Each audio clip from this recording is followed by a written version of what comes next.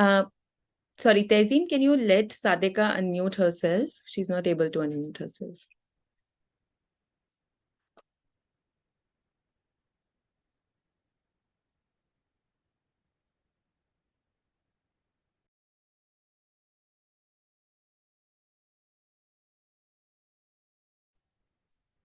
Thank you, Deepti. I am Sadekha. I am wearing a green and pink suit with dupatta and I am sitting in front of a TV.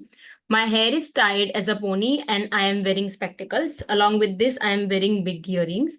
मेरा नाम सादिका है. मैंने गुलाबी और हरा suit दुपट्टे के साथ पहना हुआ है और मैं एक टीवी के सामने बैठी हूँ. मेरे बाल में पोनी बंधी हुई है और मैंने चश्मा पहना है. इसी के साथ मैंने बड़े इयररिंग्स भी पहने हैं.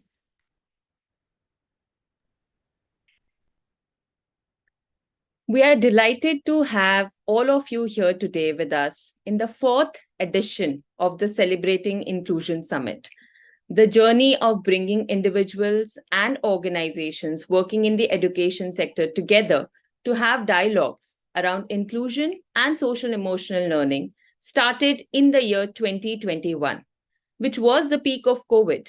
Yet, along with Apni Shala Foundation, we managed to pull it off in an online mode. And last year, which is 2023, we moved from a purely online mode to a hybrid mode, where we can invite people from all over the world to come together, to have conversations, hear from each other, get to know each other and each other's work, and also collaborate to take this journey of making systems inclusive and focused on well-being forward.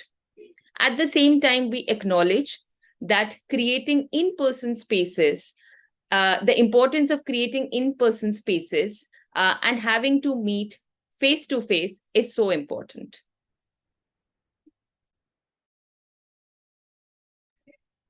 ये हमारा चौथा साल है submit का और आप सब ने हमें ज्वाइन किया है. हमें बहुत ही ज्यादा खुशी हो रही है. ये जो सफर है जिसमें हम लोगों को और संगठनों को शिक्षा के क्षेत्र में जो काम करते हैं उनको साथ में लाने की कोशिश करते हैं. ये सफर 2021 में अपनी शाला फाउंडेशन के साथ हमने शुरू किया था जब कोविड था. कोविड होने की वजह से हम ये समिट को ऑनलाइन करते थे, लेकिन पिछले साल हमने इसे हाइब्रिड मोड में किया जिसमें कुछ सेशंस ऑनलाइन थे और कुछ सेशंस ऑफलाइन थे. यहाँ हम सारी दुनिया से मिल पाए और उनको इनवाइट कर पाए जब हम ऑनलाइन सेशंस कर रहे थे. समिट में लोग जब आते हैं तो वो चर्चा कर पाते हैं, शेयर कर पाते हैं कि वो क्या करते हैं, एक दूसरे से सुन पाते हैं और एक दूसरे के साथ जुड़ के ये सफर जो इंक्लूसिव सिस्टम और वेलबींग की तरफ फोकस्ड है उसको आगे लेके जाने के लिए कुछ स्टेप्स ले पाते हैं. इसी के साथ हमने यह देखा कि जब लोग इन पर्सन में एक दूसरे से मिलते हैं तो वो और बेहतर तरीके से जुड़ पाते हैं.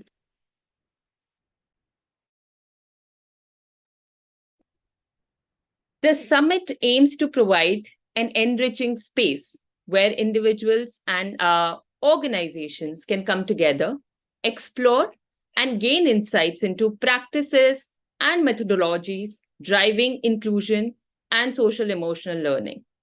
Through this space, we also hope to foster partnerships and collaborations to take the work on inclusion and SEL forward and build a community of practice.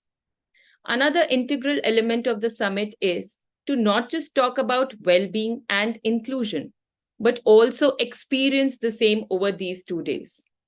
The summit incorporates practices that promote mental health, emotional well-being, and a sense of belonging so that participants can experience these and draw on them to take it back to their context.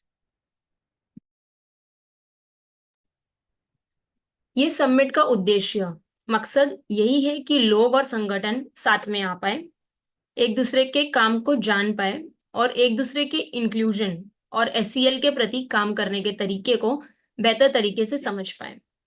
ये spaces के जरिए हम ये भी उम्मीद करते हैं कि हम कैसे साझेदारी और सहयोग को बढ़ावा दें ताकि हम एक कम्युनिटी ऑफ प्रैक्टिस, एक समुदाय बनाएं. इस समिट का एक और एलिमेंट ये भी है कि हम सिर्फ समावेश और मानसिक स्वास्थ्य के बारे में बातें नहीं करते, बल्कि ये स्पेसेस को अनुभव भी करते हैं.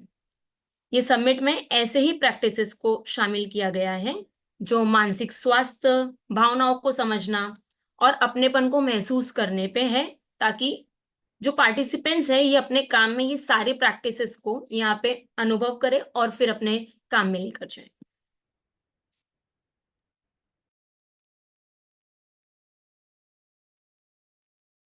Both Sadeka and myself, on behalf of Ummeed, extend our heartfelt gratitude to each one of you here and hope that this space allows us to be in safety, solidarity, and gentleness. We would also like to introduce ourselves at this space. Sadeka and I both work with the school services of Ummeed Child Development Center. Ummeed is a not-for-profit organization that works with children and families of children with developmental disabilities and supports them to reach their maximum potential and be included in society. At Ummeed, while we do our work in several different ways, a large part of our effort involves advocating for children with disabilities and families in the space of education. Some of our work includes supporting schools and organizations in many different ways to build capacity and engage with everyone more meaningfully to ensure that they can reach their maximum potential and be included in society. Deepti और मैं आप सभी को धन्यवाद कहना चाहते हैं और उम्मीद करते हैं कि ये समिट में हम ऐसी स्पेसेस कर पाए जहां आपको सुरक्षित और एकजुट महसूस हो। हम उम्मीद चाइल्ड डेवलपमेंट सेंटर की स्कूल सर्विसेज टीम के साथ काम करते हैं। उम्मीद एक नॉट फॉर प्रॉफिट ऑर्गेनाइजेशन है जहां हम जिन बच्चों को डेवलपमेंटल डिसेबिलिटीज है और उनके परिवार के साथ उन्हें समाज में इंक्लूड करने की तरफ काम करते हैं और उन्हें उनके मैक्सिमम पोटेंशियल, पूरी क्षमता तक पहुंचने में सपोर्ट करते हैं। उम्मीद में हम अपना काम बहुत तरीकों से करते हैं,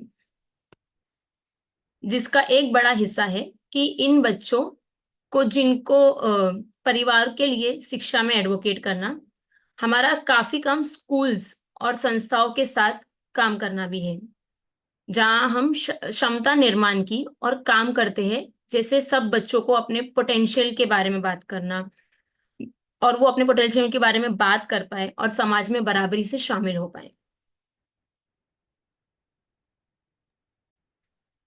So, as we continue with our annual advocacy efforts to work towards social emotional learning and inclusion, I would also like to take this opportunity to share the context and intention of this year's summit. Over the last 3 years, we have explored the landscape of social emotional learning and inclusion in India to the practicality of what actual implementation looks like in the Indian system and school space. In a world marked by diversity and interconnectedness, the significance of fostering a culture rooted in love, care, and compassion cannot be overstated. Thus, this year, the SELebrating Inclusion Summit revolves around the theme of building a culture of love, care, and compassion through social emotional learning informed, inclusive practices. The summit aims to explore and promote the integration of social emotional learning principles into inclusive practices, fostering a culture of love, care, and compassion in education settings. Also, this journey is guided by the SEL principles, which forms the bedrock of transformative and inclusive practices. This year is a unique blend of insightful discussions, collaborative networking, and immersive experiences. And over the course of the next 2 days, our hope is to explore more such possibilities by getting a chance to learn and interact directly with students, teachers, educators, caregivers, self-advocates, and professionals from different organizations. जैसे कि हम हमारा सालाना advocacy event करते हैं SCL और inclusion के प्रति, मैं ये मौका लेकर शेयर करना चाहती हूँ कि समिट का संदर्भ और मकसद क्या है। पिछले 3 वर्षों में हमने यह एक्सप्लोर करने की कोशिश की कि इंक्लूजन के प्रति भारत में सारी संस्थाएं कैसे काम करती है और वो कैसे दिखता है। जब मैं क्लास में या स्कूल में ये प्रैक्टिसेस को अप्लाई करने जाते हैं, तब हमारे इंडिया में यह इम्प्लीमेंटेशन कैसे दिखता है, हमने यह एक्सप्लोर किया है। हमारे देश में इतनी विभिन्नता है और फिर भी हम जुड़े रहते हैं। यह करने के लिए प्यार, देखभाल और करुणा की भूमिका बहुत जरूरी है। इसीलिए हमारे इस साल का जो समिट है, उसका थीम, जो विषय है, वो यह है कि हम प्यार, देखभाल और करुणा की भावना को लाने के लिए संस्कृति का निर्माण समावेशी प्रथाओं के साथ और सामाजिक भावनात्मक रूप से कैसे कर सकते हैं। यह समिट का उद्देश्य यह है कि हम कैसे एसईएल के जो प्रिंसिपल्स हैं, इनको समावेशी प्रैक्टिसेस के साथ कैसे जोड़े और एक संस्कृति लाए एजुकेशन में, जहां पर प्यार, देखभाल और करुणा का प्रयोग हो। हम यह भी चाहते हैं कि यह जो सफर रहे, यहाँ जो जर्नी रहे, इसमें हम एसईएल के प्रिंसिपल्स का ध्यान रखें। एसईएल के प्रिंसिपल से प्रभावित रहे ये जर्नी, और जो इंक्लूसिव समावेशी प्रैक्टिसेस है, यह एसईएल के प्रिंसिपल की बुनियाद रहे। हम इस वर्ष में यह भी सोचेंगे और इस बात पे भी चर्चा करेंगे कि सहयोग, नेटवर्किंग और इमर्सिव तरीके से हम कैसे इस अनुभव को एक्सप्लोर कर सकते हैं। और यह सारे अनुभव करते हुए हम बच्चों के साथ, शिक्षकों के साथ, एडुकेटर के साथ, देखभालकर्ताओं के साथ, सेल्फ एडवोकेट्स के साथ बात करने का मौका मिलेगा। उनके अनुभव को, उनके जर्नी को सुनने का मौका मिलेगा।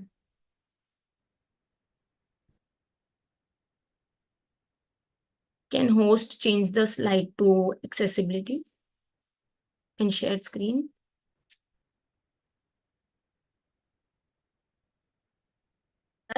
सेल्फ एडवोकेट्स के साथ बात करने का मौका मिलेगा। उनके अनुभव को, उनके जर्नी को सुनने का मौका मिलेगा। Tezin, can you share the slide to accessibility screen? Can host change the slide to accessibility and share screen?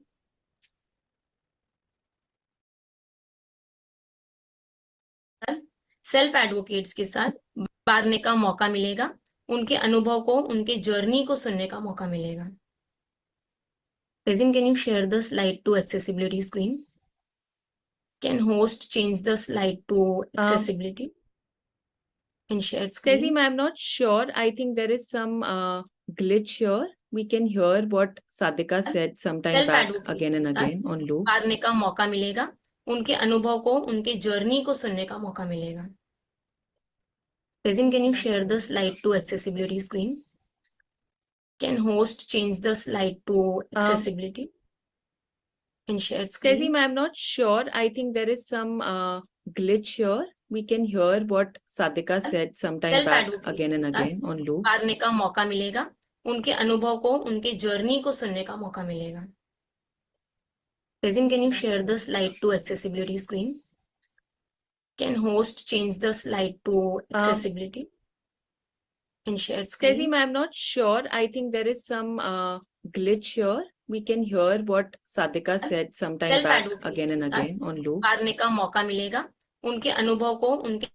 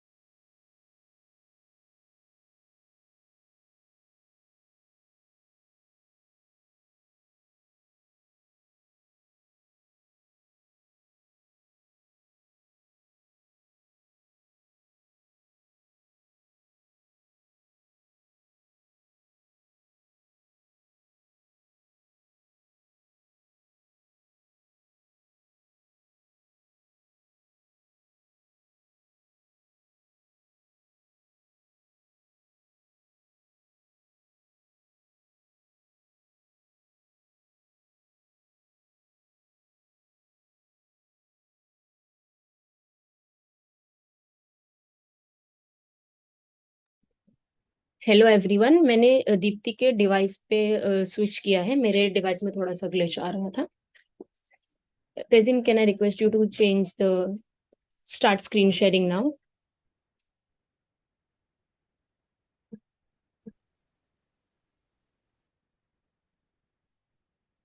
Can we go to accessibility slide?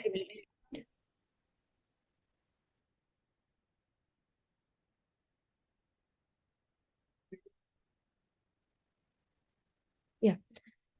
So accessibility, in our attempt to work through accessibility of content, हमारे जो sessions होंगे वो mostly bilingual होंगे. That means if the panelists are speaking in English, the moderator will summarize the point in Hindi, and if they are sharing in Hindi, the moderator will summarize those point in English.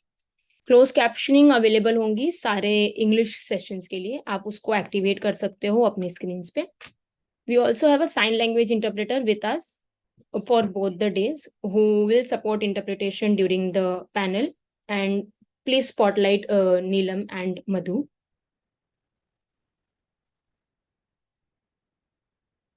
Yeah. Can we change the slide?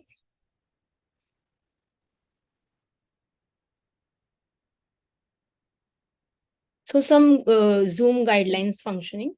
If your name appears different from what you prefer being addressed as, then we recommend that you rename yourself with what you would like to be addressed in case we receive questions from you.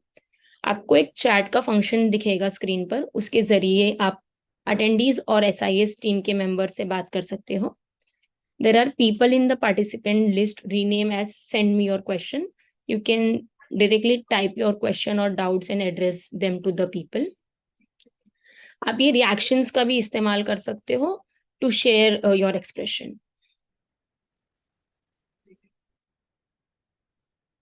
तेजिम, can we move to the next slide?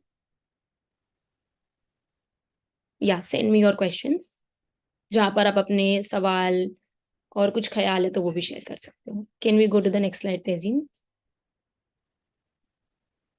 These are the reactions from where you can share your expressions. The next slide. अगर आपको कोई सवाल और पूछना है session से related, तो आप अपने question send me your question को तो भेज ही सकते हैं. This will appear at the bottom. These questions will either be answered by one of the panelists, or the moderators may direct them to the panelist. You can also use the raise hand function to ask your question depending on the availability of time. अगर आपको कोई और सवाल है इनके अलावा भी, तो आप हमें ईमेल कर सकते हैं celebratinginclusion@gmail.com ID पर.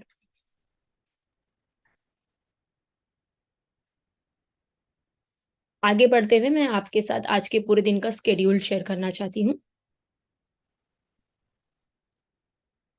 As you can see, these are the sessions that are planned for today. Our session will begin in a few minutes. We have a well-being activity that begins at 10:30 and it will be there by 11:15. उसके बाद हमारा first panel discussion होगा जो 11:20 पे start होगा. The theme of the panel discussion is role of love, care and compassion in building SEL informed inclusive school. SEL के द्वारा समावेशी स्कूल बनाने में प्यार, देखभाल और करुणा की क्या भूमिका है, हम ये पैनल डिस्कशन में उस पर चर्चा करेंगे. उसके बाद 1 बजे से 1:50 तक देयर इज शोकेस स्पेस, जिसमें हम एक ब्रेकआउट रूम में जाएंगे जहां different organization will showcase their work and practices in the field of SEL and inclusion in the classroom or school space through videos. While we watch these videos, we can share if there are any reaction on chat, or we can also send them through the send me your question. I hope that इस spaces के through हमारा ये hope है that the work that is being showcased through the video gallery, we are able to take back certain helpful practices in our context or start having conversation around how some of these spaces can be created. उसके बाद story spaces होगा. Tejim, can we move on to the next slide? उसके बाद story spaces होगा जो कि 2 बजे से 3:30 बजे तक का होगा. एंड इस स्पेस का उद्देश्य ये है कि लोग आके अपनी कहानियां शेयर करें, वो ये बताए कि सिस्टम में कौन सी चीजें हैं जो उन्हें सपोर्ट करती है और SEL और इंक्लूजन को वो कैसे समझते हैं. Towards the end of the day 3:30 to 4:30 हम एक वेलबींग एक्टिविटी करेंगे जहां हम लव, केयर एंड कंपैशन को कहानियों और माइंडफुलनेस के द्वारा कैसे एक्सप्लोर करते हैं उसका अनुभव करेंगे। ये एक एक्सपीरियंशियल एक्टिविटी होगा। यहाँ पर 2 अलग-अलग एक्टिविटी होंगे। जब आप ज्वाइन करोगे मेन रूम में, तो आपको ब्रेकआउट रूम में डिवाइड कर दिया जाएगा। आपने रजिस्ट्रेशन करने के टाइम पे जो एक्टिविटी सिलेक्ट की है, आपको उसके अकॉर्डिंगली ब्रेकआउट रूम में डाल दिया जाएगा। अगर आपने बुक्स एंड स्टोरीज की एक्टिविटी पे क्लिक किया है, तो you will be in breakout room number 1, and अगर आपने माइंडफुलनेस की एक्टिविटी पे क्लिक किया, तो you will be in breakout number 2। Can we move on to the next slide? Yeah. For those of you who are active on social media and would like to share your learnings and experience at the summit, feel free to do so and tag us at the rate Umeed CDC, and you can use the following hashtag, which says SIS 2024, Celebrating Inclusion Summit, Love, Care, Compassion, Inclusive Education, Social Emotional Learning, and Celebrating Inclusion Summit 2024. आप ये सारे hashtag का इस्तेमाल करके हमको tag कर सकते हैं। मैं इस हैशटैग को स्क्रीन पर 10 सेकेंड के लिए डिस्प्ले करना चाहूंगी।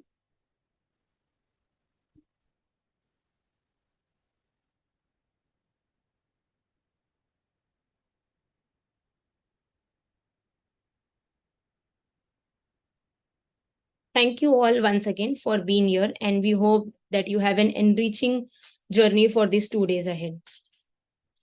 I would now invite Sukanya and Nausheen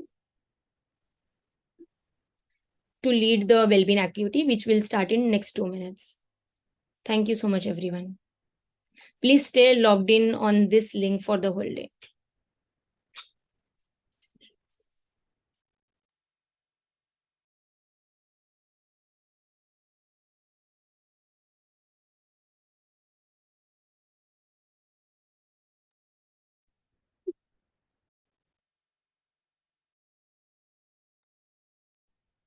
It started.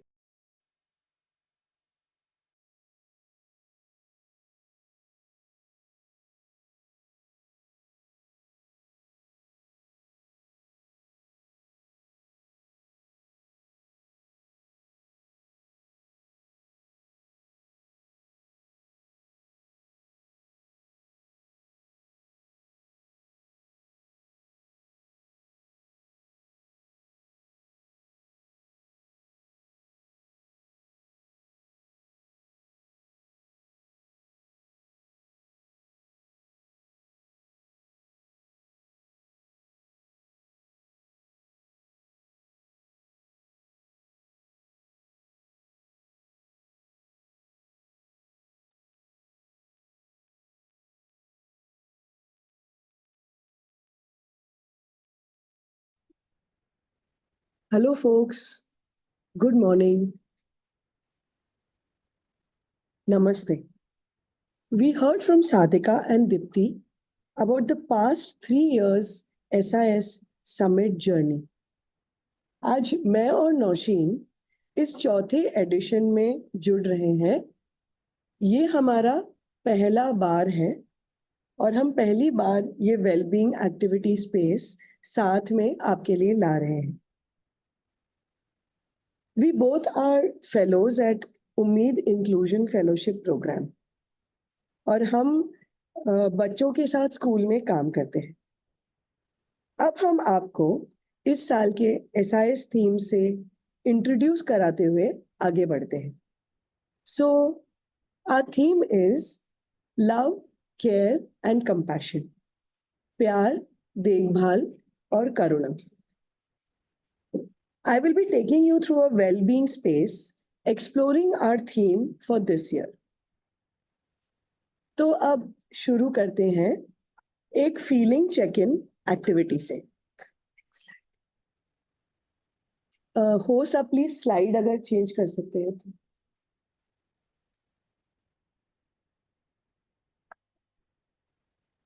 Next slide. Yeah. So I am sharing an image on the screen. This is a feeling check-in activity. जहां हम आप सबको रिक्वेस्ट करेंगे कि आप इन इमेजेस को देखें। मैं इन इमेजेस की डिस्क्रिप्शंस पढ़ूंगी और फिर आप आपके feeling check in chat box में डाल सकते हैं. Please share your responses on the chat box. The first one is embracing love and abundance. The second picture talks about wondering when it will all make sense. The third picture is दुनिया के साथ खुशी बांटने की कोशिश में. The fourth one is अपने आप की देखभाल उस पर केंद्रित होना. The fifth one is encouraged by positive progress. The sixth image is closed off to others' negativity. Moving forward, the seventh image is अपने आप में सशक्त और चुनौतियों के लिए तैयार होना. The eighth one, अपने आप का एक हिस्सा खोना, ऐसा महसूस होना. The ninth one is setting fire to what's not working. The 10th is relaxed and हर चीज को accept करना. The 11th image is excited and आने वाले दिनों के लिए तैयार होना.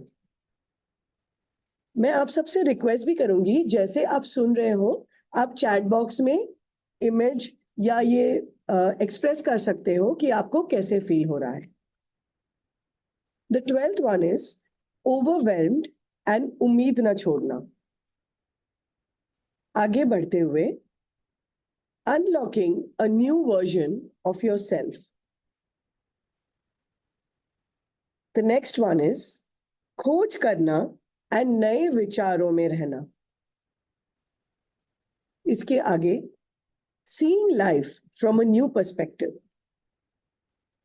और आगे बढ़ते हुए प्यार के एहसास से घिरे हुए. अगला picture filled with purpose and plans. And now I'm going to the last image that says inspired by नए दिन की शुरुआत.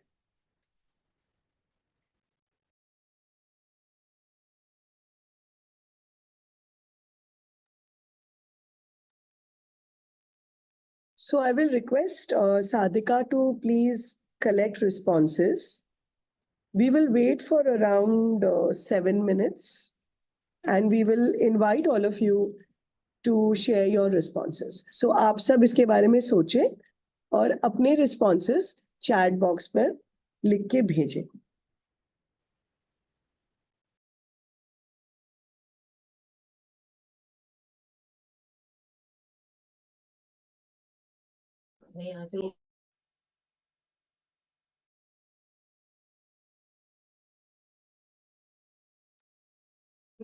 So, Sukanya, I see people responding on the chat where they're sharing, focused on taking care of yourself, inspired by the day's fresh start, missing a lost part of myself, overwhelmed but not giving up hope,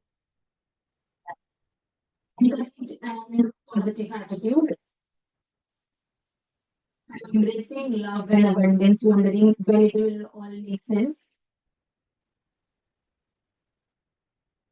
Feeling strong and ready for anything. Focused on taking care of myself, discovering and creating new ideas, missing a lost part of yourself. And जब से मैंने read करना start किया उसके पहले भी काफी participants ने रिस्पॉन्स दे चुके हैं. Discovering and creating new ideas, feeling strong and ready for anything, inspired by the day's fresh start, trying to share joy with the world, but not giving up hope, unlocking a new version of yourself. I'm wondering when it will all make sense.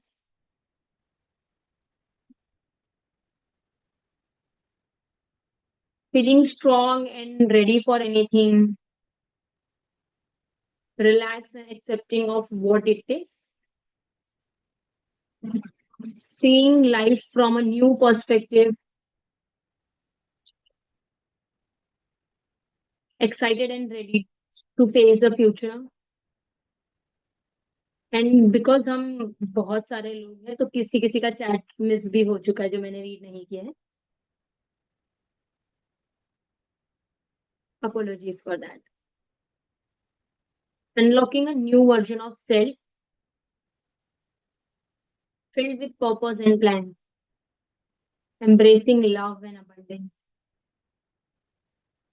Excited and ready to face the future. Trying to share the joy with the world.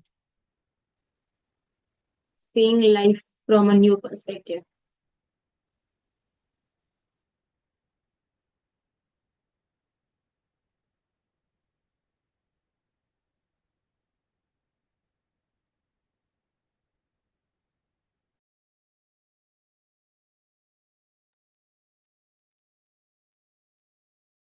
So we will wait for 1 more minute, and I would invite everyone to send in their responses, because after a minute, we'll be closing the response taking.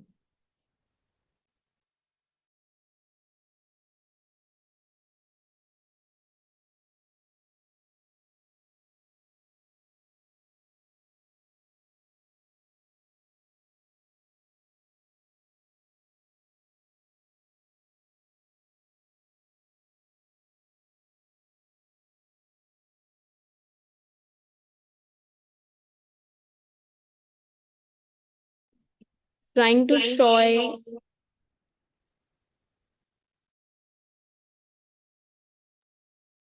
share joy with the world.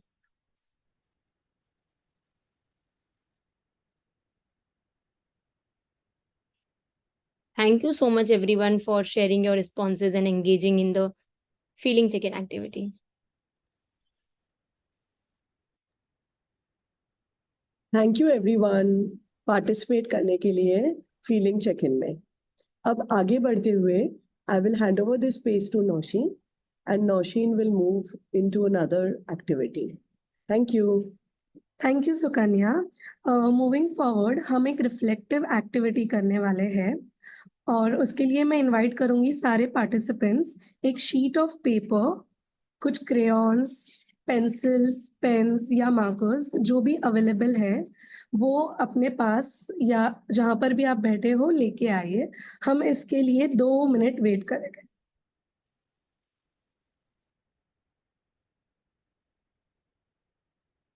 I will repeat. I invite all the participants to get a piece of paper, some stationery items like pens, markers,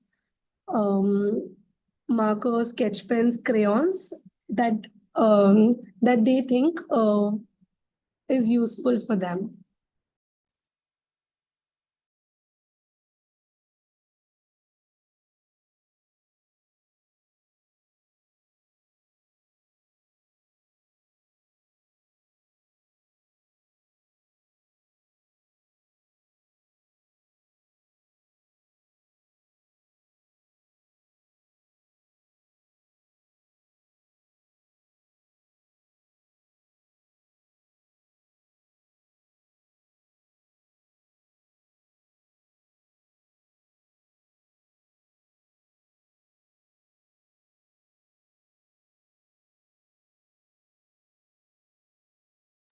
We'll wait for about 1 more minute.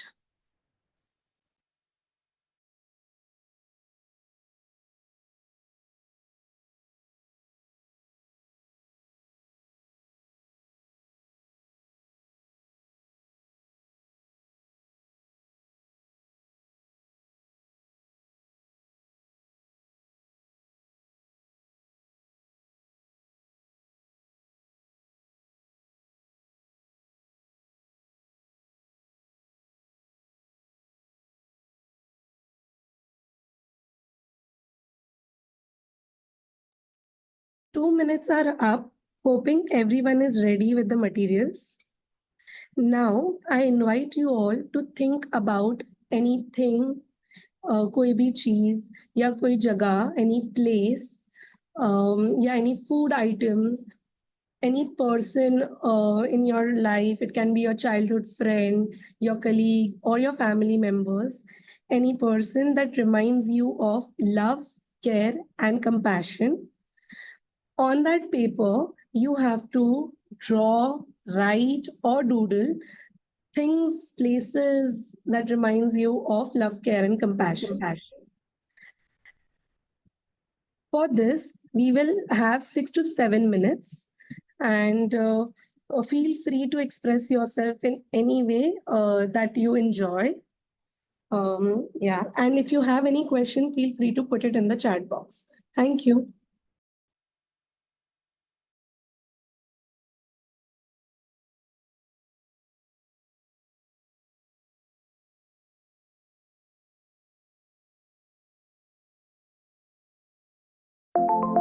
The 6 to 7 minutes starts now.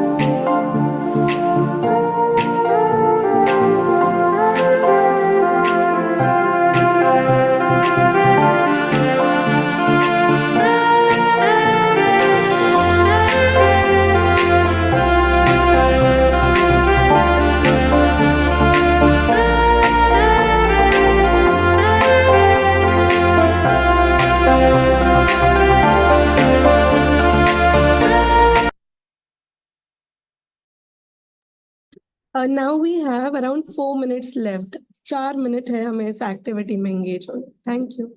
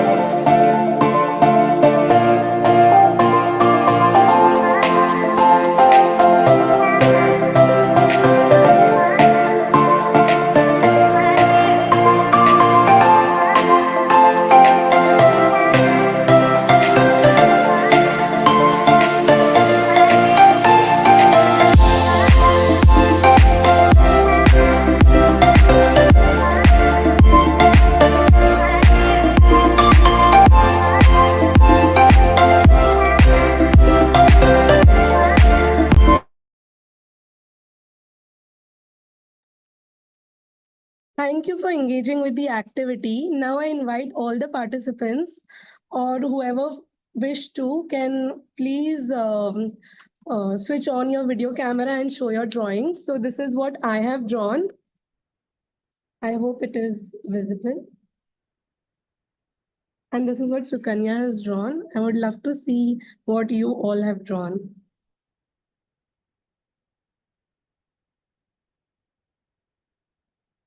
Amazing.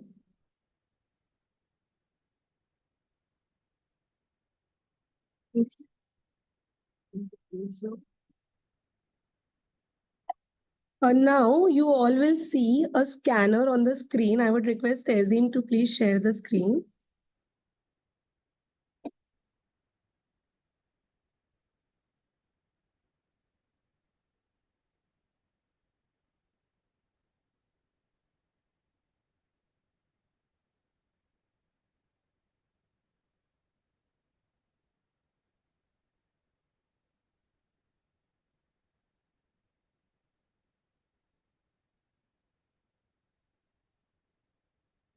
I can see beautiful drawings.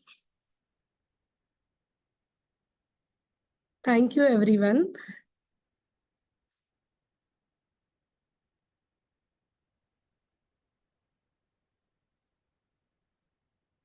Okay, so now for the second part of the activity, you will be there will be a scanner displayed on the screen. आपको एक scanner दिखेगा, आपको उसे अपने phone से scan करना है, and जब आप वो scan करके screen open करोगे, तब आपको पैडलेट का एक स्क्रीन दिखेगा जहां पर कुछ कैटेगरीज रहेगी जो अभी हमने नोट डाउन की पेपर पे food places people then we will have movie character book character you all have to click on the plus sign and comment on it so for example मैंने hill station draw किया है और मुझे love care and compassion से hill stations याद आते हैं because most of the time I spend it go to hill stations with my family members.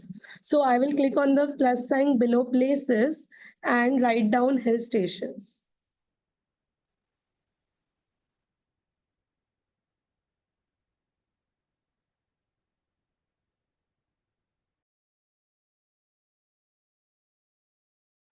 And for this, we will have around 10 minutes. So you all can think, you all can think more now. Maybe while drawing, you all must have skipped something. So now you can just put it on the Padlet. Thank you.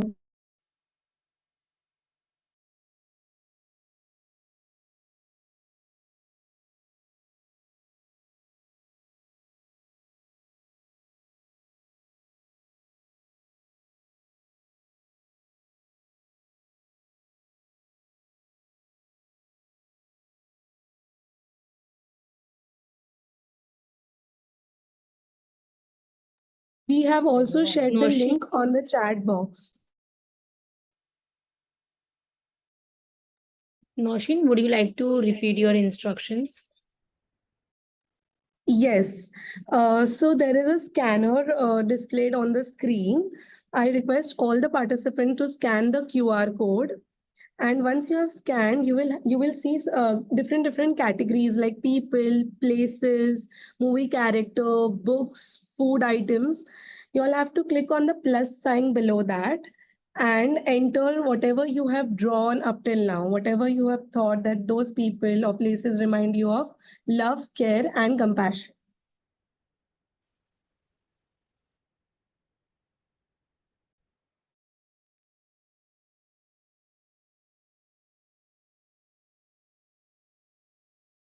Nausheen, can you keep the scanner on the screen? Yes.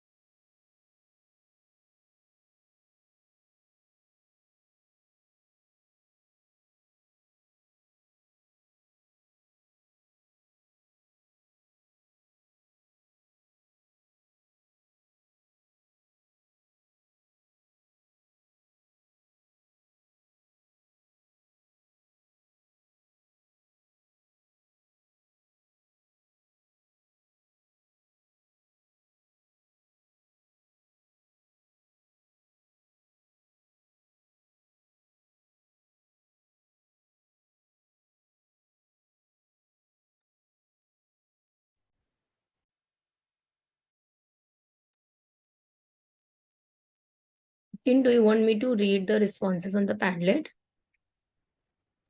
Sadekha, thank you. Yeah. So for people, I see people putting friends and family, my loved one partner, my partner, friends, family and friends, mom. Can we go down the scene? My friends, family, students, friends and family, spouse, friends, teachers, Aru, Eman, Tokir. People have put name also. And for colleague, mother, sister and brother, mom, friends, family, strangers on train, home, okay, mom, dad, mentors and guides, pets, again, partner, kids, grandmother, love and compassion, buddies, children, dogs, cat, husband, Buddha, okay, new beginnings,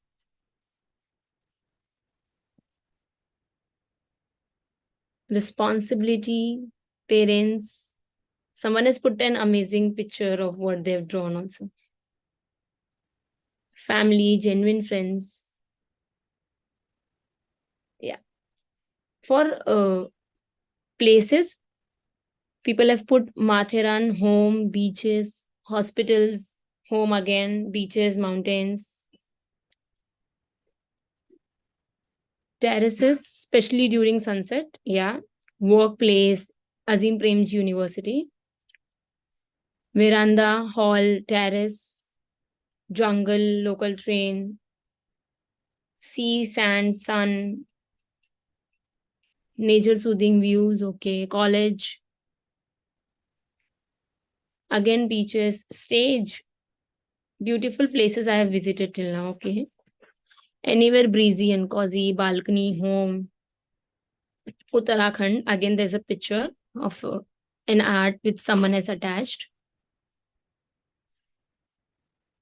Paris, Thailand, Marine Drive, nature, elephant sanctuary, okay. There's a beautiful picture of the sky and the mountain. Hometown, exploring new places anywhere in the world, yeah. Good place with amazing weather, greenery, yeah. Birds chirping, yeah. Water, peace, beaches, home, yeah. Again, home. For things, Mariamma, Mumbai, Nepal, गांव का घर, SK, okay. For things, people have put blanket, gardening, books, small kids smiling, yeah. Coffee mug, stories, a worn out chair in my house, plans, books, yeah, I see a lot of books. Trees, appreciation notes, blanket, theater, yeah. Books, comforter, okay. Television, monsoon, Kindle, tea, track pans, earphones and music, yeah. My comfort clothes, absolutely. Teddy bear, accessories, romance novels, yeah. Letting me choose what I want to do, yeah. It is so important. Falling in love song, okay. There is a garden, a nursery image attached. Then there's a teddy bear and friends, companion, autism, things like that are written on that. Paris, ball, yeah. Crochet as gift, yeah. Many more handmade gifts. That's so nice. I'll now read out the movie, songs, or characters of any book. This song that was playing, Crazy of Love, okay. Some Bollywood song, Dear Zindagi, Principle of Toto Chan book. Summer from the Summer Story Care. Okay.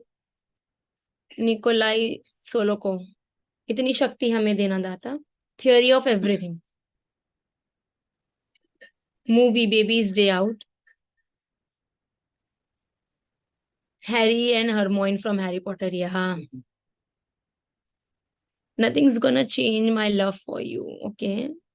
Song Where is the Love? Hitchki. Yeah. Amazing movie.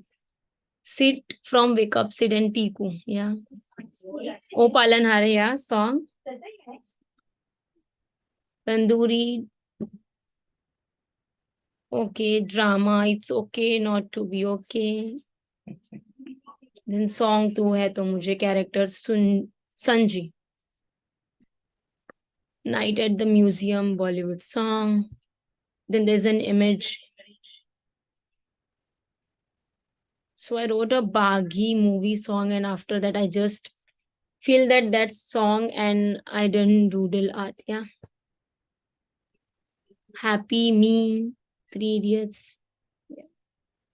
Thank you so much everyone for sharing. For food, chai, samosa, dal gosh, chocolate, dessert, any kind of dosha. Soupy Maggi, ramen, dumplings, roasted bread with curd, everything. Pathrod made with effort because I like it. Sandwich, so specific, like just putting all the details into it.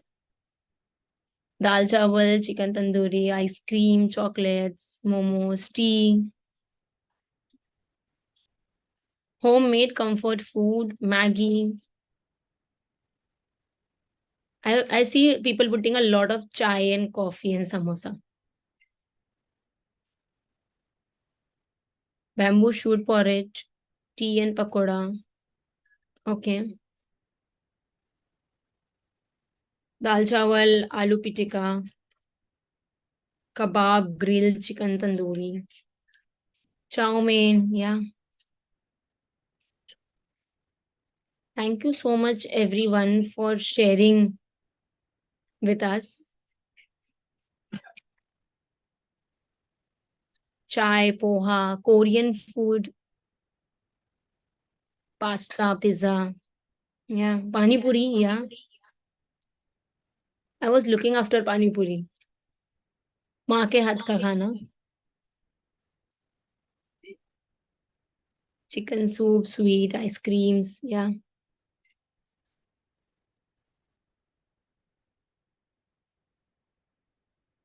For places someone has put, the beach is my hometown. Any place where I'm welcome, yeah. It's so important to feel welcome. Mumbai. Native Malvan, Lonavala. Then there's an art. My happy place where 3 human artifacts are like just laughing. With 4 or 5 cousins who brings the best out of me. For people, there is a dog photo. Smiling eyes. There's an art which says Happy Me. Bollywood songs. Okay, I invite Nausheen to take it forward from you. Thank you so much, everyone. And I really felt very pleased to read out the chats and see the amazing things that you have just shared with us. Thank you, Sadekha, for reading out the chats and the Padlet screen. Thank you, participants, for engaging with the activity. The next session is a panel discussion, and I would invite the host for the panel discussion to take it forward. Thank you so much. Thank you, everyone. Thank you, Sadekha.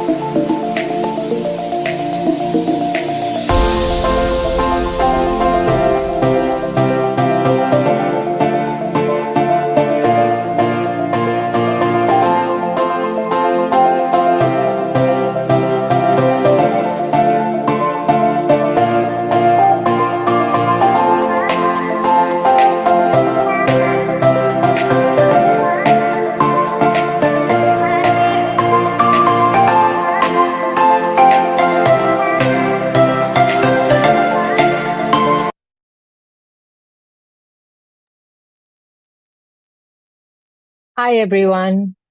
I am really excited to be talking in this first panel and moderating this panel for folks.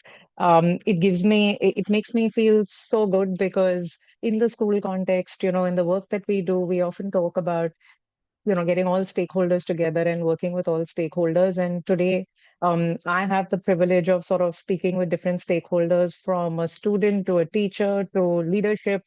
So I'm really excited to introduce the panel. So the first person I'd like to introduce is Rathi. Can we spotlight Rathi as we're introducing folks? Uh, Rathi serves as the Director for Learning Excellence at Slam Out Loud, which is an organization that works in SEL through art. Hi, Rathi. And leading a team, they design and implement programs empowering teachers to integrate art curriculum and SEL techniques in government schools. Rathi is also an advocate for the rights of the LGBTQI plus community and individuals with disability, and wants to dedicate their life to creating safe and brave spaces for everyone. I have interacted with Rathi many different times for many different things. And Rathi, thank you for being here. Very excited to have you. The next person I'd like to introduce is Saranya. Saranya is a primary school teacher at the Good Earth School since 2016. She's an educator, but she's also a learner who's keen on learning from her children. Saranya has done her diploma in inclusive education from the Azim Premji University, and that she feels has been a pivotal changing point in her life and changed her role as a teacher. She advocates for inclusive education, and she perseveres inclusivity by all means. Saranya, lovely to have you. Thank you for being here. The next two people I want to introduce are two young adults, Samara and Krishna. Samara and Krishna are from the Gateway School. Hi, Samara. Hi, Krishna. Samara is currently, in grade 10 and has a keen interest in music, English, and fashion, and is known by her peers to be kind, warm, compassionate, and a caring individual who values empathy and understanding. Hi, Samara. Welcome. So happy to have you. And Krishna is a ninth grader. She was very eager to participate in this session, and that makes me even more eager and interested to hear what Krishna has to say. And beyond academics, she's passionate about drawing, swimming, and always seeking new ways to learn and grow. Welcome, Krishna. And I have one more panelist today, a very special person, Rohit. Um, Again, I've had the opportunity and the privilege to work with Rohit at many different levels.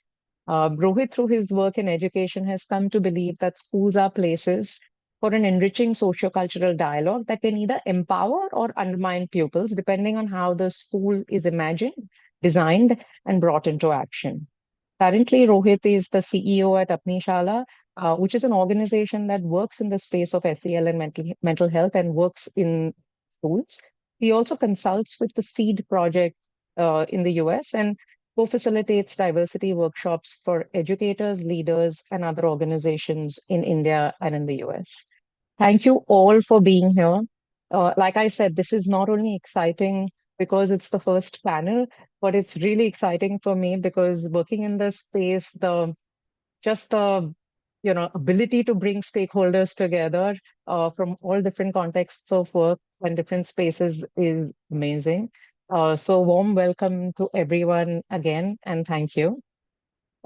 हम ये panel Hindi और English दोनों में थोड़ा करेंगे, bilingual रहेगा, so feel comfortable to talk in whatever language. I will try and use a little bit of Hindi and English for the folks joining. Hope that's okay with everyone. Madhu is also spotlighted with us on this panel. Madhu is going to be doing, the translations for us. So if everyone can talk a little bit softly, it's a reminder for myself also, because when we get excited, sometimes हम लोग, भूल जाते हैं कि कोई, हमें follow कर रहा है और translate कर रहा है. So just going to try and keep it a little slow. मेरा नाम शामिन है. work with an organization called Umeed, और मैं उम्मीद में बहुत सारे roles play करती हूँ. But one of the most important things for me, which is, close to my heart, is mental health and inclusion. And I'm part of the school team. So, I've been spending a lot of times working with different kinds of schools in different capacities. And I've had the opportunity to interact with a lot of people in this audience in different ways. So thank you all, even those who are joining us. Thank you for being here today. I'm wearing a red kurta, which you can't really see so much because we're online. But I have a pair of earrings and glasses, and my hair is shoulder length. Okay, to begin with, Rathi, I will probably begin with you. Um, can you tell us what does love, care, and compassion mean to you? आपके लिए love, care और compassion का क्या मतलब है? Thank you, Shamin. Good morning, everyone. That's a very interesting question. When I was thinking about it, it really gave me, I really had to sit down with myself, and I also noticed how the definition of love, care, compassion has evolved for me over last many years. So as you ask me this question, something that comes to me is, I think love, care, and compassion means making people feel safe enough so that they can be their authentic selves. They can accept who they are. They can be who they are without feeling apologetic about themselves, feeling safe enough to take space and shine. I think it's also having an unconditional belief in people that allows them to take risks, fall, bounce back, and shine. Yeah, that's how I define love, care, compassion. Thank you. That's so amazing that you talk about feeling safe, right? अगर हमें सबको इतनी safety महसूस होती तो ये दुनिया एक अलग जगह होती. But we're all trying to play our part. So thank you. Vishnu and Samara, any of y'all or both of y'all, how do y'all feel y'all have been noticing love, care, and compassion in your school? I forgot to say that both Krishna and Samara are from the Gateway School. So tell us a little bit more about, आप love, care और compassion को कैसे notice करते हैं या कैसे महसूस करते हैं आपके school में?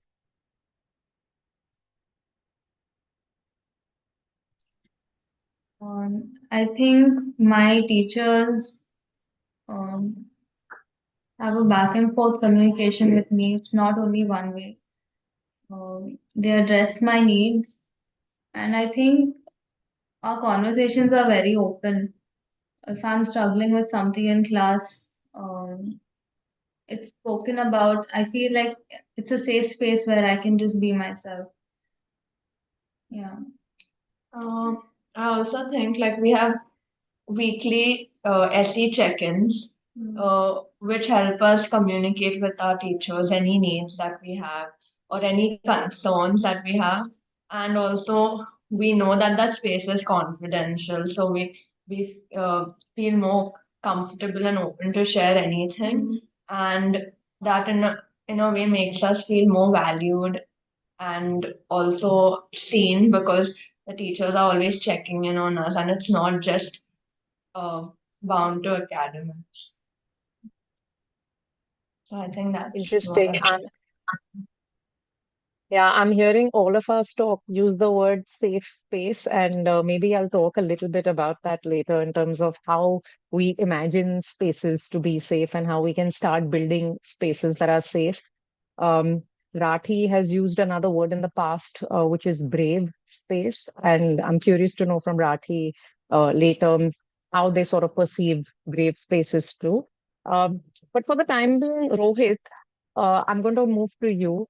आपने पहले, Rohit and me have been chatting a little bit, और last time जब हमने बात की, आपने मुझे बताया कि जब भी आप love के बारे में सोचते हो, तो आप उससे एक skill के हिसाब से आप देखते हो, that you notice love is a skill. Can you tell us a little bit more about that? So, Shamin, I think it's been 11 years of this work at Apni Shala, right?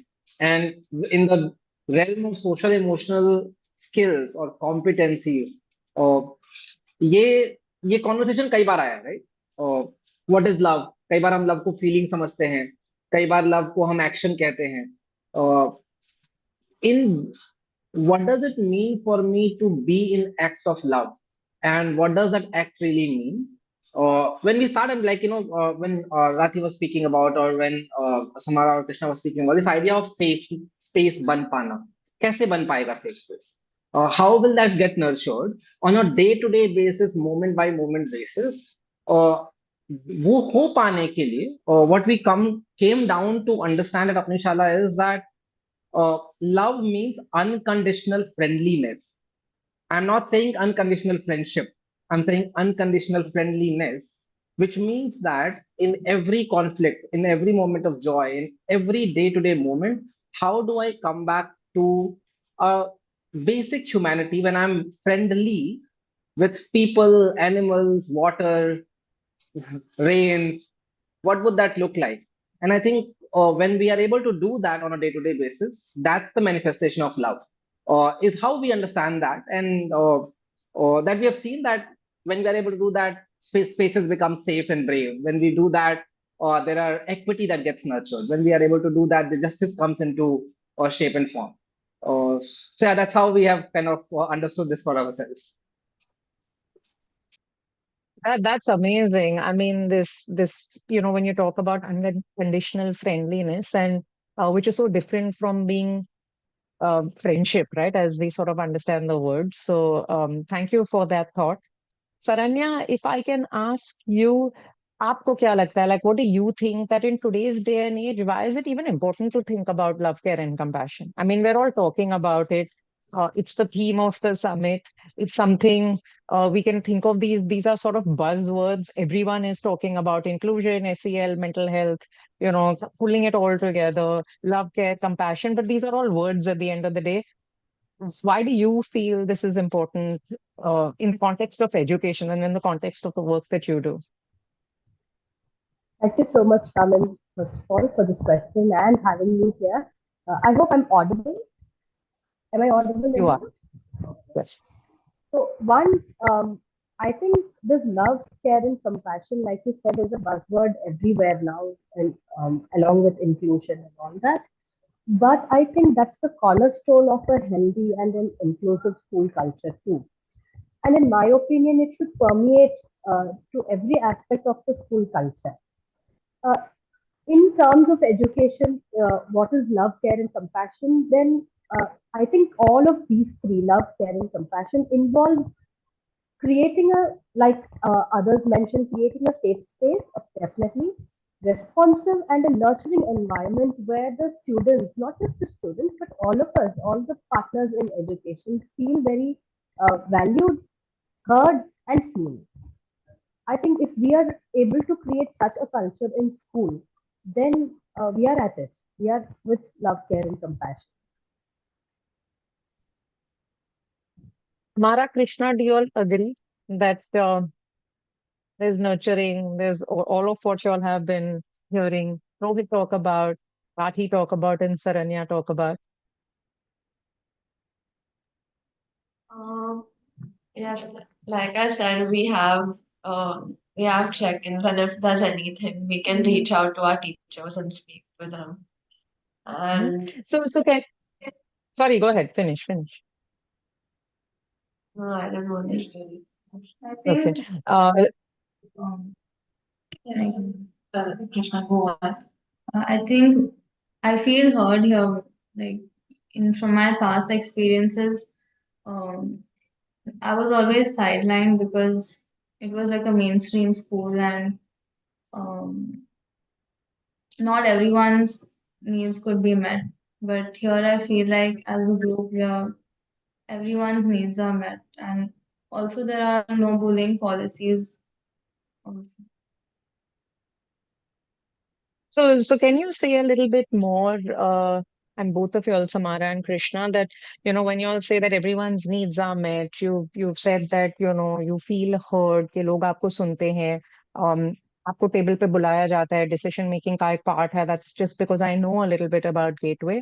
But are there specific things that your school has been doing to bring in love, care, and compassion? Like, can you share some examples of what your school, how do you notice it in your school? Like, apart from the check-ins, are there other things that school has been doing to specifically and intentionally bring in love, care, and compassion?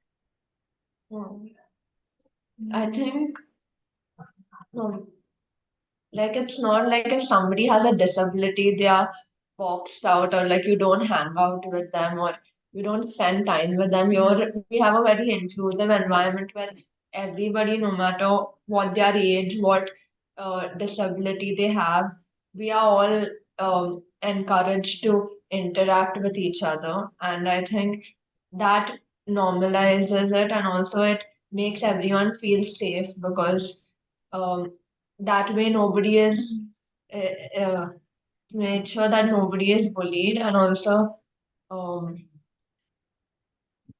we learn to um, look at the positives of each other, and us focus on our strengths rather than our weaknesses. So I think that kind of environment and mindset helps us. Yeah. I can't tell you how happy it's making me feel just to listen to you all use these terms. I mean, I know Saranya has been using also a strengths-based approach apart from everyone. Um, but I think, when we've been talking about these things in adulthood, we've we've also experienced, and like you all have saying कि आपके experience में भी ऐसे होता था जब आप दूसरे mainstream school में थे जहाँ पे आपको you feel that you were excluded. Um, and just to instill some of these conversations and thoughts at a young age just plays such a vital role, in how our future is going to look. Because you all are young adults who are, going to be doing many things in this space. So really excited to hear that.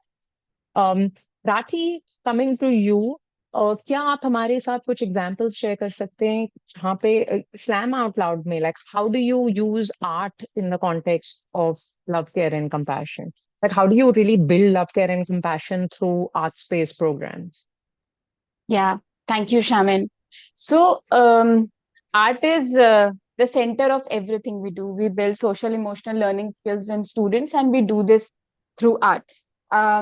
And for us to be able to do this through arts, we need to work with teachers who understand art to some extent, right? But that is not a reality. Like a lot of our states in the country do not have art teachers or a dedicated art teacher.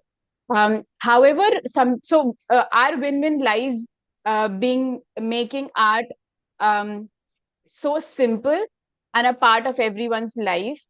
So we do it at two levels, right? Like one is we make art-based SEL curriculums that go into classrooms, and to take those curriculums into classrooms, we work with teachers, we build capacity in them, we build an understanding in them, we train them on our curriculum to take them into the classrooms. So our first work starts at the teacher level, where oftentimes we work with teachers who are not art teachers, who are probably science teachers, math teachers, language teachers.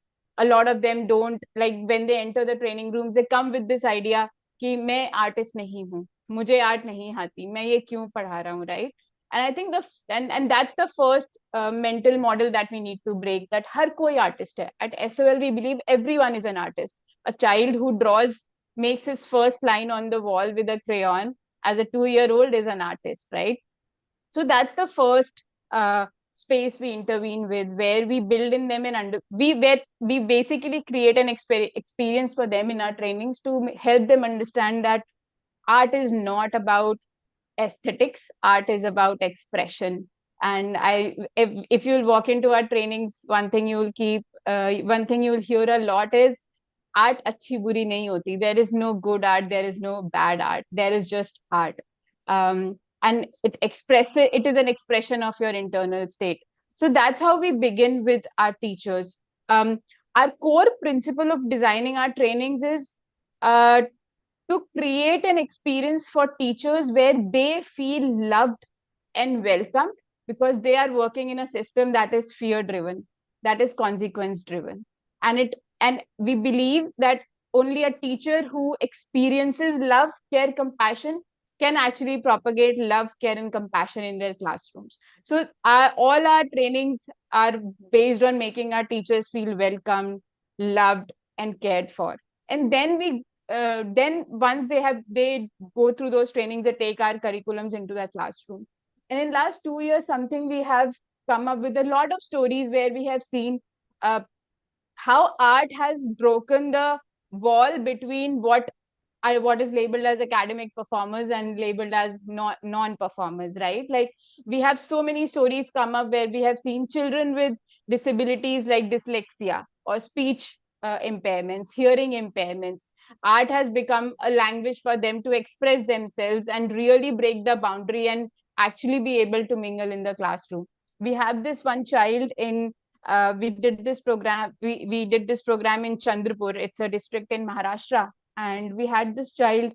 She had speech and hearing impairment, and she would always stay reserved because her needs were never getting met in classroom. Like she was never able to contribute in the classroom because no everybody felt she doesn't have an opinion just because she has speech and a hearing impairment, right? When our lessons went into the classroom, she started drawing, and she started putting her thoughts out in the form of drawing. And when her teachers saw her art, it gave her an opportunity to understand, okay, she always thought that this child doesn't have an opinion, but that art made her feel and realize that this child has an opinion. And from sitting on the last bench in the classroom and not really mingling with the students, she became one of the front benchers. She started talking to her classmates by drawing. So drawing became her language. Similarly, there was this another child. He has a speech stutter. So he would always hesitate in sharing in classroom, except for the time when through our lessons he learned rapping. And every time when he would rap, his stutter would go away. So he started talking in classroom in a form of a rap. He started sharing his answers in a form of a rap in classroom. And that just breaks the boundary, right? Like, that's the magic art created. It gives an equal playing field to every child to just come and just be themselves. So these are just few examples. I mean, that's just such great examples, and it really sort of makes you think about कि हमारे जो मन में जब भी हम art सुनते हैं, आर्ट शब्द सुनते हैं, the important thing is मुझे ड्राइंग में अच्छा होना चाहिए, but art has so many different forms, and even this whole idea of communication, right? That communication doesn't only have to happen through talking. I mean, we have Madhu here who's communicating with us.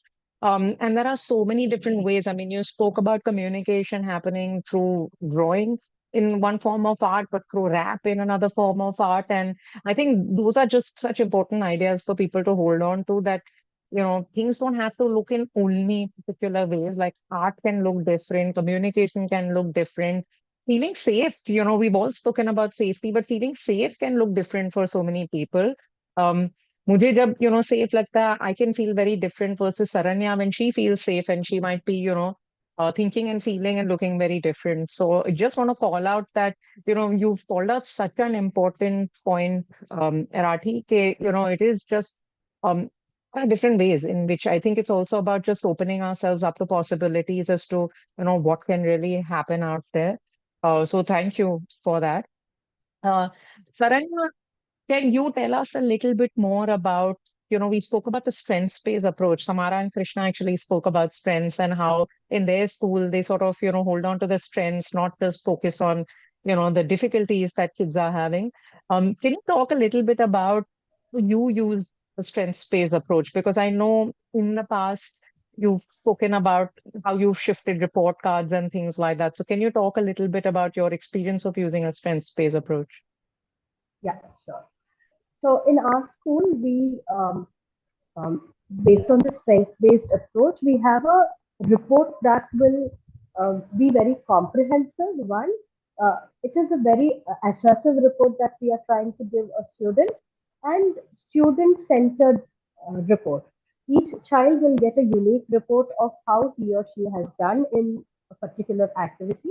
So if we have a reporting cycle of 1.5 months, and if we have done 10 different activities across all the subjects that the child undergoes, then we give them a specific child specific report in each and every activity of how the child has looked at the whole activity, how they felt, did they really enjoy doing it, and if a child hadn't enjoyed an activity or hadn't done very well up to our expectations curriculum has, then we will not put it into the report, because we believe that whatever goes in black and white in printing stays there forever with the child, because it is being discussed with the parents, it is being discussed with the other family members.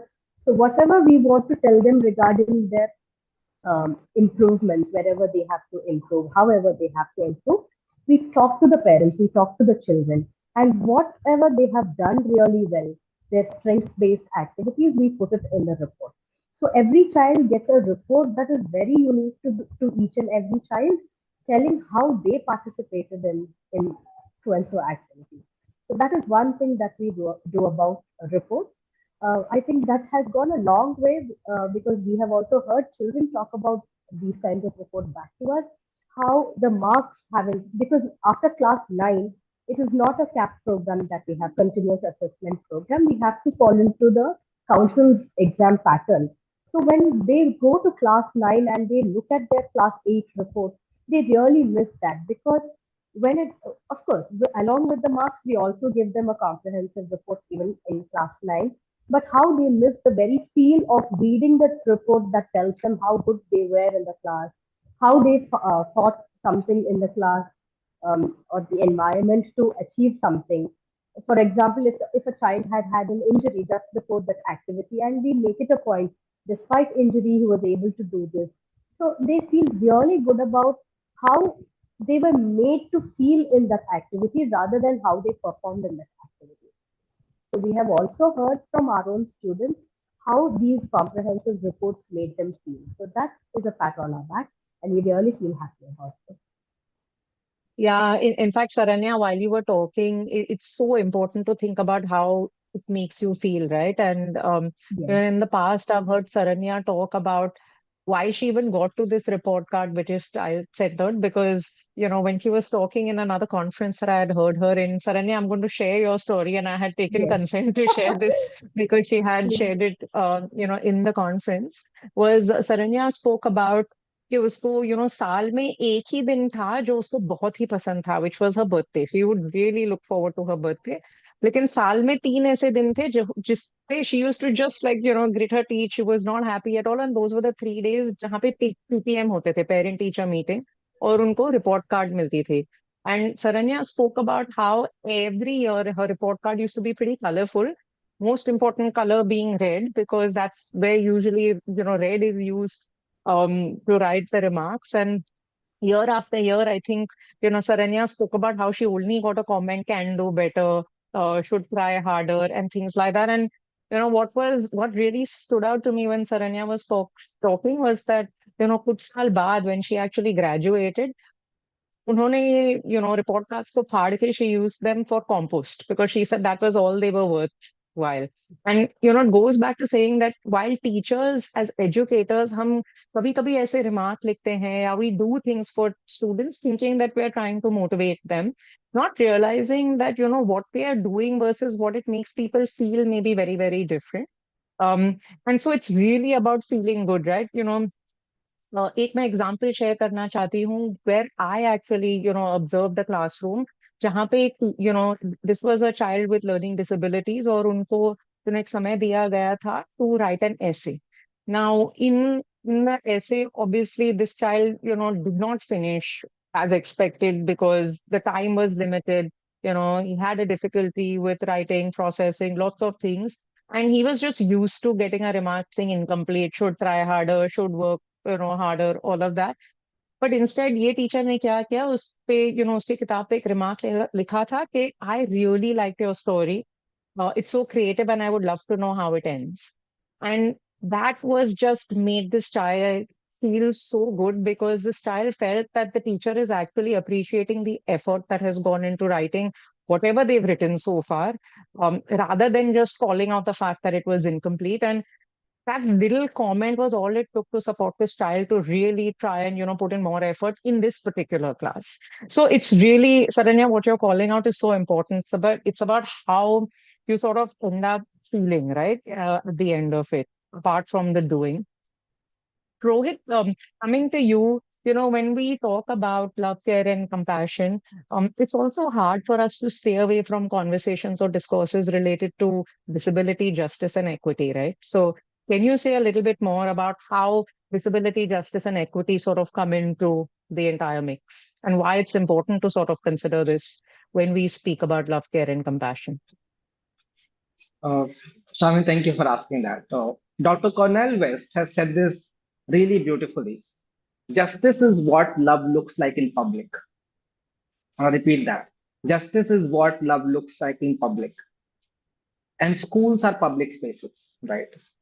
Then we must ask that what is young people's day-to-day experiences of justice when we are asking, is school designed centered around love, care, and compassion? Or what does it mean for a young person to come to a school and not be able to walk up to the classroom or be wheeled to the classroom? What would that mean for that young person? What would it mean if they are not able to access sports just because their uniform is quote unquote skirts? What would it mean when certain languages are preferred over the other languages? What would it mean certain caste groups are given more priorities and more leadership role versus others, right? When we do not recognize these things in a setting, and many of these things are very very unconscious because social structures are schools are byproduct of also social structures around us, right? So caste, class, gender, disability, sexuality is not going away. I'll give you a very simple example from my school life. I went to one of the top 20 schools of this country, right? I had an amazing biology teacher. And we in grade 10 when we were reading about uh, sexuality and reproduction, there was a tiny box. I'm talking about 90s, right? There was a tiny box around homosexuality. I loved my biology teacher. And I was excited. I identify as a gay person, and I was very, very excited for the first time I will be seen in a legitimate media, books, right? Uh, the teacher came and he just kind of flipped the page over. Mm. And I was like, what just happened? After almost 25 years in my life, I still remember that incident. And I don't blame my teacher, right? I understand that it was a different time, different age, and maybe their discomfort around some of these things were real. And that's when I asked a question that what would it have meant that I feel uncomfortable about certain things and I still be just? Because there could be young people who may come with diverse identity in the space.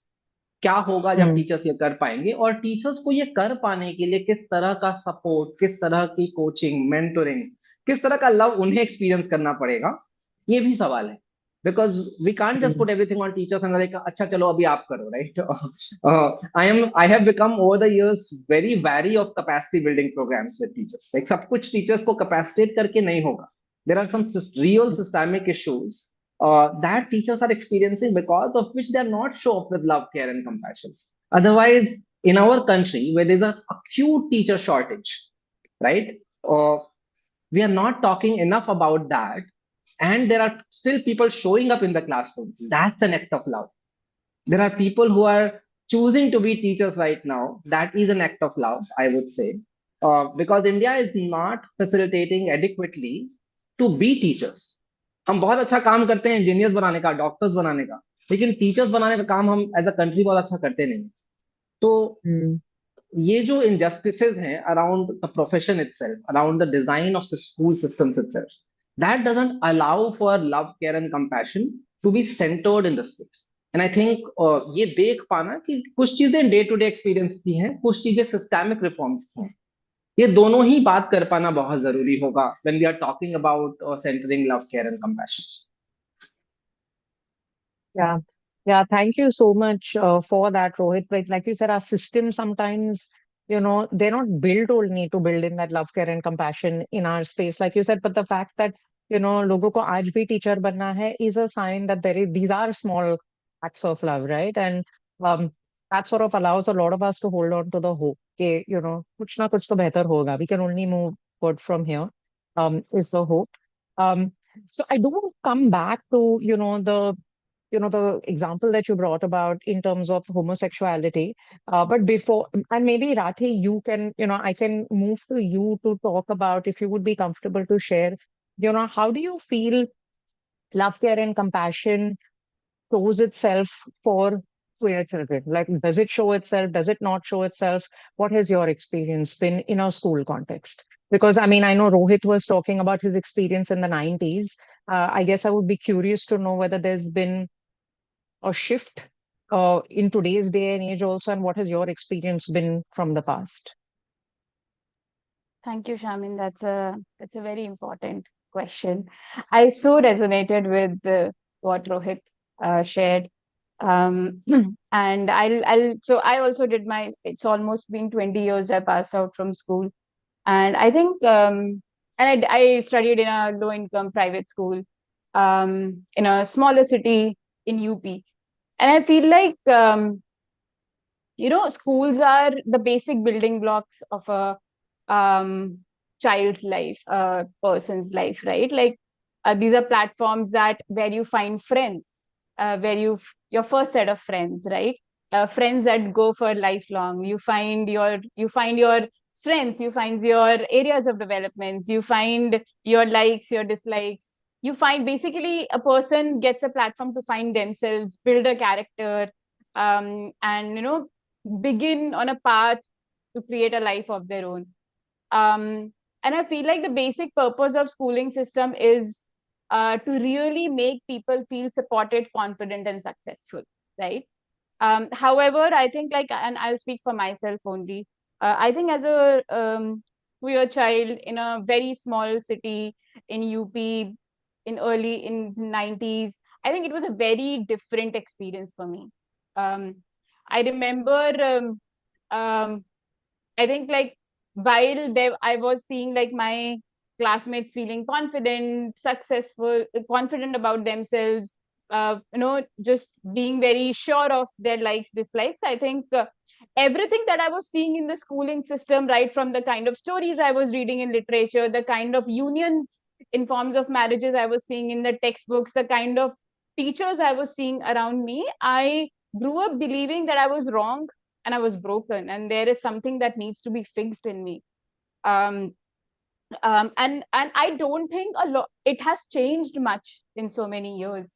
Um, I when I walked in after my social transition in last 2 years, when first time I walked in to into a government school, and actually into a training space, into a government school, I was the fear was running in my spine, because I'm the only one who looks like myself when I walk into a government school, or let's say even high end schools, right? Like we do not really have role models who look different.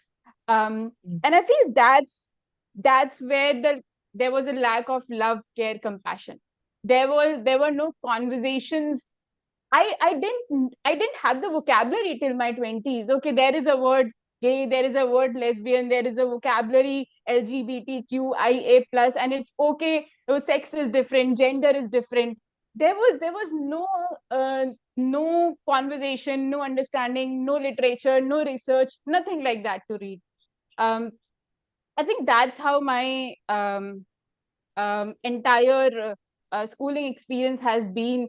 And I feel like and it really I feel like it becomes such an important part of such an integral part of your life, because you grow up not having friends from your college life, from your school life, because you moved on, you grew out of that, well, maybe, but most of the people didn't, right? So the journey was believing that I'm broken, that I need to be fixed. The journey was very isolating. And I feel like and this also brings me back to why I do what I do now, is I think art came to rescue me. I got into poetry, I started writing. And I say this, I remember I shared this on one of the conferences by another SEL conference, that I think I'm alive today because I found solace in poetry. And so that's how I came to do this work also. I believe art heals people. Art has the potential to save lives. Yeah. I hope I answered your question. If I did I miss anything, you can ask me again. No, absolutely not. I think you answered it, and thank you for sharing your experience. Um, And I want to actually, since you all have both Rohit and आपने दोनों ने कहा कि आपका experience कैसे रहा था 90s में. Um, I mean, one of the things I'm saddened to hear is that there's not much change. But one of the other things जो मुझे उम्मीद देती है कि there is some change happening. People are trying in some ways. When I hear from, people like Samara and Krishna, and the fact that, we have people like Samara and Krishna on this panel today talking about these things, the fact that we're talking about it makes me feel that there's a shift. On the flip side, it saddens me also that we have to still talk about these things, right? Which means that we have a long way to go. I mean, the fact that we talk about inclusion means exclusion is happening. I say this often that, when we talk about inclusion, it's like a group of us on the inside who's sort of deciding who else needs to be a part of this group. And that really deeply saddens me. But the hope is that eventually we won't need to, talk about this much longer because, our system will become less oppressive and, more open to diversity because we do talk about, I mean, so many times we've heard, लोगों बोलते हैं, कि diversity को celebrate करना चाहिए, but really, do we really celebrate diversity? And that's the question, I think all of us need to sort of grapple with on and off.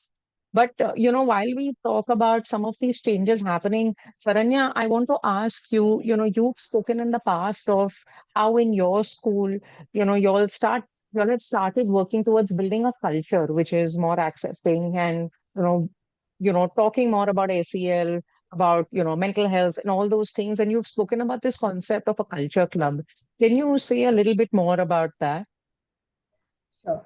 So in our school, we have something called the culture class, both for students as well as the teachers. Not just teachers, just the staff fraternity. So for students, we have two sets of or two types of culture classes. One, the grade level culture class, which the class teacher and the parent teacher would talk to children about the SEL and all the other concerns that they face. The other type is the vertical culture group, where they are basically mixed age groups. For example, classes 3, 4, and 5 grouped together in small groups, particularly because we would like to hear it from everyone. Two, the reason behind keeping it vertical grouping is for children to learn from various age groups. Because one thing that we believe in our school is the breaking of boundaries between ages. Because it is not that only children of younger age should learn from older kids. It can be vice versa too. So we always, any class that we have apart from academics is always mixed age group. So this culture class also happens in mixed age groups so that they listen to other stories, they empathize with others. That is one culture class that we have for students. Apart from that, for students, we also have an open door policy, like they can go and talk to anybody about a concern that they face. It doesn't have to be necessarily their class teacher. It can even be the principal. The principal's door is always open and it is right among the other classrooms. We haven't secluded that room altogether. So it's a space that they can comfortably walk into and speak.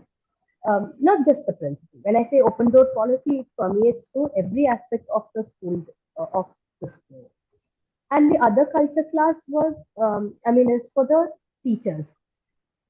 So we have a culture class every Tuesday in small groups where we don't just talk about the problems or concerns in the school or academic excellence. Definitely not the academic performance of children. That's not why the culture class is arranged for. The culture classes are meant to discuss about life, about the transformation that we would like to see in ourselves as an individual, not even as a teacher, just as an individual.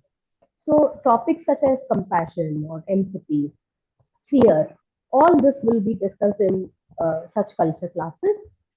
This is one that we have every Tuesday, and once every month, one Saturday every month, we will get together as a large group, the staff fraternity, and we will again have a discussion on any of these things, like that has to do with life, not just as a teacher, like I told you earlier.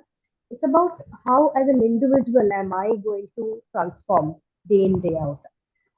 So we also have sessions like Think Tank. We call it Think Tank, where teachers are made to feel comfortable first to build their vocabulary. Like Rati rightly said, there wasn't any vocabulary related to these concerns earlier. So we would like to get into those topics, build vocabulary, build a concern for each other, stick a little closer to each other so that we are not felt left alone in a school like this.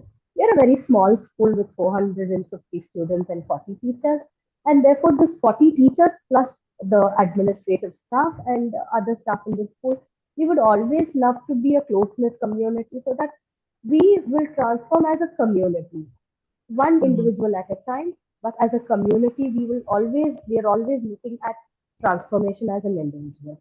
So during these culture classes, we will take up videos for a session where I mean, this is a school which is inspired by Jiddu Krishnamurti's philosophy. So we take up videos of Jiddu Krishnamurti or any other philosophical video, discuss it, brainstorm it completely, fragment it, and see how comfortable are we to discuss about these topics. So these Saturday meetings are completely out of academics and out of administrative concerns. It is just purely kept very personal for us to build ourselves as a human being. How humane are we is the question that we ask ourselves in all these meetings. So it is not just with students that we do, it is also with the staff that we do this. Yeah, thank you. Thank you so much for sharing that. And, while you were talking, I was seeing Samara and Krishna also smile a little. So um, assuming because perhaps it was resonating to some extent with what you were saying. But Samara and Krishna, I want to ask you all, and I want to put this question out to everyone. What do you all think about this idea of self-love, self-care, and self-compassion? Like, do you think that's an important thing to think about? How do you all think about it? And then I want to ask Rohit a little bit of a different take on this, but I want to ask you all, what do you all think about self-love, self-care, and self-compassion? I think it's definitely very important because if you want, in order to give to other people, give love or be compassionate and empathetic or step into someone else's shoes, you first need to be empathetic to yourself. But I think it's not as easy as it seems. It's more difficult than like many people say that, and it's something I believe in, but it's more difficult to practice. I feel like it takes a lot of courage and it also takes a lot of time and consistency. It doesn't just happen in one shot. Mm. Mm. Krishna, did you want to add to that? I think it should be a priority. If you really want to do it, I think you will find a way of doing it. It can be small acts like maybe supporting a friend in need, listening, hearing, giving a listening ear to someone. But as long as it, I think it counts, right? Yeah, absolutely. And they can be small acts, like you said. It doesn't have to be anything, big and significant in that sense in terms of volume. Uh, Rathi, would you like to add to that, or do you have any specific thoughts about self-care, self-love, and self-compassion? Yeah, thank you, Shamin. These are like very famous terms these days. So many Instagram influencers talking about it. um, so it's a I have a weird relationship with self-care, self-love, self-compassion. And I feel like it doesn't look same on all days. It looks different on different days for different people, right? I think if I have to really tell you in the nutshell, I would say like for me, these three things, I feel like they are not different for me. They are a part of a same package. And how I see it for myself is a constant work that I do with myself. And the degree of that work may vary, the kind of work that I'm doing with myself, but as long as I'm working on myself to achieve two things. One, being the most authentic version of myself, which means like taking space, feeling unapologetic about who I am. That's one. And the second is becoming a little better of who I want to become. And if I'm able to practice these two things in some or the other way, on some days it might just look like telling my family, okay, today I just want to, just want to sit in silence and just be myself. So yeah, as long as I'm able to do these two things for myself on a daily basis or a weekly basis, as the time permits, I think I'll can say I'm able to practice self-love, self-care, and self-compassion. Yeah, thank you for that, Rati. And Rohit, I wanted to ask you that, while, we've been talking about self-love, self-care, and self-compassion, I think all of us, maybe, we think about this fact that sometimes to practice self-love, self-care, and self-compassion is also a privilege, right? Sabhi log wo practice nahi kar pate for various reasons. Um, it could be disability related, mental health related, many other reasons. How can we start sort of talking and thinking about this or building spaces where we can talk about this? Because I know you spoke about this idea of discomfort also. And oftentimes, when you notice something like this as a privilege in someone else, it may also come, with its own set of discomfort. And, I wanted to ask, are there specific things that you can think about in terms of how we can start engaging in conversations like this? I, uh, I, okay, so much of it is still thinking in works. So I don't have a definite black and white response to this. So, but I think, Shamin, there's a more fundamental question to ask, that who is this self and what is this act of love? If my understanding of self is independent and away from the communities that I'm part of, by choice, by design, by nature, whatever, if I'm seeing myself separate, then I'm thinking about this whole piece about, okay, मुझे पहले care चाहिए फिर मैं दे पाऊंगा. If we see ourselves in interdependent fashion, that we are all in this giant scheme of things, ongoingly are dependent on each other, then I will speak about care in terms of community, right? So the question is that what is this understanding of self? And a lot of, as Rati was speaking about, a lot of this discourse about self-care, self-compassion comes from the Western world, where the societies are very individualistic, right? And the onus of care is on one person. पहले वो कोई और करता था, अब मैं खुद करने की बात कर रहा हूँ, right? And none of this is forever, every day ऐसा होगा, right? There will be days that my parents will care for me even if they are tired, and there are days that I will care for them when they are tired, and there are days that both of us are tired and no one is able to offer care to each other, so we will just so जाते हैं, right? Different things will happen on different days, right? ये समझ पाना that we are in this interrelational, intergenerational ways of being, and how do I negotiate care on a day-to-day basis? How do I look at care on a day-to-day basis? फिर वहां से मेरे लिए जो conversation आता है, फिर वो एक सेंस ऑफ कम्युनिटी आ जाता है, राइट? एंड उसमें I go back to the original definition. अगर हम बात कर रहे हैं अनकंडीशनल फ्रेंडलीनेस की, तो वो मैं अगर कम्युनिटी का हिस्सा हूं, तो अगर मैं सारन्या के प्रति अनकंडीशनल फ्रेंडली हूं, अगर मैं कृष्णा के प्रति अनकंडीशनल फ्रेंडली हूं, तो मैं रोहित के प्रति भी अनकंडीशनल फ्रेंडली होऊंगा, because then that becomes like my way of being, right? तो वो जो मोहब्बत है, वो जो केयर है, वो फिर सबके लिए ही जागेगी, इंक्लूडिंग माई सेल्फ. तो अगर ये पहले मेरे पास आए फिर मैं दे पाऊं, पहले, या मैं कभी भी नहीं दे पा रहा हूं, how do I look at it, कैसा सबके लिए अलग अलग समय पे अलग अलग तरीके से लग सकती है. That's something that I am thinking about. And उसमें फिर this, when we look at it from a place of justice, right, many a times people who are in positions of power, उनके लिए केयर ऑलरेडी एस्टैब्लिश्ड है, right? And hence it becomes very important that who is talking about self-care.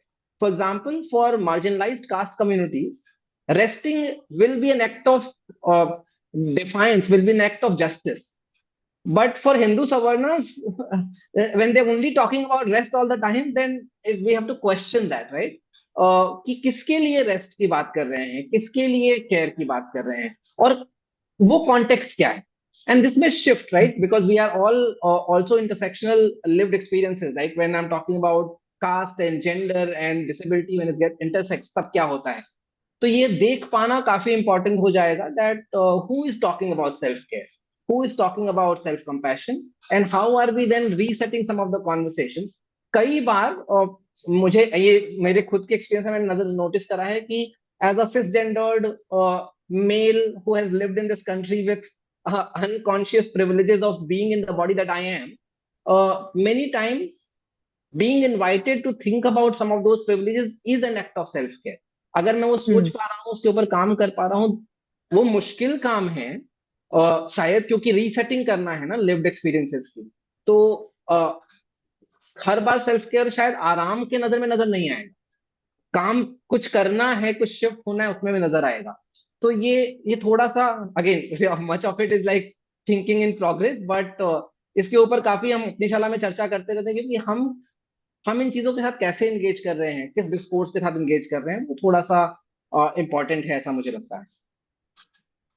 Yeah, and it's so important, right? Thinking in progress. I think everything is thought in progress, but the fact that we are in that process is, again, is lovely to hear. But I want to ask Samara and Krishna specifically, since you all spoke about, some of the small acts of self-care, self-love, and self-compassion.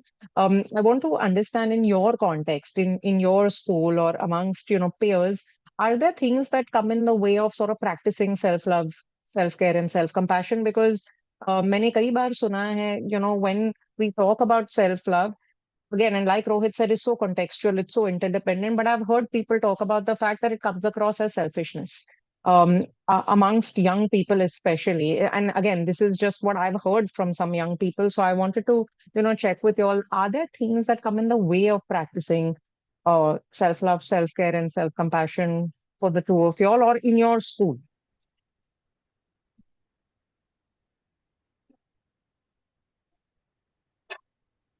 I think currently we're in grade 10, so there's a limit to how much time I can spend into practicing all these things.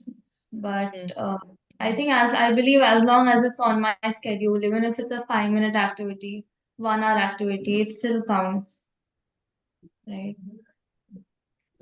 Some days it can look like I go for a run. Some days it can just, not doing anything, giving myself that time. But it should be there on the schedule. I think it's a priority. Yeah. So I think I've also very often put self-love in the category of being selfish. Even though I know there's a difference, but I feel like very often people make you feel like people around you make you feel like that it could be subconsciously, maybe that's not their intention, but they make you feel like practicing self-love is being selfish, like indirectly, like you practice self-love. I mean, I've always thought about giving out to others and practicing it towards others. But when it comes to myself, it becomes more hard to do it. And I think because of the mindset that people have created, and it's like a mind block for me now that it's selfish, I need to, and even if I end up practicing self love, I'm like, like, was I wasting my time or was it really worth it doing it? Instead, if I do something to help someone else, I always feel uplifted by that. And I also think that the words we use are very important. Like sometimes you might be cracking a joke, but it might be very hurtful to somebody else. Like even if it's a very small thing, it's a very lightweight joke, it might mean a lot to someone else. So I think, of course, we all make mistakes, but I think being more aware about what you say and the words you use, and Yeah. so that you make everyone around you feel included and safe, and don't make them feel otherwise. So, yeah, I think. Yeah. I mean, thank you for sharing that because I think what you're talking about is, so important. And I wanted to ask a follow-up question to that. I mean, Samara, you spoke about how you yourself sometimes, लगता है कि self-care can become selfishness. There's a thin line because the people around you sort of, the mindset is such. I'm just, wanting to ask, does it also, you know, like, do you think some of it also leads to, like, there is a lot of peer pressure, uh, unfortunately, in today's day and age, and it's not just peer pressure related to academics, right? In the social realm. So if someone is, trying to make some effort to do something to take care of their mental health, how does the peer pressure play into that? Like, one is how, हम अपने बारे के, like you said, you all have been calendaring it, you all have been, doing it for yourselves. But what role do peers play and the peer pressure play in a school context when you're trying to do something like that? I think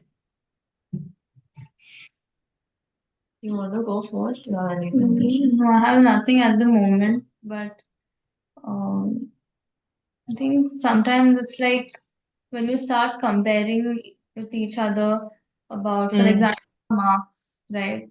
It makes you feel guilty that, okay, I spent that 1 hour taking care of myself. Instead, I should have put it in my studies. Being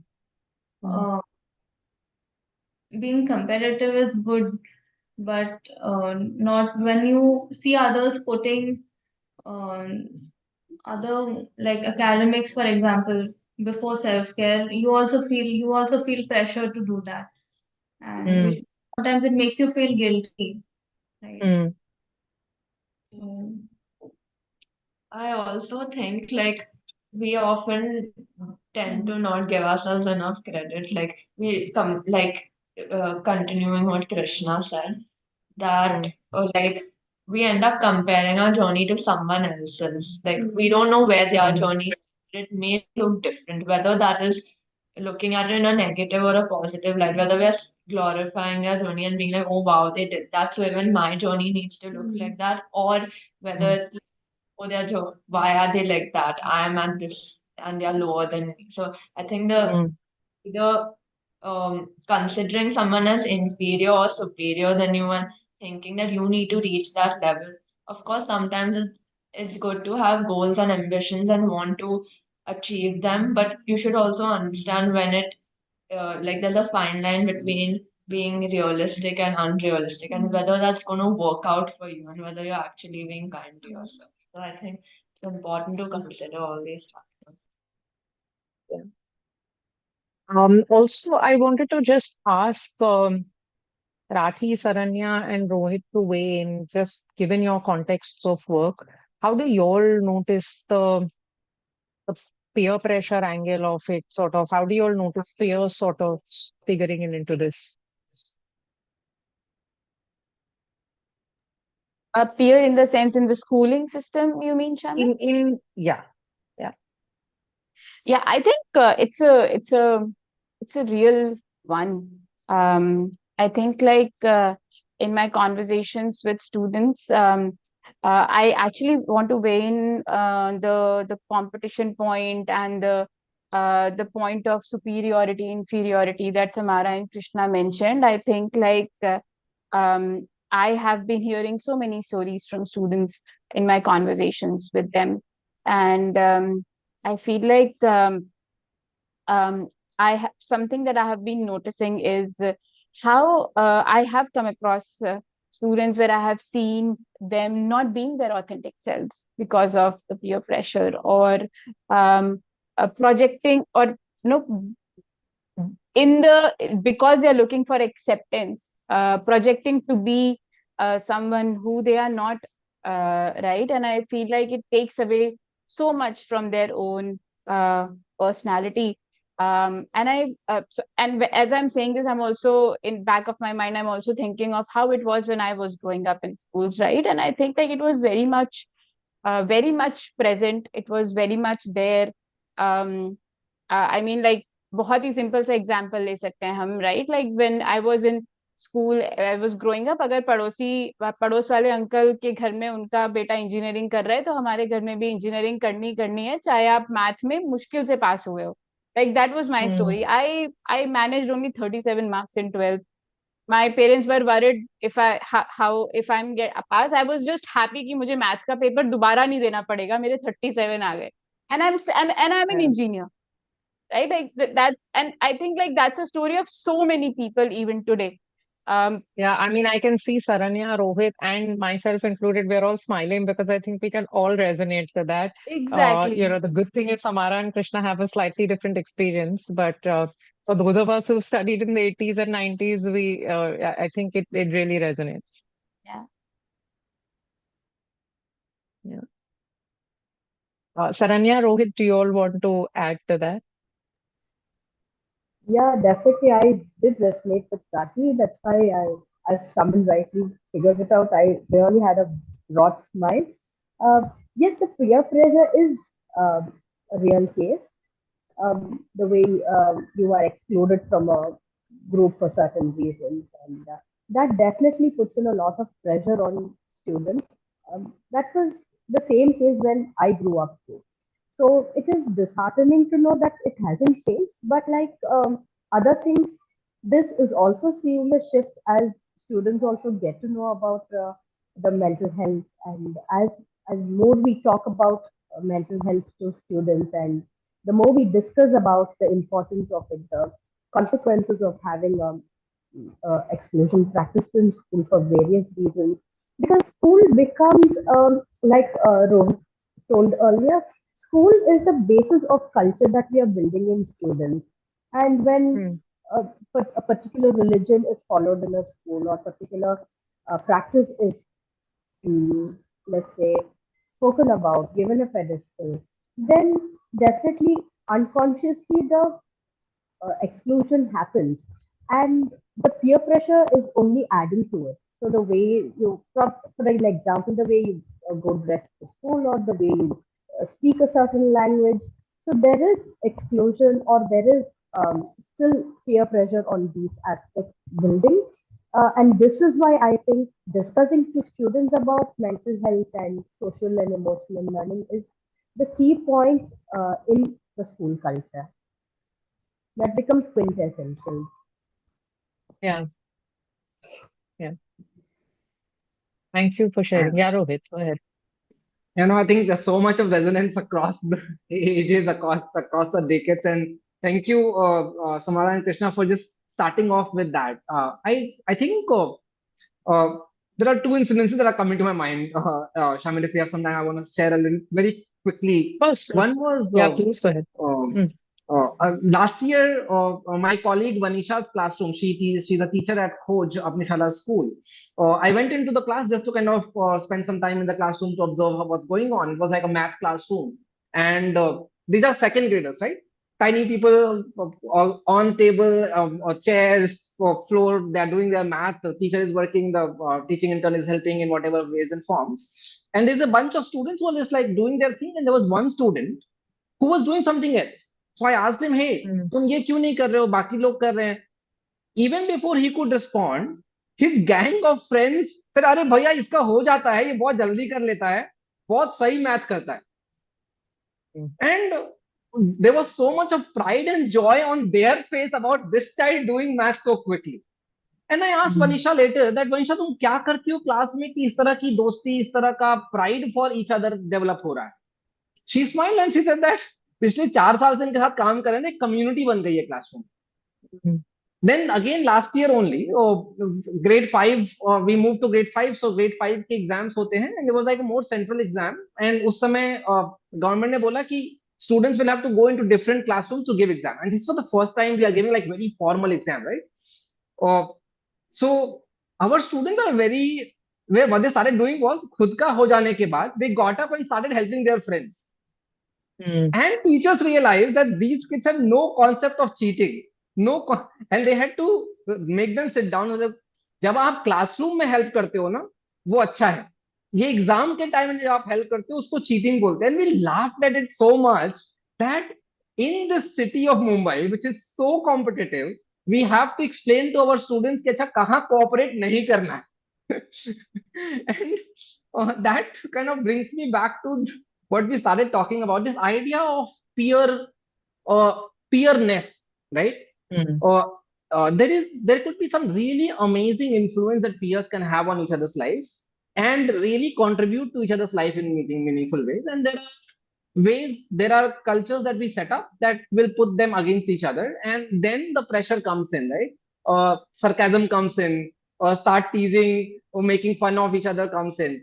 So what is the culture that we are setting up? What is the uh, base of that culture?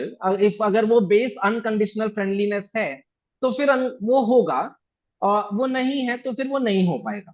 And I think that's why it becomes very critical to understand that how are schools being structured, what is the core philosophy of people who are designing those school. अगर वो individualistic capitalistic mindset से आ रहे हैं तो उस तरह का school बनेगा. अगर there are other ways of being को एक्सप्लोर करना है तो उस तरह का स्कूल बनेगा, उस तरह का कल्चर बनेगा और उस तरह के पीयर्स होंगे. And I mean, thank you for that. So much of what you're saying is resonating. And, I am being mindful of time. I know we don't have too much time left, and I do want to leave some time for questions. But I want to end with all of us sort of just talking about, we've been speaking about the culture. Rohit, aapne baat ki ke, it depends on the mindset of people in terms of what culture sort of, the school brings into being. And I want to ask actually all of y'all, आपको क्या लगता है that how do we start sort of creating spaces or building a culture, with these kinds of mindsets, with mindsets that are sort of inclusive, with mindsets that sort of make it, make spaces safe, make spaces brave. Thoughts on how we can actually start on this journey? क्योंकि काफी सारे, काफी बार मैंने जब when I speak with schools, मैं सुनती हूँ कि हाँ ये सब बहुत ही अच्छा है, we want to do it, but हमें पता नहीं है कि कहाँ से शुरू करें. How do we start doing things? How do I start building a culture, that is more accepting? I mean, use all the words that we can use: safe, brave, accepting, inclusive, all of that. Can all of you all share some thoughts on how does one start on the journey? May I Sure, start? sure. So, Shamin, I think it's the role of the teachers that we have to bear in mind while doing this. So, where to start? The straightforward question the straightforward answer should be teachers, because we have to begin with the teachers. Only when a management or a school is inclusive about the teachers, the fraternity, then will it resonate to the students also, because students are what teachers are to them. So if we build an inclusive community for the teachers in school, then I think it will automatically percolate to the students as well. So to be inclusive with the teachers, we have to understand the needs of the teachers. Because, for example, not all teachers, in an example like that I shared about reports, if we were to give a comprehensive report for each and every activity that we are doing, then we have to be mindful of how many teachers are comfortable in the language that we are producing the reports in. So this is one point that I would like to take. So if I, as a management person, I'm mindful of how many of my teachers are comfortable doing this, because they are good at their subject. Now, to put them all into reports, they need the vocabulary. So if I know that they need this help, and what is the harm in giving them that help? Having a comments repository where the teacher can just call back to, and they can relate to each and every sentence. They only have to pick sentences from here and put it in a child's report, and then they can give it to the HOD for correction. So building an inclusive community like this will definitely percolate to the students. So when I, as a teacher, feel included in my institution, then I will definitely take it to my students. So where to begin with? I think it should begin with the teachers. Teacher. Yeah, I mean, what you're saying, Saranya, is so critical. Like, I often use this example of how, we all need to take care of our mental health to the extent possible and in the ways that we can to be able to be available for other people. And the example I often use is, जब भी हम लोग हवाई जहाज में भी, travel करते हैं, वहां पे हमें, बताया जाता है कि भाई, your oxygen mask first before you, help somebody else, because we need to start sort of building that culture of, taking care of ourselves. But Rathi, Rohit, do you all want to add? And then I want to ask Samara and Krishna also join. Yeah, thank you, Shamin. This question is very close to my heart as somebody who works with the system government. I feel like I agree to Sharanya that we definitely need, like, teachers definitely have an agency, but I am also a very firm believer of what Rohit mentioned at one of the point, that like there is so much happening only with teachers, right? I feel like teachers in our country are overburdened. They are working in a system that drives them on the basis of fear, consequences, um, and I feel like, so in a lot of teachers that I'm working with, in my personal one-on-one conversations with them, I have come across so many teachers who are clinically diagnosed with depression. They are on medication. And that brings me to a very important question, right? If a teacher who spends so much of time in a day for the well-being of a child, spending time with the child, if they are not experiencing love, care, and compassion for themselves, how will they propagate it for their children, right? And hence I very strongly believe that these three things need to be built at different levels. Now, the good news is, some time back I was reading, this was 3-4 months back, I was reading a guideline on inclusion and well-being created by CBSE. And it very beautifully had examples on how to build inclusion for children with disabilities. It also spoke about gender dysphoria. It had my eyes lit at it. So the good news is that there are things at the policy level. Where we are failing is how it is coming down to execution. Yeah. I feel like there are so many gaps, and it is not just teachers who are operating out of fear or consequences. It is everybody in the system. The block level officer has the same problem. The district education officer is operating on the same fear. I think, like, there is more need to build love, vulnerability, compassion within the system so that it reaches children. So more than skill, I feel like vulnerability in our country is looked at as a weakness. And I'm somebody who feels, भाई vulnerable होने के लिए तो बहुत हिम्मत लगती है, छुपाना तो बड़ा आसान है, right? And I feel like we need more voices like that. We need more role models like that. And that is what I mean by brave spaces. Can we really own up ourselves and be brave in the spaces and show what love, care, compassion look like for us, what love, care, and compassion look like for others? And that is, if we can really, we are able to replicate that in the system, uh, make our teachers experience more and more of love, care, and compassion. I do feel it is a long journey, definitely, but I feel this is also a sustainable path to reach there. I mean, you know, what you said has made me smile so much, that vulnerability is a strength. Unfortunately, you know, आज के समय में sometimes it's still seen fairly often as a weakness. But I mean, I'm definitely taking that back. That how can you sort of talk about seeing vulnerability as a strength? Thank you, Rohit. Yeah, I'm just gonna build upon what Saranya and Rati have already spoken about. Now, what I have come to understand, especially in the role that I came in, being a CEO of an organization who's supposed to structure a system which is caring and compassionate, right? It's not easy, and that's the most important thing.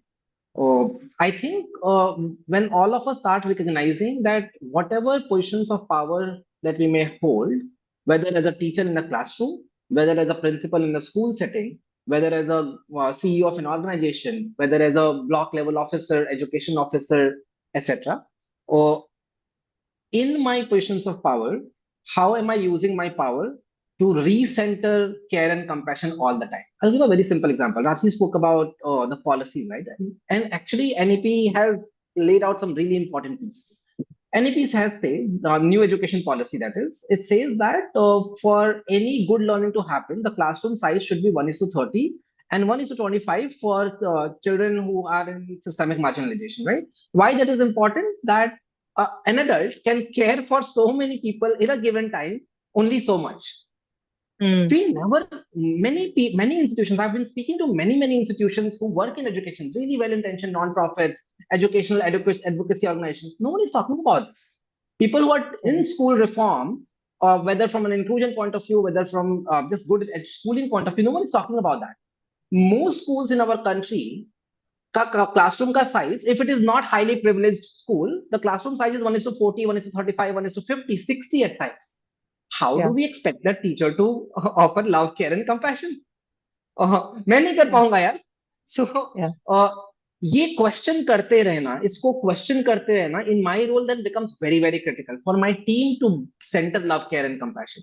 Now फटाक से इसको बदल नहीं सकते क्योंकि there are structural differences. So फिर मैं जुगाड़ क्या करूं, मेरी संस्था में जो टीम है उसके लिए क्या करूं, राइट? और इस ट्रांसपेरेंसी के साथ कि क्या किया जा सकता है, क्या नहीं किया जा सकता है. So things like how do we structure care and compassion in all systems that we are participating in designing. If I'm a teacher, then I am designing my classroom experiences, then how do I structure जो मुमकिन है आज के date में, और also calling out क्या मुमकिन नहीं है और वो बदलना चाहिए सिस्टमिक लेवल. ये दोनों को काम करते रहना is the work that we advocate for, and I think that becomes very very simple things like जब स्कूल में टीचर्स आते हैं, do we have a down time for them? Can we have we started हम शुरुआत ही for example हम teachers huddle से करते हैं जहाँ पे 10 मिनट आप खुद के लिए ग्राउंडिंग कर लो before you enter the classroom. वो स्ट्रक्चर करना जरूरी है फॉर द स्कूल और उसको फॉलो करना जरूरी है. How what kind of planning time are we creating for teachers? कोई बात ही नहीं करता. लाइक 6 घंटे के टीचिंग टाइम में 4 घंटा क्लासरूम में है, 1 घंटा ब्रेक मैनेज करने में जाता है. कैसे पढ़ाएंगे, कैसे प्लान करेंगे teachers care and compassionate teaching learning ना? तो और उसमें भी ट्रेनिंग आ जाती है, गवर्नमेंट की ट्रेनिंग, एनजीओ की ट्रेनिंग, ये ट्रेनिंग क्या सीखेंगे, राइट? तो ये सोच पाना काफी इंपॉर्टेंट है कि स्कूल में जब तक लव जो इकोसिस्टम में लोग हैं ना वो एक्सपीरियंस नहीं करते, क्लासरूम में ट्रांसफर हो पाना काफी मुश्किल. वो होगा अगर कोई टीचर बहुत ही अपना सब कुछ झोंक दे तो हो जाएगा, नो प्रॉब्लम, लेकिन वो सिस्टमिक नहीं. तो वो सिस्टमिक सो वो जरूरी है कि आप जज पोजिशंस ऑफ पावर में जितना हो सके वो कीजिए, लेकिन ये भी कॉल आउट कीजिए कि क्या सिस्टम में और बदलने की जरूरत है. पार्टनर्स के साथ मिलकर इसको एडवोकेट कर सकते हैं क्या इन चेंजेस को. That's the kind of approach to centering love, care and compassion I think what we may need. Yeah, thank you so much for that. I think, Rohit, what you're saying is very critical. And I'm just going to ask my last question to Samara and Krishna. If there is anything specific, I mean, from everything that you all have been hearing over the last close to an hour and a half, is there something that you all are taking back that you all as young adults would like to tell your peers about the importance of love, care, and compassion? Like, is there a message that you all want to give your friends or young people out there listening in?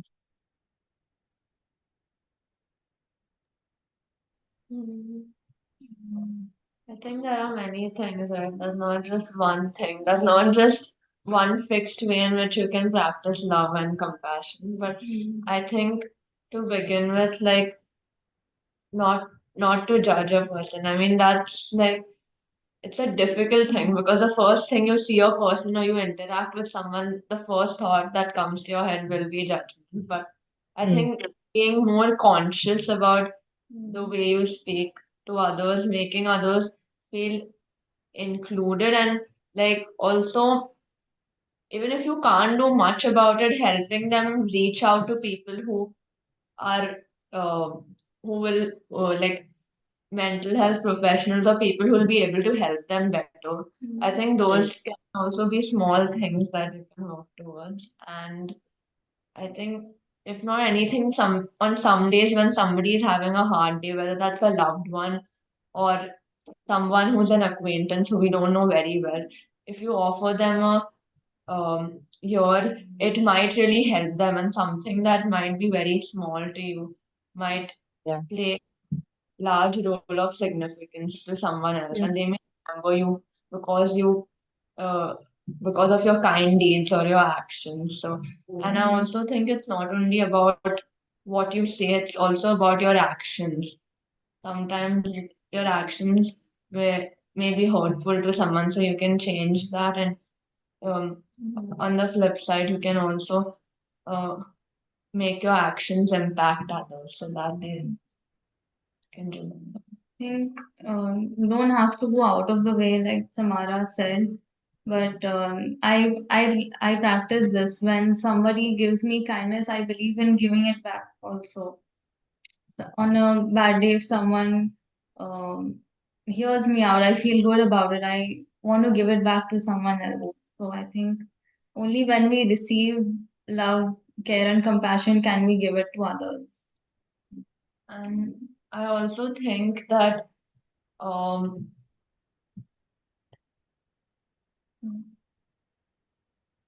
it's not always about like giving an opinion about something, but sometimes somebody just needs someone to hear them out. And um, I think helping each other can bring us up. Otherwise, and I also think that kindness and compassion and love is not it's about expectation. Like because somebody loves me or because somebody is giving me something, I love them. Of course, that's like a common mindset, but very often need to understand somebody may not be able to give you the same thing, or the way they express it may be different. And I think understanding that in depth is important, and also considering that you're not just doing it because somebody else is going to do something for you, but it's because you want to do it. So I think if we do it without expectation, we can build a stronger and a kinder community. That is so insightful. I mean that this is not a barter system, right? And being acknowledging that it will look different in different people. People will show love, care, and compassion towards each other in a different way, and to sort of be mindful of expectations. Thank you for that, and thank you all of you. I think that it's just been so enriching to hear some of the stories and examples that you all have shared in terms of in your individual contexts of work, how you'll sort of notice these things. I'm just going to we have a couple of questions that have come in. So I just want to open it up for questions. Um, I have some questions on this other screen here that I'm going to read. One question is from Pavitra for Saranya, is to list out strengths of a student and put it in the report. The teacher has to be very observant and take notes of the observations. What is the teacher-student ratio at Good Earth School, and what strategies do teachers use to note down these trends? Are there specific things teachers do to note down these trends? And if later on, if it's possible, it would be helpful if you can, for this person, maybe you can message them privately, but they would like to see a sample report card. But I think part of the question that Pavitra is asking is that how do teachers make the time to note strengths of students to put down in a report card? Okay, so thank you, Pavitra, for that question. What we do in our school is all the teachers, we maintain a notebook at our own convenience to make notes about every child in the classroom. So when I'm conducting an activity, I will make a very quick note, maybe in just one or two words that I will understand, which later on I will build on. So we will quickly make note of each and every child when they do an activity, participate well, not well, what is it that they enjoyed about this activity, which aspect of it made them feel uncomfortable. So just quick notes about each and every child in the class when they participate in an activity. And later, maybe after a day or two, whenever I find time, I sit with my notes that I have made to just make an elaborate sentence so that when I sit for the reports, maybe a month later for the same activity, I don't have to ponder on how the child was responding to that activity. So I just have quick notes. Each teacher, for that matter, we have quick notes made during an activity, which will help us later to write the report in an elaborate fashion. And yes, I would love to share the report that I have. Thank you, Saranya. Pavitra, I hope that answered your question. Um, there's another question from Rohan. Have there been instances when a child does not like art at all? Rathi, I think this one is for you. Um, are there instances when a child does not like art at all? What do you do then? Uh, Maybe does not like drawing, but would like sports instead. Is playing a sport considered art? So yeah, absolutely. Like everyone doesn't want to be an engineer. I'm sure like we do come across kids who say, "Nahi, mujhe drawing karna nahi pasand," which is absolutely okay, right? Like I'll again come back to the purpose of what we do. The purpose of doing art is to be able to express themselves. Now you want to do it through drawing, you do it through drawing. If you want to do it through drama, you do it through drama. You do it through rap. Like the ways of it can vary. So even if even in the curriculum that we provide, we tell this, we do share this with our teachers that if you feel like there is a child जो नहीं story writing करना चाहता, उसे सिर्फ drawing करनी है, आप उसे drawing करने दो. अगर उसे लगता है उसे drawing भी नहीं करनी है, उसे कुछ और करना है, पूछो उससे उसे क्या करना है. What is it that will allow that person to be able to express themselves? I definitely agree. I have been a sports person myself. I do think playing sports is a part of expression as well. We as an organization are not experts in sports, so I'm not the right person to comment on how to express through sports. However, I completely agree. A child may not have an interest in arts, and that is totally okay. And then we need to come back to the purpose of it. What will allow this child to really express themselves? Because purpose is not to convert a child into an artist or make artists out of children. The purpose is to help children, help people express themselves, and the mediums may vary. Thank you for that. Yeah, I don't think we have any other questions. So I'm going to wait for just a couple of seconds in case another question comes in. But in the meanwhile, we do want to thank each and every one of you all. This was so special. It was also the first panel. So looking forward to a very exciting day and a half left of exciting conversation and discussion. And yeah, thank you all. Oh, just give me 1 second. I have received the question. Can I also request folk to, instead of sending me questions, send it to, the people who say, send me a question. People are renaming themselves as send me a question because I'm not able to see the entire chat here. Shilpi has asked a question and has said it would be very helpful if we could talk about a few strategies that can be used to plan a teacher's schedule so as to provide a teacher with the scope to practice love, care, and compassion. If anyone wants to take a crack at that. Any ideas for teachers to plan a schedule? Question again, please? So the question says, can we talk about a few strategies that can be used by teachers to plan their schedule so that it gives them scope to practice love, care, and compassion?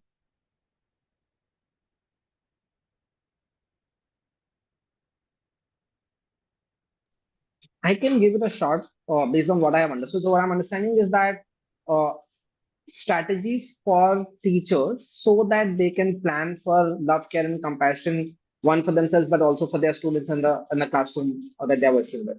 Is that accurate? Listen? Okay. Yes, I think so. That's what I understood too.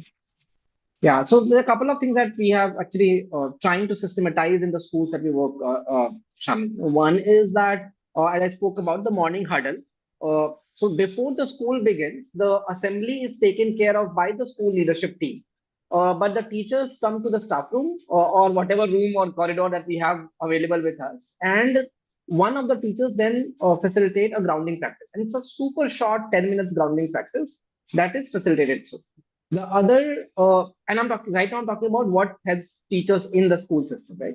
The second piece is that having a well-structured supervision framework, and that we got a lot of insights from Umid's mental health team a couple of years back when we were building a supervision framework. That what does well-being centered supervision looks like? So what does the teacher leader support to teachers? How are we solving for like having right kind of resources available for teachers? One, making them available, and two, also creating a system for teachers to use resources available that are in the school in a way that is easy to access. Now, in the classroom, some of the things that teachers can potentially do, for example, if you have an SEL curriculum in place, you can borrow from many of the organizations. Apni Shala offers its curriculum for no cost. So having some of those spaces structured and created, and much of the resources are already available in the ecosystem. You ask and you'll get it, kind of thing. Creating some time in the whole week. It could be 1 hour a week, no problem. It could be half an hour a week, whatever time that can be created, whichever grade you teach. Creating, and I think Samara and Krishna spoke about that, right? Having the social emotional slot some people call it advisory slot, some people call it different names, circle time, etc. Creating that time and planning for it, using the resources that are either available in your school or outside in the larger ecosystem. Within the teaching itself, when we are doing transitions, like from a math class to an English class to an art class, being able to do a small check-in with students, small grounding practice, goes a long way for students. Group work, when we are planning for group work, being very intentional about who is being grouped with whom, right? Sometimes we need to bring multiple skills in a group to function or better. Sometimes we have to separate them. Being very intentional about grouping students in when we are planning for group work. I'm going to stop here. These are some of the ways that in which love, care, and compassion can be structured inside the classroom and in the school for teachers. Thank you so much, Rohit, for very practical, options in terms of starting. Shilpi, I hope you've gotten some answers to your questions. And I want to be mindful of time. I know we're close to lunchtime. Everyone must be hungry. So thank you all for joining in once again. And I'm looking forward to having interesting conversations going forward for the rest of the day. Thank you. Thank you so much for this opportunity. Thank you. Thank you. Thank you. Thank you, Shaman. Thank you all. Thank you.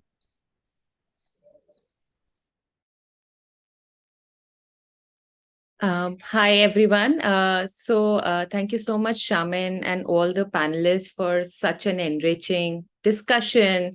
We didn't even realize that we spent 1.5 hours listening to everyone. I think it was such a insightful and learning experience for everyone who was listening to all the panelists. Going forward, like Shaman said, that we all are waiting for lunch. It's almost 1. So we will take a lunch break. But lunch break ke saath hi, I also want to share with you that we will have something called a showcase, which you all must have when you were reading about the summit or when you were signing up for the summit. From 1 to 1:50, we will have the showcase wherein Tazim, can we turn off the audio for a minute? Yeah, thanks. So in this, we don't have to join the breakout room. In this main room itself, there will be videos of good practices or some great work that is being done by some of the organizations that you can see on screen, which is Educators for Equality, Access for All, and government schools, which is Dharavi Transit Camp and Parle School. We will be watching some of the wonderful, inclusive, and social emotional well-being practices that these organizations or schools are already implementing in their context. So वो जो video है वो आपको loop में यहाँ पे चलेगा. We are not saying that you don't have lunch. While having lunch, if you can watch these videos on loop, which is playing here, I think that will be great. But at 1:50, we would request everyone to come back. And for that, I would also request कि आप अगर इस screen पे रह सकते हैं, if you don't leave this meeting, I think that will be great. So please continue to be here. You can keep your videos on. You can grab your lunch and watch the videos while you are eating your lunch. And at 1:50, we will come back. And then at 2 p.m., we'll start with our next space.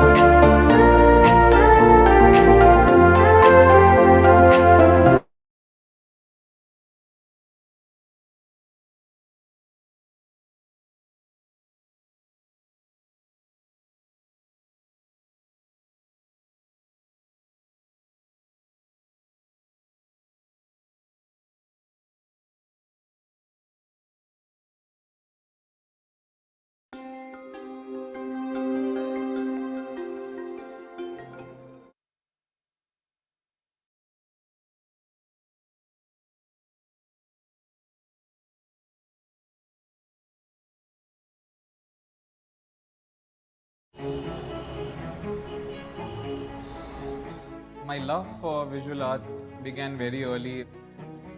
As a family, we all would love to go to museums, heritage sites, monuments. But when my mother acquired visual impairment, that became a turning point in my life to explore the area of making culture and heritage more inclusive, more accessible for persons with visual impairment. I am Siddhansha. I am the founder of Access for All. Access for All aims at bridging the gap between cultural heritage and disability around the world.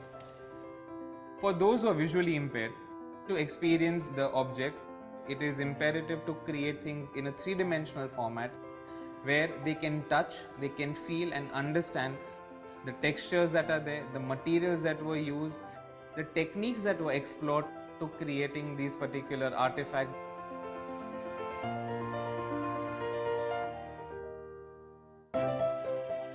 Typically in a museum you find a signage that says please do not touch, and our tactile artworks have this sign that reads in Braille and English that says please touch.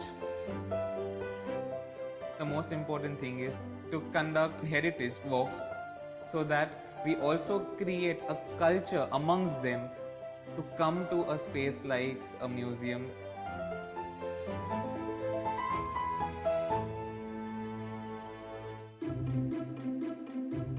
Our understanding of disability is only about the visual disability.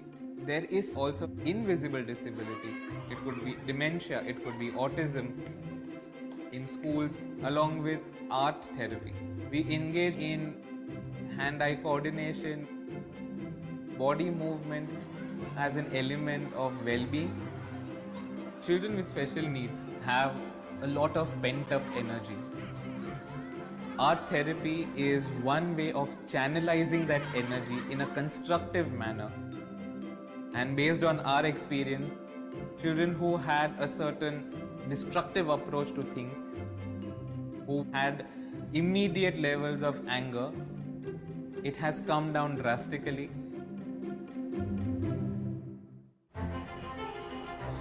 We have been able to create at least the first inroad towards accessibility in our country and around the world.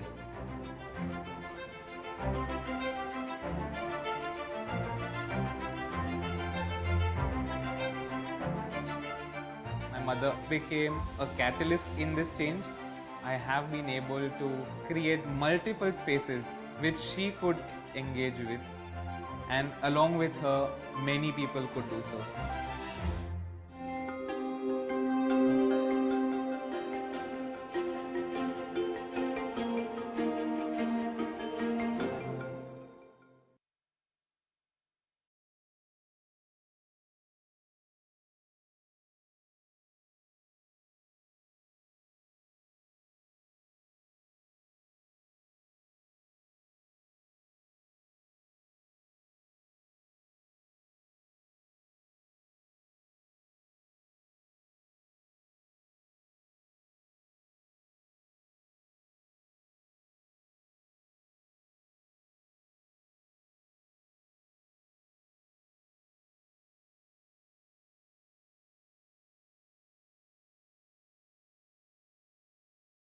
Hi, we welcome you all to our adventurous journey of inclusion. The Umeed Inclusion Fellowship Program aims to create inclusion champions to build truly inclusive school environment for all children through different stakeholders by engaging them into conversations, trainings, and inclusive practices.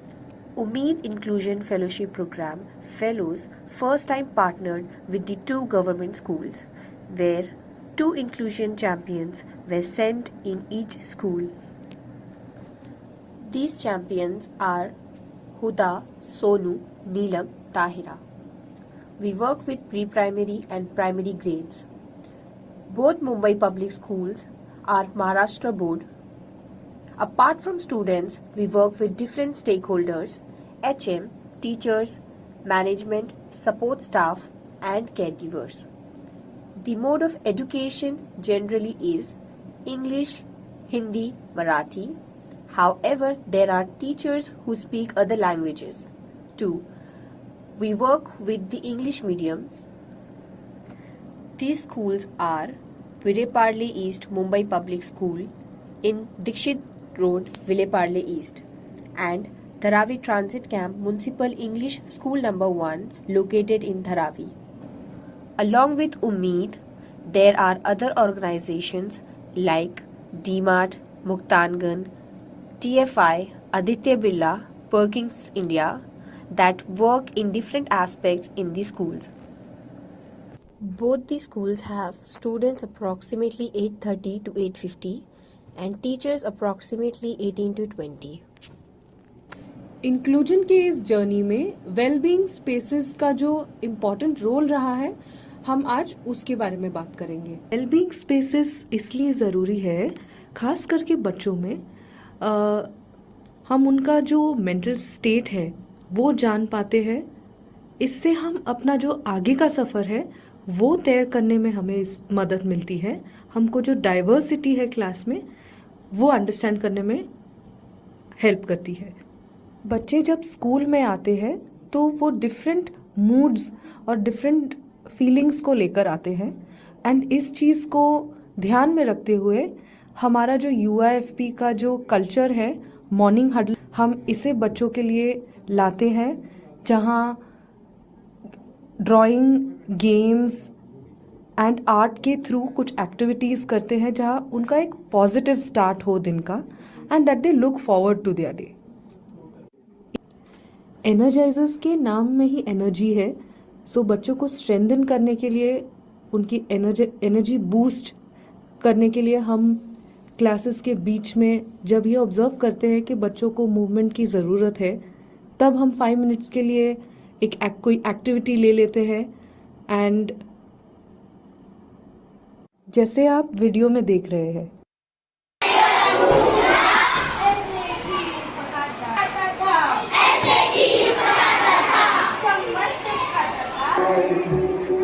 Let's sing along to the silly, silly rhymes and song. Oh, rhymes and song, oh, rhymes and song, oh, rhymes and song, oh, rhymes and song, hooray, hooray, hooray. reflections are spaces where we think about the day and the experiences we had. For students, we use prompts like आज दिन में आपको सबसे अच्छा क्या लगा and आप आज थैंक यू किसे बोलना चाहोगे। These kind of simple prompts help the students think about their day and reflect. Through these reflection spaces, we learn from our experiences, grow personally, that helps in our own well-being. Now, we will see a glimpse of a reflection space.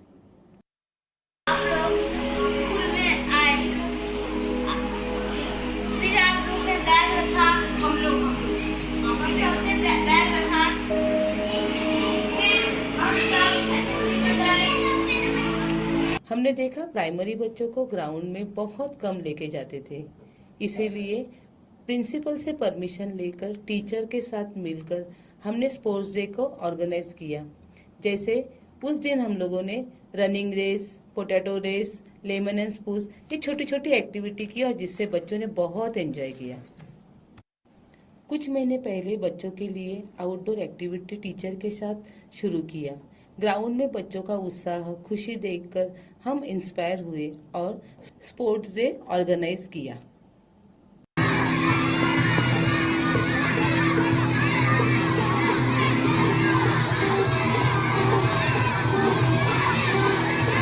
Teachers के wellbeing के लिए हमने complementing circle, gratitude note जैसे spaces जिसमें teachers एक दूसरे की kindness को अप्रिशिएट कर रहे हैं और एक दूसरे की तरफ एक्सप्रेस कर रहे हैं।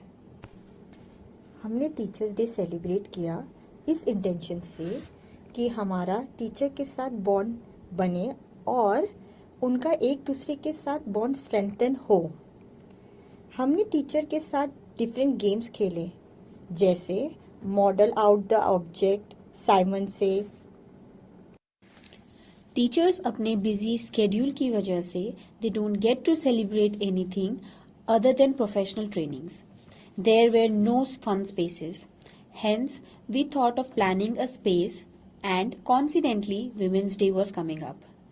We thought of having some fun interactive activities and also encouraged teachers to reflect over what is the best part about being a woman. We can hear from some teachers how this space made an impact. I would like to say thank you to Ummeed Foundation, like on behalf of my school, my staff, teaching, non-teaching, teaching, HM, everyone. Like in this 17 years, first time we have celebrated Women's Day like this, and we are very glad, we are very happy, and we are really touched, and we are feeling very joyful. We enjoyed a lot. Like really a big thank to school में ऐसा एक time था जहां हमने observe किया कि जो teachers का मेंटल हेल्थ है वो अफेक्ट हो रहा है ड्यू टू डिफरेंट फैक्टर्स. हमने जानने की कोशिश की बट टीचर्स एक्सप्रेस नहीं कर पाए. हमने रिकग्नाइज किया कि जो एनवायरनमेंट है वो उन्हें वो स्पेस नहीं दे पा रहा है कि वो एक्सप्रेस कर पाए. यही चीज़ हमने हमारे सुपरवाइज़र, जो उम्मीद में हमारे सुपरवाइज़र हैं, उनसे शेयर किया. उन्होंने हमसे पूछा कि आप क्या सोचते हो, एंड ये आइडिया हमने प्लान किया कि हम उन्हें जो उम्मीद का सेंटर है वहाँ ले आए एंड एक वेलबींग सेशन प्लान करें. ये सेशन ऑर्गेनाइज करने के लिए हमें जो सबसे ज़्यादा सपोर्ट मिला वो हमारे स्कूल एचएम से मिला.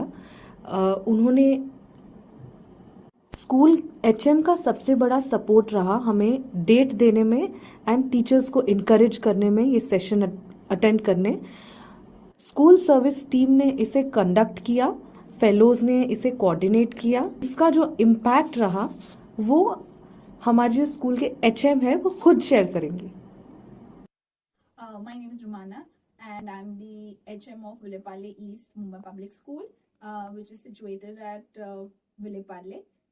And when a well-being session was like planned or suggested, it was like, you know, a rainbow in the sky after a very, very dark space.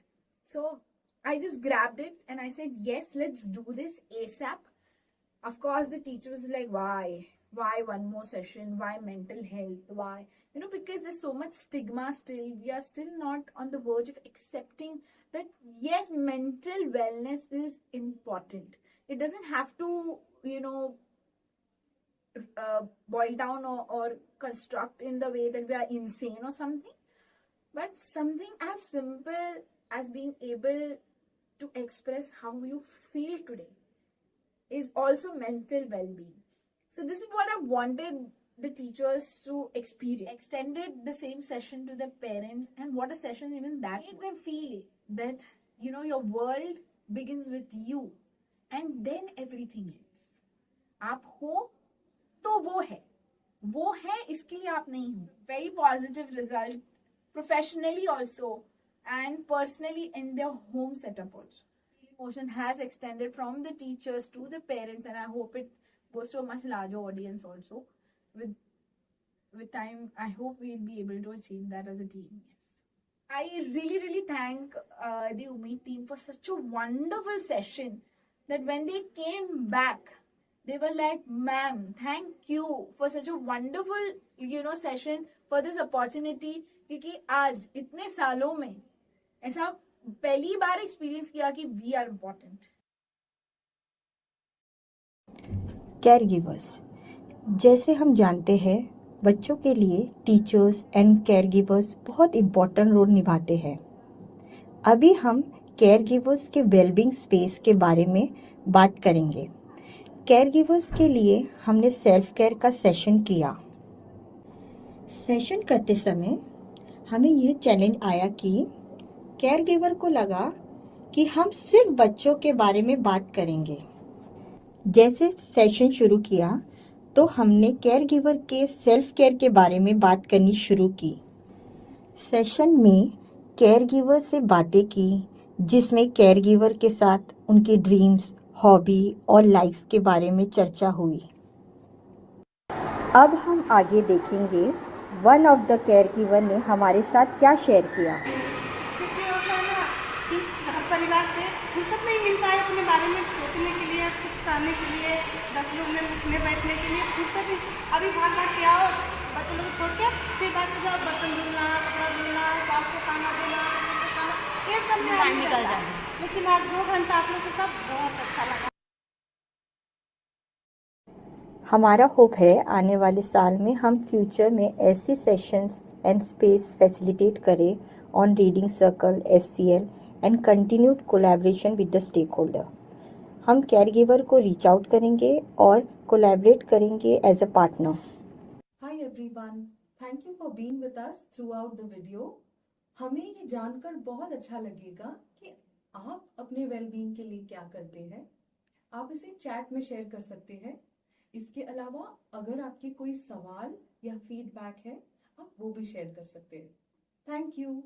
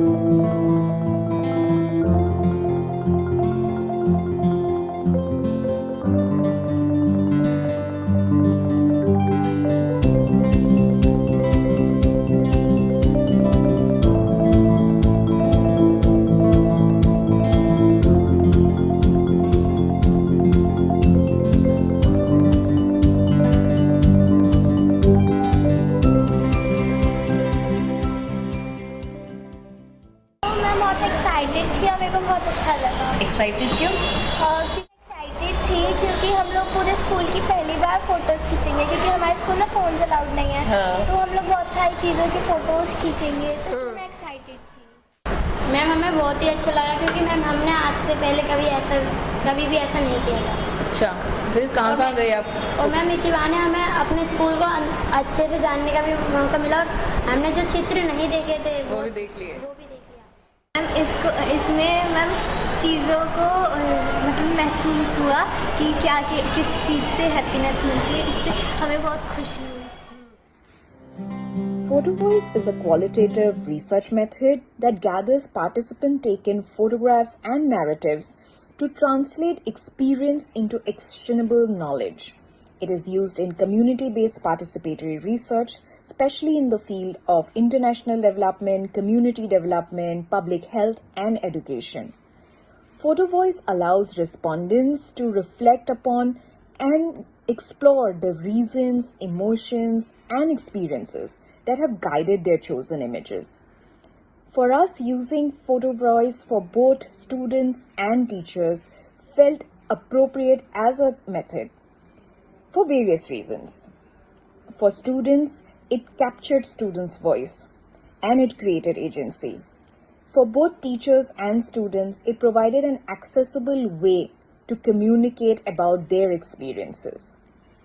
For example, the students captured various photographs in the school that represented happiness and their learnings, and they provided a brief description of the photos, including why and how it depicts their experience of the happiness curricula in the school. These images and descriptions provided vivid and rich insights into the children's experiences of the curricula and its role in the development of positive, empathetic, and compassionate relations.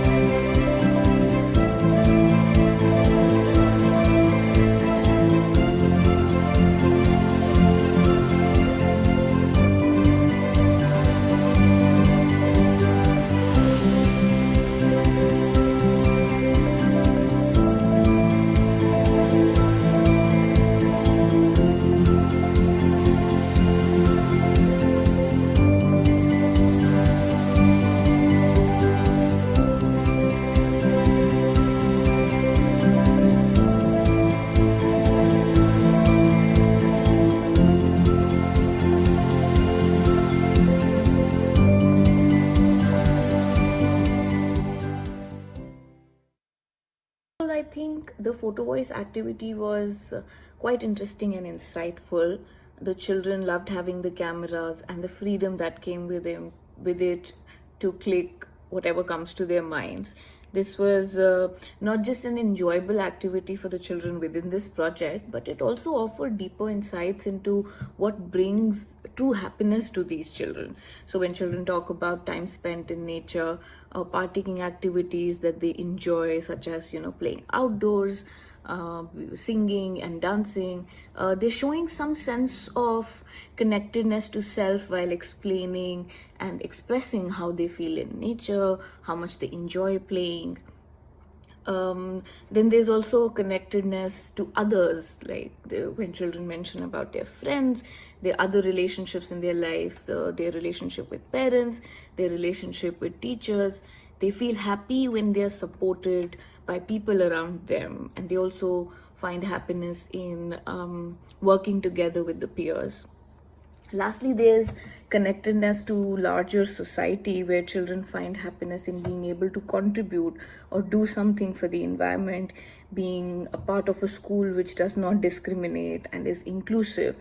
So I think the underlying domain for happiness in children is what we found seems to be lying in connectedness, how children feel happy when they feel connected to themselves, the people around them, and the society or environment around them.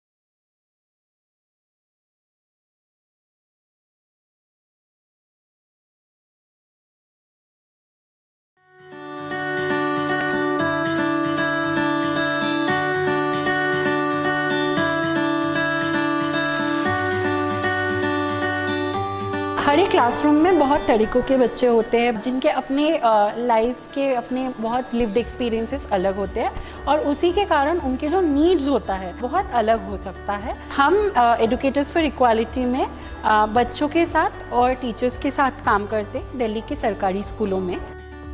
Educators Equality's vision is that all children will seek the knowledge and skills that are important for creating an inclusive and welcoming society. And we do this by creating a community of affirmative educators who will create safe space for all children irrespective of their social identity.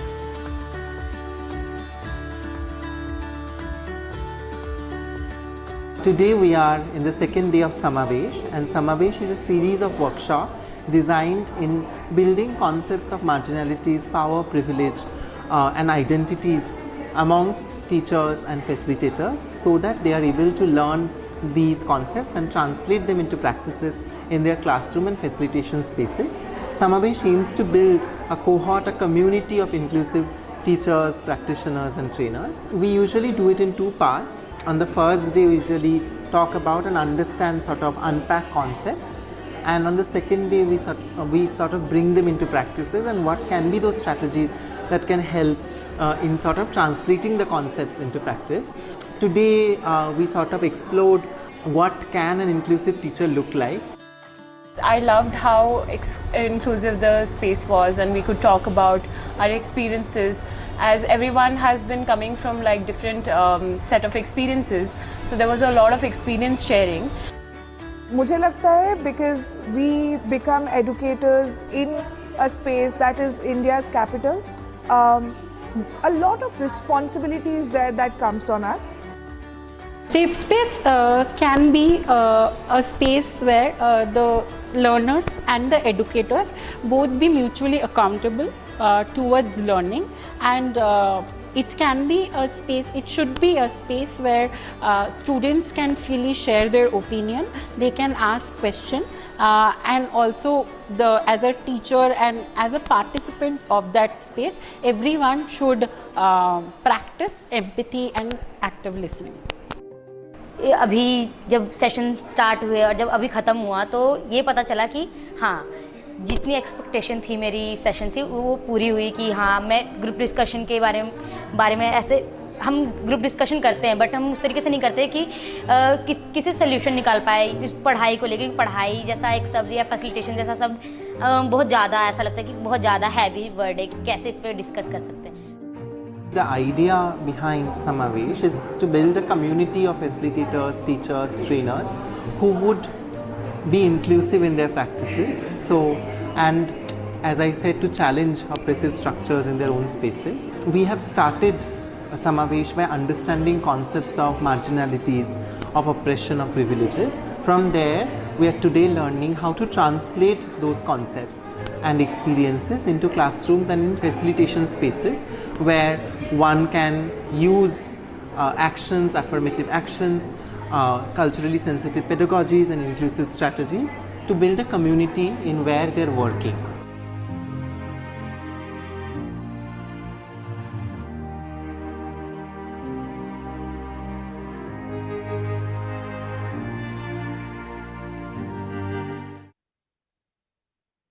Hi everyone, I am Pratyay. I'm sure that you must have by now watched the video and have learned a little few things about Educators for Equality and what we do.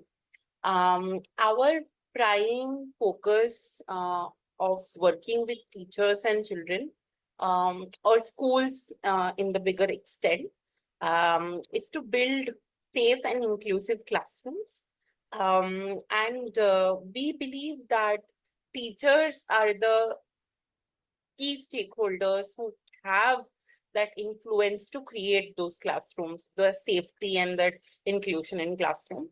Hence, our focus is a lot on teachers, though we also have a curriculum for children where basically they are learning about diversity, equity, and inclusion issues. But our main focus that we have while working on inclusion is basically on the teacher.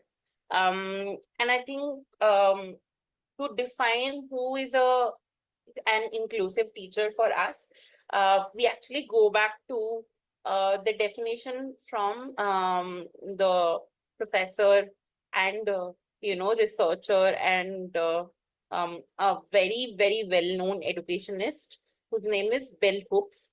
Her work is mostly on education, love as a pedagogy, and inclusion, gender, etc. So from her work, the 5 things that we look at while looking at an inclusive teacher are the 5 things that you are also seeing on the screen. That someone who understands different dimensions of diversity, that diversity can be of different forms, who promotes a sense of belonging for all of their students, creating a sense of community in the classroom. Then someone who creates clear syllabus with a variety of content to learn from for the students and not just one kind of learning material. Someone who incorporate active learning practices, like students get a lot of opportunities to actively participate in the learning process, and the responsibility of learning is very, very mutual. Like students, teacher, both actually delve deeper into the process of learning and participate. And the last thing is someone who engages in critical self reflection where basically they are aware of their own biases, stereotypes, etc., etc. Now, like looking back, to become this inclusive teacher, we follow something called the accepted framework that we actually share with teachers in our workshops. And it has, like the acronym says, accepted. Each part of the acronym, each letter actually talks about one of the strategies that a teacher can do to be an inclusive teacher in the classroom. So for the next like 3-4 minutes, I'll take you through that.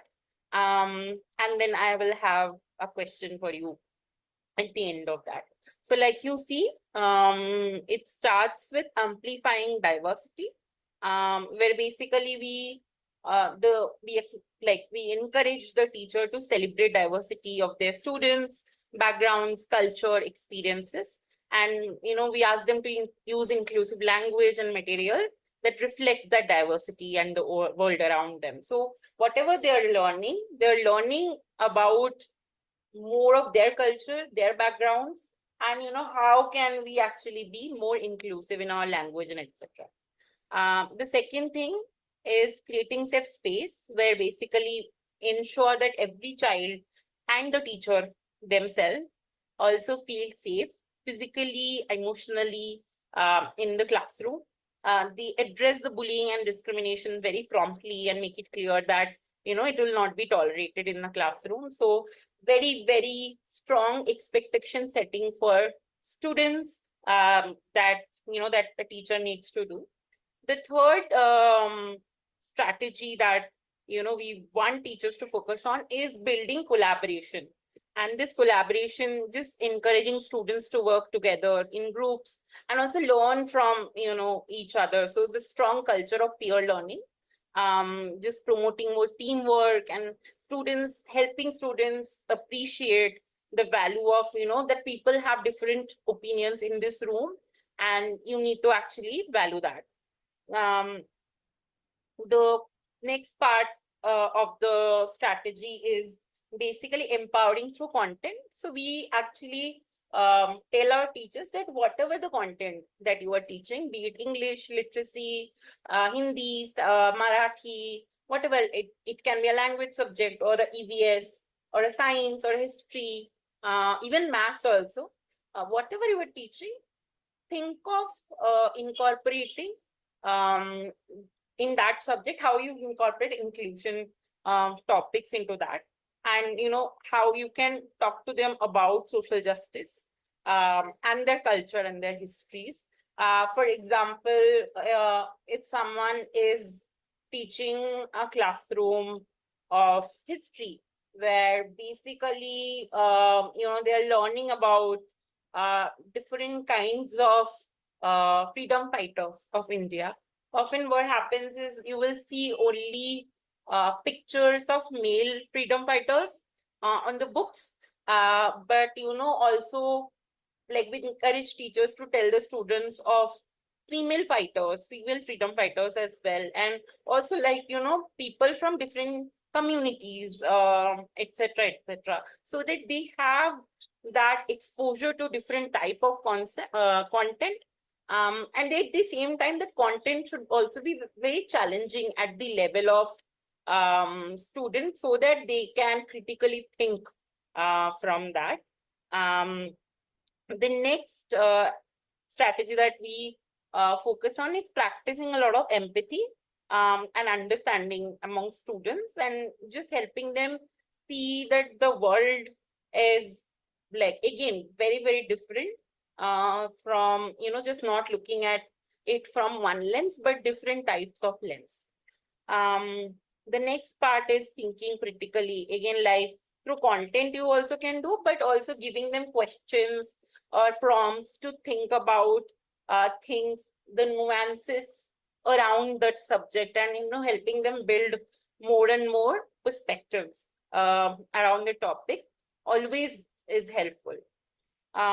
We also encourage people to have more dialogues in the classroom. So, just creating spaces for discussions in the group, or peer sharing, or kind of just practicing listening, this kind of skills that we talk about. And the last part here is developing relationships, because we believe that if the teacher doesn't build an important and affirming relationship with their students, and if they also as a participant of the learning process or don't share about their life, culture or experience, it doesn't create that interest into the students, right? And if we have seen, like in our classrooms also, if people have shared with their students more vulnerably about themselves, about their culture experiences, that creates a sense of belonging. And students really value that. So we definitely encourage teachers to do that. Now that I have talked about all the 8 strategies of accepted framework, I want all of you to take 2 to 3 minutes now, before we move to the question and answer, is to think about these practices more. And while you are thinking about these practices, think about these 3 questions that you see on your screen. Basically, it is kind of a self-reflection activity that for you. So if you were to become that inclusive teacher, what are the strands of this accepted framework already comes to you very naturally? Think of that. You can be a teacher, trainer, or whatever the role that you are playing at the moment. Think about that. Also think about which of the strands that you need to grow on as a teacher or a trainer. And to grow on that particular strand, what would you do differently from now on?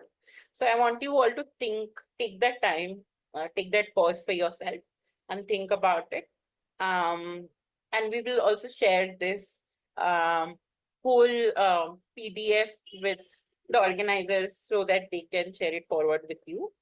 If you want to learn more about our work, you can check our website. The link is there, and will be also shared in the chat box. And if you want to also donate, support our work, you can just scan the QR code and you can find us on social media, Facebook, LinkedIn, and Instagram. And if you want to also take the curriculum that we have for children in your school, you can definitely reach out to us and write to us. Thank you so much for your time, and I hope you have a wonderful time ahead at the summit. Thank you.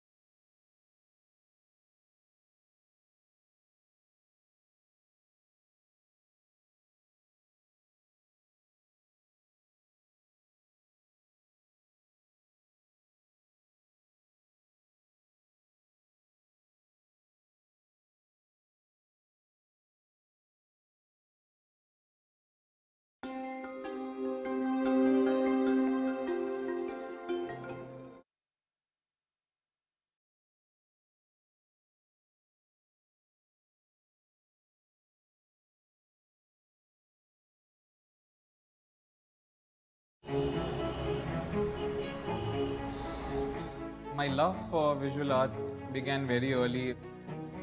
As a family, we all would love to go to museums, heritage sites, monuments. But when my mother acquired visual impairment, that became a turning point in my life to explore the area of making culture and heritage more inclusive, more accessible for persons with visual impairment. I am Siddhansha. I am the founder of Access for All. Access for All aims at bridging the gap between cultural heritage and disability around the world. For those who are visually impaired, to experience the objects, it is imperative to create things in a 3-dimensional format where they can touch, they can feel and understand the textures that are there, the materials that were used, the techniques that were explored to creating these particular artifacts.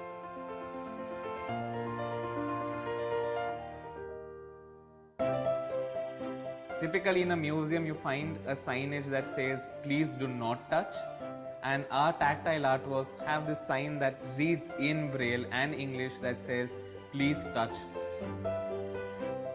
The most important thing is to conduct heritage walks so that we also create a culture amongst them to come to a space like a museum.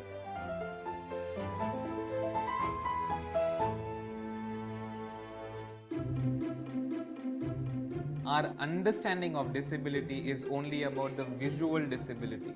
There is also invisible disability. It could be dementia, it could be autism. In schools, along with art therapy, we engage in hand-eye coordination, body movement as an element of well-being. Children with special needs have a lot of pent-up energy. Art therapy is one way of channelizing that energy in a constructive manner. And based on our experience, children who had a certain destructive approach to things, who had immediate levels of anger, it has come down drastically.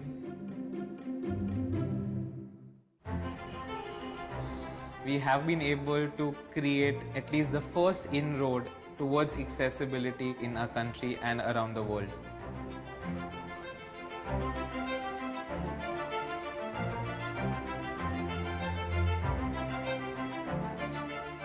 My mother became a catalyst in this change.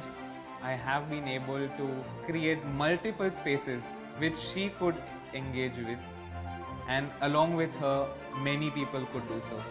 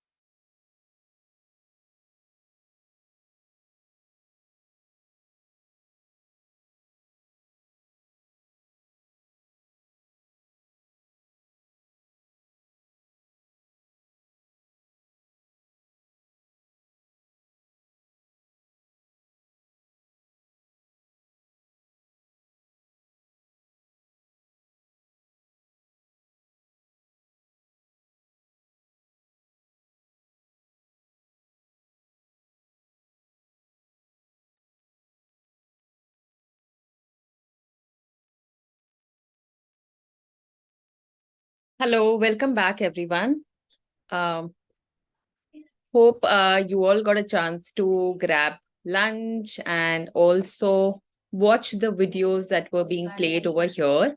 Uh, some of the great practices or some of the things that different organizations are doing or schools are doing in the space of inclusion and social emotional well-being. And we just thought that before we go ahead with the next space, we can just spend some time reflecting on what we just saw, like through the videos.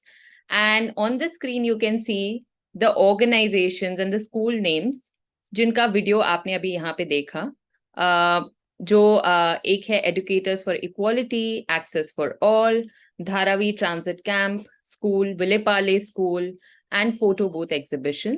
सो ये आपने अलग अलग videos यहाँ पे देखे जहाँ पे आपने बहुत सारी आपको एक्चुअल में प्रैक्टिकली एप्लीकेशन जब होता है इंक्लूजन और एससीएल का वो कैसा दिख सकता है वो आपने यहाँ पे देखा. So let's just spend some time reflecting on two things. One is, what is it that stood out to you from any of the videos or any small thing that you noticed in any of the videos which really stood out to you? That's the first thing. And the second thing is, what is that one takeaway that you might want to take back to your context? आप अपने context में कोई भी एक चीज, आपको जो भी चीज ऐसा लगा कि ये मेरे कॉन्टेक्स्ट में मैं ले जाना चाहती हूँ या चाहता हूँ, एप्लीकेबल है अभी, और वो एक छोटी सी प्रैक्टिस भी हो सकती है. So there is a padlet link that you would see in the chat box and there is the QR code that you can see on the screen. तो आप उसको स्कैन कर सकते हैं या आप वो लिंक पे क्लिक कर सकते हैं. You will be able to see the questions that I just post here, the 2 prompts, and you can take some time to respond to those questions and we'll just put it up over here once you all start responding. तो next कुछ minute लेते हैं और आप लोग भी अगर थोड़ा टाइम लेना चाहते हैं 2-3 minute just to gather your thoughts around the videos that you just saw and what is it that stood out to you and what were your takeaways from that.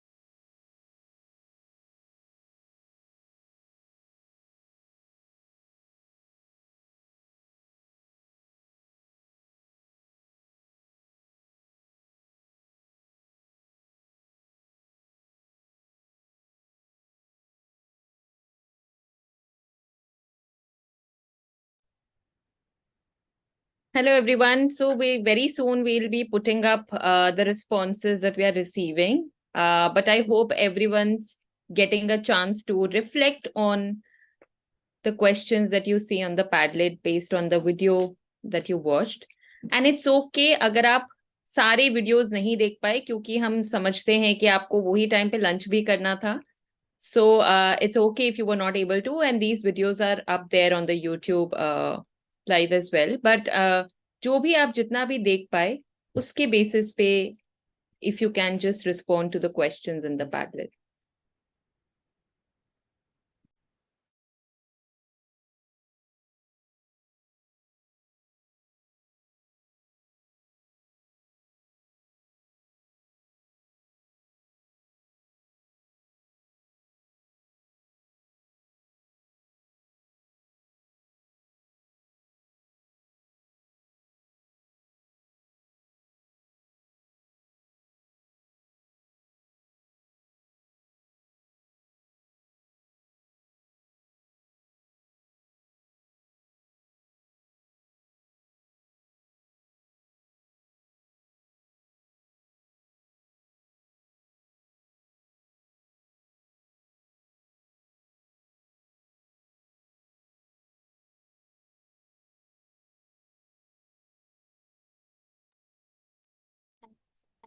Everyone for sharing your responses.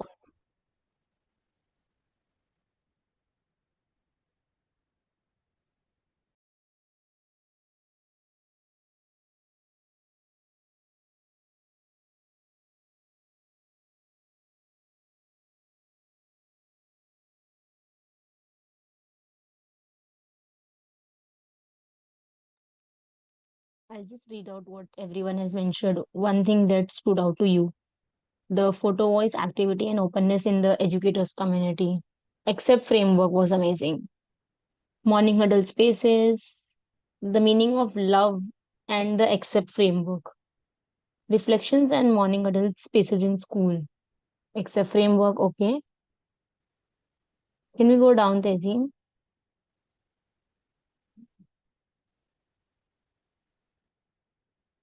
Happiness research through photo voice activity plus access for all art and culture, heritage walk, exhibition plus accepted framework. Amazing work that's happening in the space of inclusion.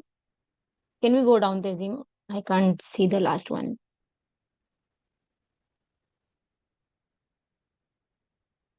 And got a variety of ideas being showcased of the different and diverse ways people are thinking through this and doing some amazing work. Accepted framework, oh, again, culture of morning huddle, not only with teachers and students, a huge shout out for organizing session for caregivers. Yeah. I'm pretty pleased to know about the amount of work happening in the inclusion space. Yeah. +1 VR too.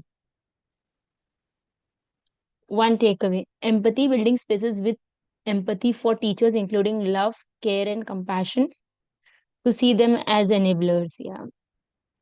That all of us are in this together with one vision, and how every vision demands for some structural design. Yeah. Teachers need to feel valued and appreciated to deliver the same compassion to students. Yeah, it's just about modeling out for teachers so that they can do it for the students. Creating teachers' wellness spaces. Can we go down?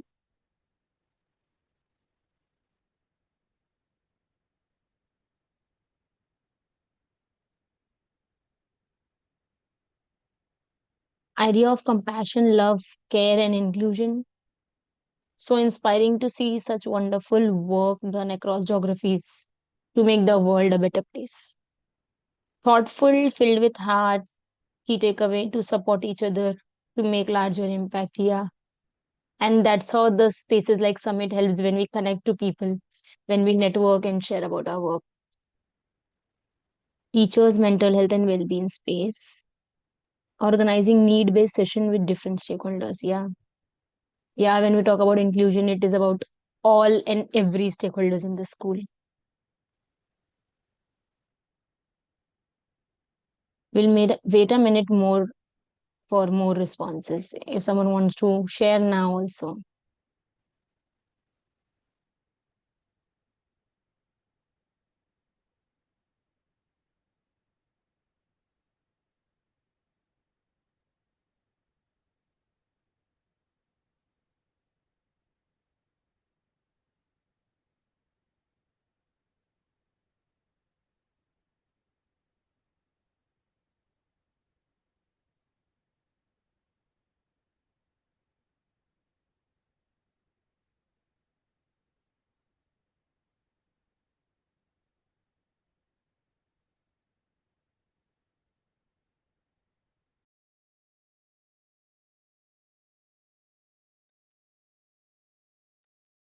Thank you so much, everyone.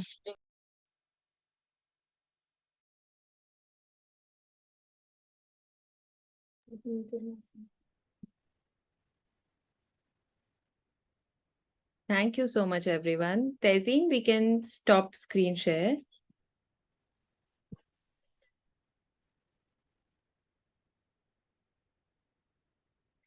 Okay, great. It was just lovely to see that आप सब इसको videos को देख पाए, और हमारी ये कोशिश है कि आज और कल में ना कि सिर्फ आप पैनल्स और स्टोरी स्पेसेस या अलग अलग स्पेसेस का हिस्सा बने, but also there are many individuals, many organizations from different parts of the country who have joined.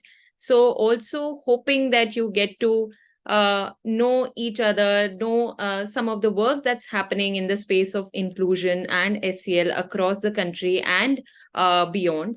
And hope these 2 days and beyond, you get that opportunity to get to know more and get to learn more and take this forward. So without further ado, I will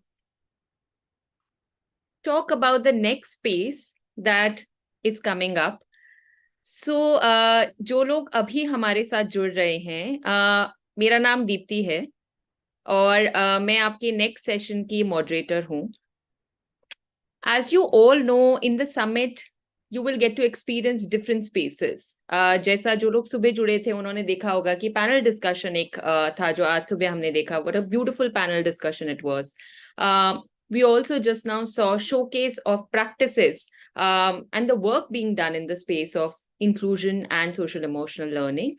We will also have well-being spaces, which are more like experiential workshops for all of you who have signed up to also experience what inclusion can look like, what well-being can look like for each one of us, which perhaps we can take back to our context. And stories. So this next space is the space of stories. Stories are a beautiful means to get to know a person better, get to know what their journey has been like. कहानियां किसी भी व्यक्ति को बेहतर तरीके से जानने में या उनकी यात्रा, उनकी लाइफ जर्नी के बारे में जानने के लिए कहानियां एक बहुत सुंदर साधन है. And this summit is where individuals and organizations from the space of education have come together to talk about inclusion and well-being of every stakeholder. And when we want to talk about it, we want to listen to different journeys, different perspectives, what it looks like for different individuals, whether it's a teacher, whether it's a child, a school principal, a caregiver, or self-advocates. तो ये जो हम जो summit कर रहे हैं, यहाँ पे अलग अलग ऑर्गेनाइजेशंस और इंडिविजुअल्स अलग अलग जगह से आए हैं, और हम ये चाहते हैं कि हम अलग अलग जर्नीज के बारे में, अलग अलग धारणाओं के बारे में सुन पाए अलग अलग लोगों से. And stories, as we know, have the power to influence, inspire, and strengthen beliefs and value systems. Stories have the power to bring about a change. So through today's space, together we will witness what has been each speaker's journey of driving social emotional well-being and inclusion in their context, and what role has love, care, compassion played in their respective journeys. We would witness how their journeys look different yet similar because of the experiences they have had or the geographies or the context they come from. Through their stories, we will also witness how inclusion and SEL actually becomes a part of our life and our journeys. Each one of them brings in such unique and amazing perspective, and therefore I do not want to delay any further and would like to introduce our first speaker for the next story space. So I would like to invite Richi over here. Can we spotlight Richi, please? Okay, so there is Richi, and Richi is a visually impaired self-advocate currently working as a program manager with Team Vision Foundation. He has also worked with the social work team at Umeed and a TIS alumni. His goal is to work towards inclusion and accessibility for all, and is keen to advocate on disability rights. Richi also loves traveling to new places and getting to know people and their culture. We welcome you, Richi. We are very excited to have you here and listen to your journey, your story. I don't want to spend any further time talking more about it, but would love to hear from you now. Over to you, Richi. All right. Thank you so much, Deepti. I hope I'm audible to all of you. Yes, Richi, you are. All right. Thank you so much. So first of all, thanks to the whole UMI team for giving me this opportunity and giving many of us this opportunity to come to this platform and share our stories. So for everyone, Deepti has already shared, but I'll still highlight who I am, what I do. थोड़ा सा introduction कर लेते हैं. So my name is Richi and I am a visually impaired self-advocate, and currently I'm working as a program manager at Team Vision Foundation. So my actually childhood and a huge part of my education was in Kolkata, and so I grew up there, and till class 10th I studied in a special school, and from there onwards till class 12th in an inclusive school. After that I did my graduation in BA English Honours from Scottish Church College, University of Calcutta, and after that again I pursued my masters in TISS Mumbai in social work with a specialization in disability studies and action. And since then, Mumbai has become my place of residence. So how did I ended up in Mumbai? So here I actually would like to highlight a point in my journey of my life where actually it guided me कि आगे मुझे क्या करना है. बोलते हैं ना, life में एक पर्पस मिल गया. So maybe kind of एक direction मिल गया, एक purpose मिल गया. So it was something like that. So it was when I took admission in college. So before that also, like in my childhood, just like any other children with disability or many of the children with disabilities, I was also facing a lot of, let's say, discrimination and barriers or another challenges as well. But actually I didn't mind it, or I would rather say I didn't give much attention to it. Maybe that was a way for me to cope with it, that simply ignore it, right? So that you don't get affected to it. So I started ignoring it, and that's how my journey has been till my college. And just like that, I entered college, where I had I had got to know about a huge library that our college had, with lots of thousands of books, and they used to claim that it's a very big library. So just like any other book lover, I entered that library. And after entering that library, I was with some of my friends. So me being visually impaired, a friend being a very good friend of mine, she started reading a book out to me. And then there was a librarian who had, of course, who had to follow their own guidelines, their own duties. So the librarian actually said that you can't make noise, sir. आप यहाँ पे आवाज नहीं कर सकते, काम कीजिए, आप बाहर जाइए और बाहर जाकर आप पढ़िए. I had no other option that day, so I had to go out. But पढ़ भी नहीं सकता था क्योंकि बुक तो लाइब्रेरी की थी, so I had to keep it there. Next day I went again, just I was a book lover, so I couldn't avoid the space. So I observed that there are computers and there are screen readers, there are not screen readers in it. I saw people reading books out of it from the computer also. And I also tried, but I found out there's no screen reader as such in the computer. And I had to come back again empty-handed without getting to know about any book or what it has. And I kept going again and again. I went again. And now there came a point when I felt that actually the books are starting to mock me. They are starting to say, we are filled with a lot of knowledge. Every page of us has a lot of knowledge within ourselves. But you know what? Actually, you can't read us. So I felt that really like it hit me hard, and I felt that. And just because I was visually impaired, I couldn't read it. And there was this was some fact that I really couldn't want to ignore. I didn't want to. And that made me realize that there are multiple challenges and barriers in a visually challenged person's life. Or let's not only talk about visually challenged persons, what about persons with other disabilities? How are spaces accessible to them? How is inclusion happening to them? And I think that was a point when I started thinking on those lines, and my future plans actually changed. And I looked for educational courses related to understanding disability or something like that, or to gain knowledge about disabilities. And I think that motivation led me to further career of my journey to TIS, and then to my disability sector where I'm working right now. So I think my goal is to work towards a more inclusive world for every person with disability in whatever way it is possible. And I think that goal comes from this very incident that I told.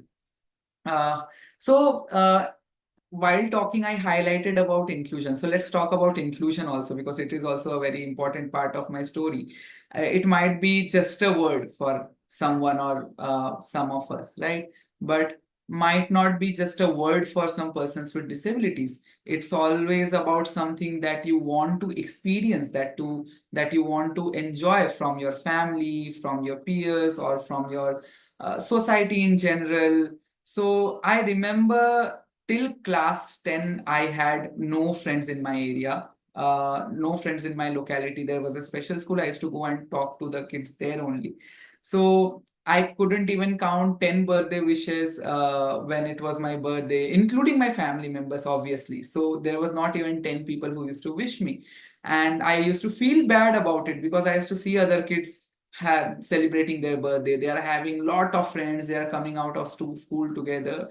So there was clearly a lack of inclusion. And then I went to an inclusive school and experienced how inclusion looks like. So initially, this lack of inclusion, or I would rather say exclusion, made me little introverted. So I was not talking to anyone. I used to just face the wall while sitting in the class.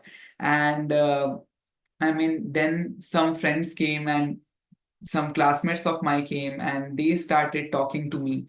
And that's when I felt a lot better. And that's when I also had the understanding that maybe inclusion work both ways, not only from the other peers of the society, it also works from your end.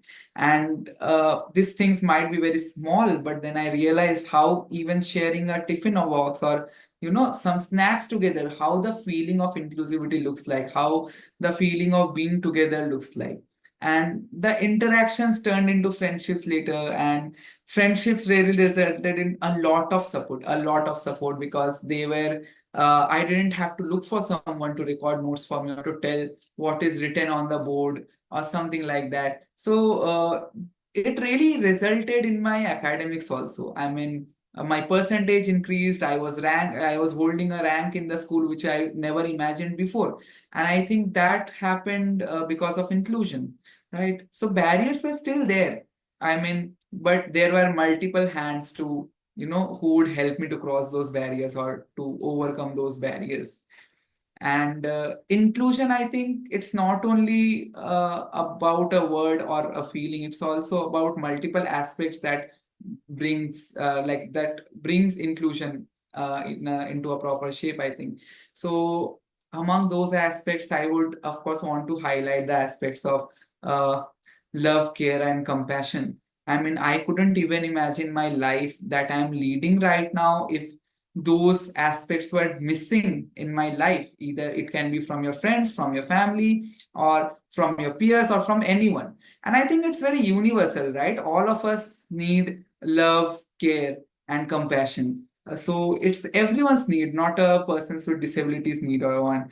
So yeah, so that's what I experienced. And I would just like share some instances, and would like to point out how love, care goes hand in hand with inclusion. So I remember how in my childhood, there were multiple neighbors or family members or some other people, let's say, who would say कि शायद इसकी पढ़ाई नहीं हो पाएगी और शायद ये आगे पढ़ नहीं पाएगा, इसका कुछ हो नहीं पाएगा. But my elder sister, on the other hand, who was just 2.5 years older than me, okay, and we both were child. I mean, if I was 5, she was maybe 7.5, and she decided that no matter what barriers come in, my brother is gonna study. ये तो पढ़ेगा. One day she took me on her lap and she started teaching me, देखो ये 1 होता है, 2 होता है, ये A होता है, ये B होता है. And I think if that effort was not there, I wouldn't be what I am right now. That might look like a very basic effort, but that's how it helps, right? And I felt like when I think about it right now, when I reflect about it, I think she didn't even think about my disability, क्योंकि उसके लिए disability कुछ factor नहीं था. For her, disability was just a condition, right? That many of us, many other conditions. So for her, disability was just a condition or a challenge. But not a way to stereotype or stigmatize, or not a way to differentiate. I mean, at times I just take a pause and think about it. Where does this understanding come from? Like, of imagining a person just as a person, but not as a person with some problems, if I would highlight. And when I think about it, I find the answer is very simple, actually, from love, care, and compassion. And that's how it works. And I really wish I had the time to highlight more instances. This is one of such instances, but there are hundreds of instances that made my life. Because I remember how my friends stood by me throughout my academics. जब 12 में मुझे scribe नहीं मिल रहा था, even administrations की तरफ से काफी ज़्यादा barrier आ रहा था. They were just like, Richi, तू पढ़, we'll see. We will figure out something. You study, you focus on your study. And I can't tell you how much confidence and motivation it gives you, that you are not alone in your journey. There are multiple persons in your journey who come and who just see you as a friend. Because again, my friends were just seeing me as a friend and not as a person with disability, or not with the lens of sympathy. But then barriers were of course there. And through these barriers also, I think love and care and compassion only took me out of it. Because I remember one time I couldn't find a scribe, and I found a scribe at the very last moment, and there was some difficulty. So I had to fail in one college exam. I had to repeat 1 year. And same thing happened in TIS also. So at times these barriers are enough to demotivate you or something like that. I remember going through a depression cycle also. But I mean, I can't imagine how my friends helped me out. They just came from Mumbai to Kolkata and they motivated me that, okay, you should come and join back this again. I mean, this is not something that you deserve. Again, these are just instances, but there are many of it. And again, that's why I wanted to highlight that, love and care actually takes the angle of sympathy out of you, right? If you are really caring about your friend, you are just caring because they are a friend. You automatically start empathizing. You don't need to think about what is sympathy, what is empathy, or you don't need to go to further complications. So I think that's how my journey has been. And I know I am speaking to you right now, right? I mean, there must be other panelists, like a large amount of audience must be there, and you see my face that I am coming here and I am speaking. But I think there are hundreds of people whom I can't name who have made me to this situation that I can speak to you confidently, I can share my journey, I can come out of my shell. I think that's what inclusion leads you to. So right now I'm having a very comfortable life. Those who used to, secretly or indirectly used to tell my parents कि पता नहीं इसका future क्या होगा, they only come and say कि नहीं नहीं हम तो बहुत प्राउड है आपके बेटे पे, इतना अच्छा जॉब कर रहा है एंड ऑल, बाहर सेटल्ड है and he is earning well, he is leading his life, उसको जो पसंद है वो कर रहा है. And I think all of it wouldn't have been possible if my friends, family, peers, or everyone wouldn't have this inclusive approach. So I think that's what I wanted to highlight through my stories. And there are multiple examples, but again, we'll need more time to discuss it maybe. But yeah, I think that's what I wanted to highlight. This is how inclusion changes you as a person. You can't imagine me maybe right now as an introverted person, right? I'm speaking too much. But that's how inclusion changes you. I don't have a fear of audience now or anything like that.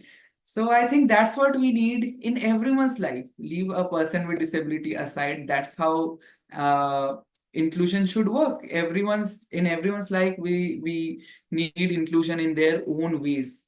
And I think sharing these insights from my journey and how I have reached till here and how the role of love, care, and inclusion has played around, I think it helps everyone. And I just hope that we work together, or this instances sharing of mine help everyone work together to making everyone's life more inclusive, more accessible. Thank you so much. Thank you so much, Richi. I think it was just so lovely listening to you. जब आप अपनी journey के बारे में बता रहे थे, जब आपने experiences बता रहे थे, when you were talking about all the experiences that you have had right from when you were very young, when you were in school, or before that, like what certain experiences made you feel, and then after that, like once you went to college, how certain experiences made you feel. And I think also like how experiences shape the choices we make, right? So I think that's something that stood out to me, that how, like, your experiences then eventually led for you to decide certain things for yourself, that, this is what I want to do.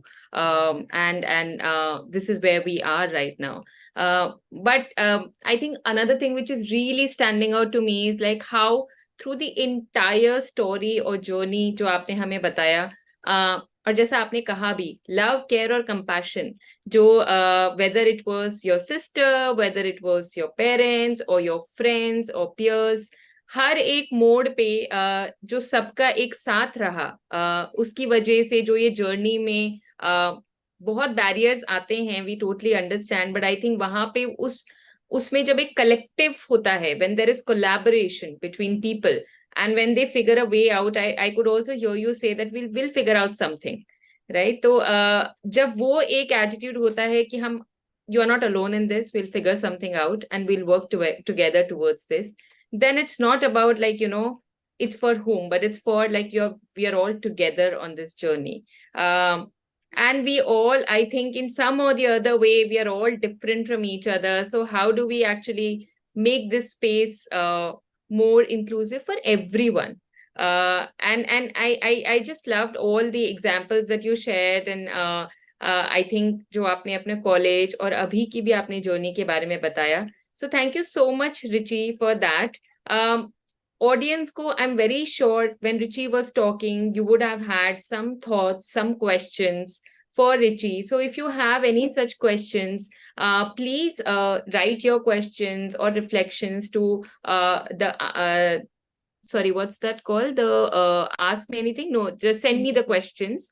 So वहां पे आप अपने questions भेज सकते हैं. And in the end, जब सारे speakers अपनी stories, अपनी journeys के बारे में बता चुके होंगे, उसके बाद हम end में जो भी questions आप लोगों से आ रहे हैं, we will ask those questions to Richi and the other two speakers as well.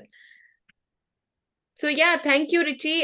We'll come back to you. We'll come back together again once everyone's shared their journey. And with that, I would like to move on to our next speaker. And I would like to invite Deena over here. And can we spotlight Deena, please?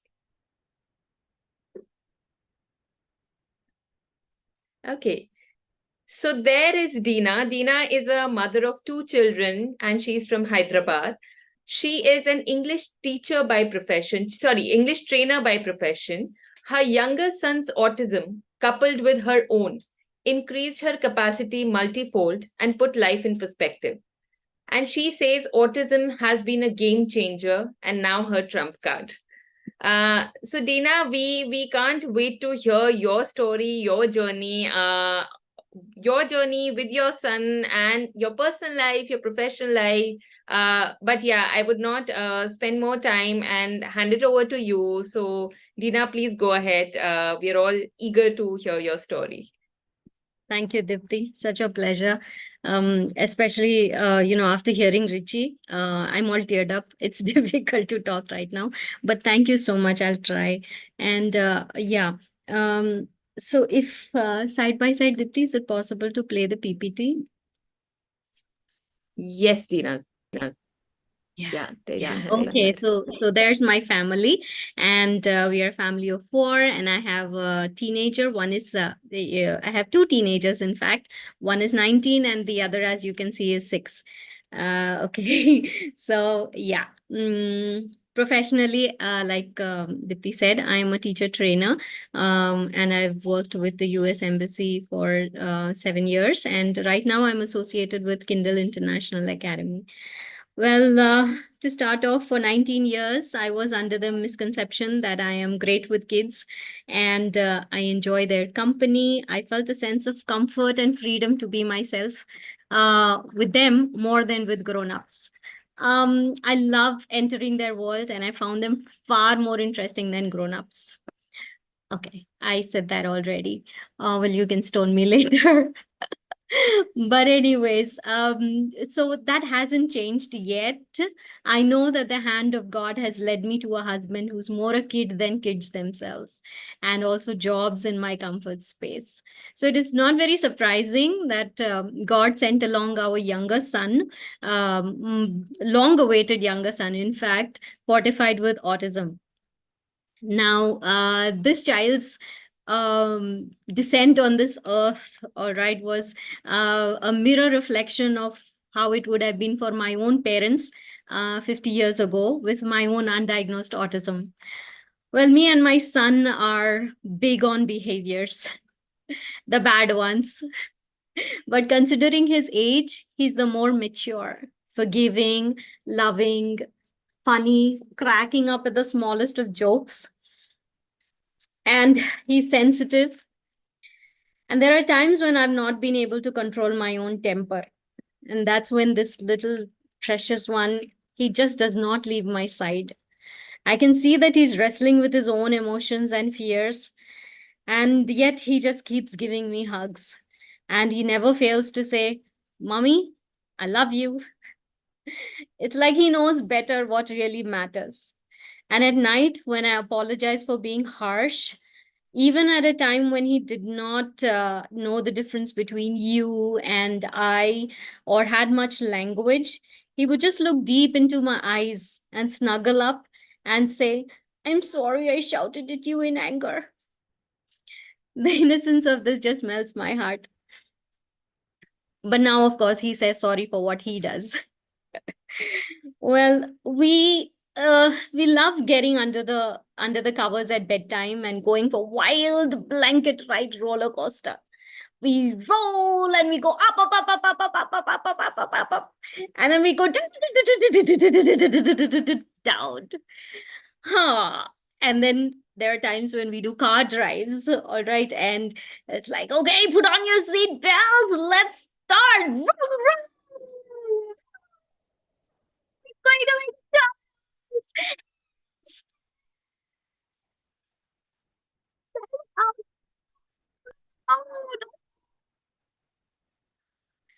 Phew, Neo, you're such a great writer. You're safe. And it's crazy, but he loves it and he's in splits. And we love our bonding time together. He comes up with these great ideas to bond with his big brother and with his daddy too. Every day I get to see a side of him that's hidden from others. That's about 99% of who he is. And the other 1% is what's on display, what happens outside. And unfortunately, that's all that is seen by most. I've grown to understand and relate to the underlying insecurities of not knowing just how to be. Growing up, I was different, from my son. My cover up was to pretend that I was invisible or I was shy, just so people would leave me alone. There was a joke in my family. Raste pe athana dhoond rahi thi kya? Because my head would never come up. And the few times when somebody wouldn't judge me, but rather took the trouble to spell out what I needed to do or how I needed to be in a certain situation, I found that I could eventually learn it. It took time, many blunders, and many tags, but deep introspection helps me even today. But my son, he's all over the place. So it took time for me to understand that underneath his need is the same as mine, to be taught with loving patience, firm but loving. Of course, the wrong packaging doesn't have many takers, understandably. It's easier to deal with the norm. One whack and they straighten up. Not so with us. Fortunately for me, the right help came at the right time from Umeed, Sashakt, and my son's school, Kindle International Academy. Well, Umeed has been my parent in this journey with my son, teaching me to understand the unspoken difficulties that this innocent child faces. To not just think about straightening him up to my conditioned ideas of how things should be, but to nurture his innate difference by helping him to explore options to discover himself and all that he will grow to be. We share many rituals between the two of us, like listening to songs at bedtime. That's how we discovered his lovely singing voice and his reading capacity while following difficult lyrics. Time permitting, we'll play you a video at the end. He has this rigid pattern, or had this rigid pattern of watching the same videos repeatedly, but introducing him to book reading videos like Bree Reads. Can I have the next slide, please?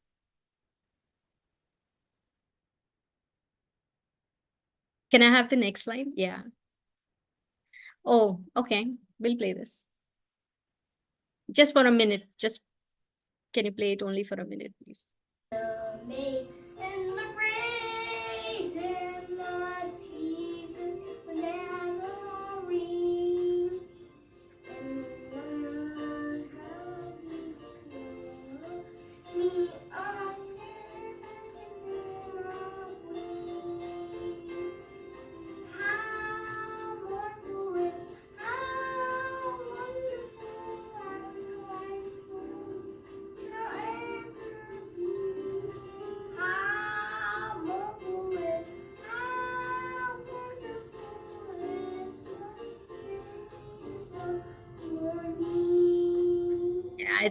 I think we can stop here.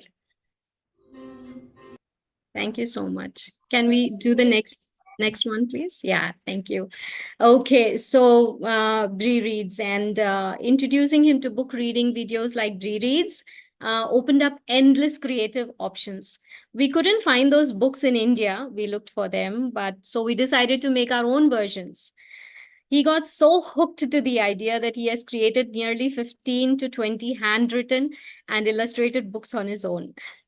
But that's not even the best part. He loves to read aloud his books, just like Bree. Adorable expressions and all. Then the next slide, please. Yeah, so there's Wally and the Sweet Mountain Candy Factory. Then we're going on a bear hunt, and the girl who makes a million mistakes, and butterflies are pretty gross, and it's lovely. I just love his book so much. He has learned to gainfully occupy himself during his free time. Umi taught me the importance of entering his world and getting enticed by his interests. Well, another very important partner in my journey is Sashakt. Can we have the next slide? My desperate need was getting rid of behaviors. Sashak provided a very effective blend of pragmatic, simple, and empathetic approach. It is very structured. Structure helps me a lot. All this, though, would have been lost without a supportive school. Let me just show you the next slides, please. Yeah, so there's Kindle International Academy. That is Neo's school. This was before Neo enrolled in. The next one. So this is led by Sam Sir and Alice Miss, who are very close to Neo, who care for him much more than I ever did, and understood him and his and their children as well. Yeah, so that's an amazing thing. So in the safe environment, I found that inclusion has to be symbiotic. So how was that going to happen? Well, for me, it meant that I had to get in there and help my child to start engaging in the school environment, which was very difficult, especially with the behaviors. So I started to create engaging group activities that I first entice my child with at home, and then introduce them in the school setup for all. The next slide, please.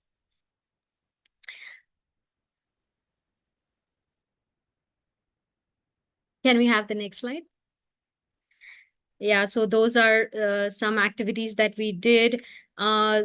So we did the book reading and book writing and presentation activities, which Neo had already engaged with before at home, and it was awesome. Then there were the others organized by the school themselves. So group pretend activities and many more such activities that I had to spearhead. Well, the going is tough, and every activity obviously demands high energy at all times at my age. And if not, then everything just falls flat. It is just as difficult to engage the other children as it is with my own son. Very demanding on energy. When it gets overwhelming, I cry, I pray, at times the whole night, and then I get back. I realize that I'm not dealing with a bag of behaviors, but a child who needs help in his difficulties. The bond keeps me going and solutions follow. And again, we see better times together. I have this golden book. Yeah. So, yeah. Which I learned to keep notes of good times each day. And I found that there's actually a lot that my elder son, my husband, and my little one do that deserves thank you every single day. And when I read it to my family every day, it gives new perspective and it keeps us going. Wherever I go now, I always find many more people in need of answers. Experiencing autism both as a kid and now a parent gives me hope for every child and family. God has increased my capacity and He can do it for anyone. No partiality there. Thank you for listening to me, and thank you for playing those videos. There's one last audio, I think, if that can be played. That's his book reading audio. Yeah.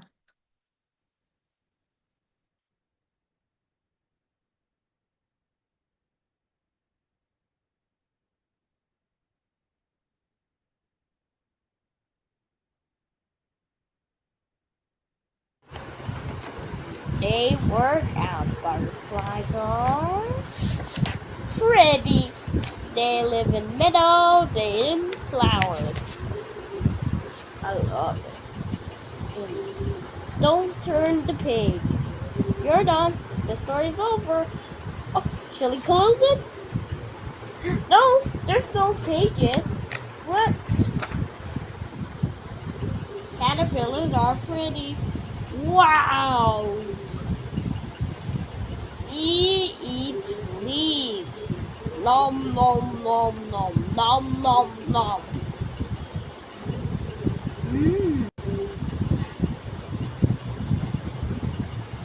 LD1. I love time to fly. I think that would be enough. Thank you so much. That's fun. Thank you for listening to me, everyone. Thank you so much, Deena. I think we all were like the story that we were listening to, yours and Neo's. I think I don't know. It just felt that we were all a part of your story. And Deena, I think I could see so much of love, care, and compassion between the bond that you and your son share, and how beautifully that journey which you started when your son was born, and now that where have you come, where you are doing certain things which which perhaps are not only like for your own child, but like you are taking it back to the school so that it can be done at both. And I think the kind of engagement and involvement that we see at your level, I think that's just amazing. बहुत सारा love care compassion जो है वो निकल के आया दीना की story से। आई थिंक उनकी और नियो की जर्नी में जो बहुत सारी चीजें वो करते हैं, बहुत बहुत ही अच्छा लगा जब आप एक्चुअली वो जब कार राइड वाले हमें एक्सपीरियंस आप जब बता रहे थे and how you got actually involved in that. I think it just we all were a part of that entire process. So thank you so much. I think हम सब ने बहुत ज्यादा लव केयर कंपैशन आज feel किया। I can speak on behalf of everyone. And like I said, if anyone has any questions, any reflections for Deena, please park it. Please send me your questions and we'll take it up towards the end. Deena, thank you so much once again, and we'll come back to you a little later. And with that, I would like to invite our third speaker for today, which is Naaz Parveen. Can we spotlight Naaz?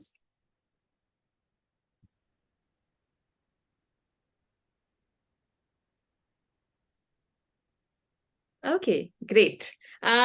So hello Naaz, welcome. So welcome to the Celebrating Inclusion Summit and to the space. I would share a little bit about Naaz. Naaz started a school called Little Stars in Kolkata, and for 30 years, she has been trying to support children from less privileged background and giving them a chance at education.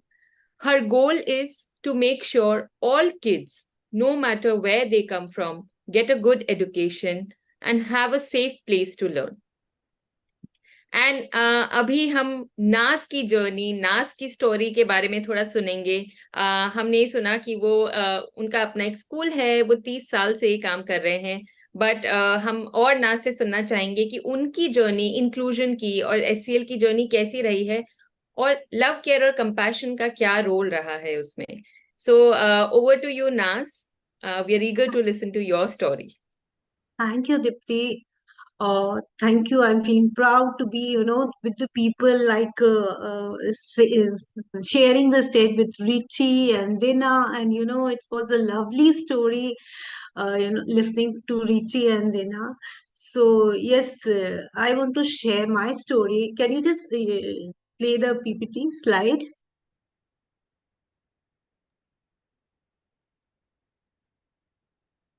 Tazim, can I request you to share the PPT?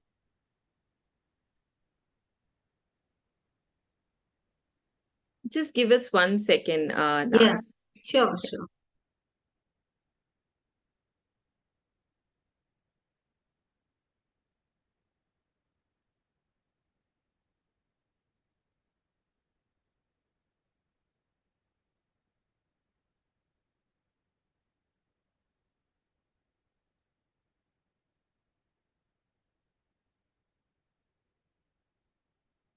Just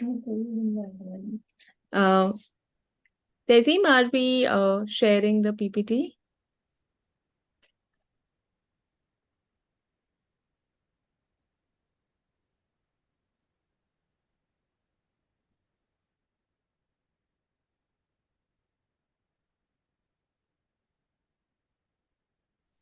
Deepti, he is doing it.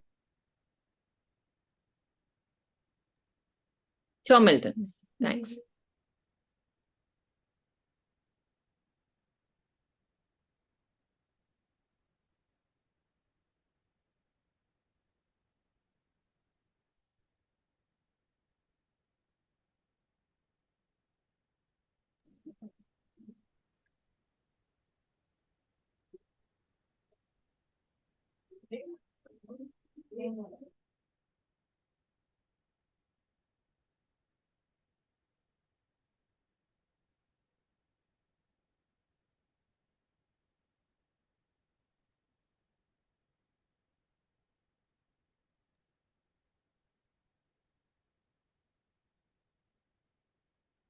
Nah, sorry, just give us a couple more minutes. I think there For is sure, some sure.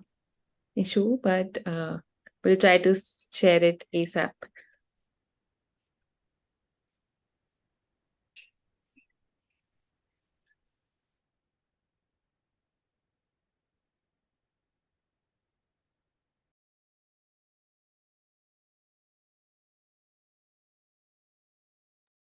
Thank you, Tazim. There you go, Naaz. So, yes, I want to share my journey. It will be a very small story, you know. So, I want to start my journey with a quote, which is very, I'm very much inspired by this quote. I'm only one, but still I am one. I cannot do everything, but still I can do something. Great words of wisdom by Helen Keller, who was both deaf and blind. This uh, this quote really inspired me. Can you play the second slide?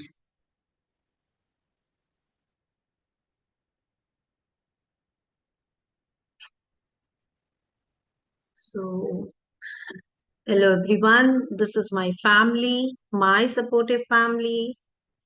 My name is Naaz Parveen, and I'm the principal and founder of Little Star School. I'm running this school from last 30 years.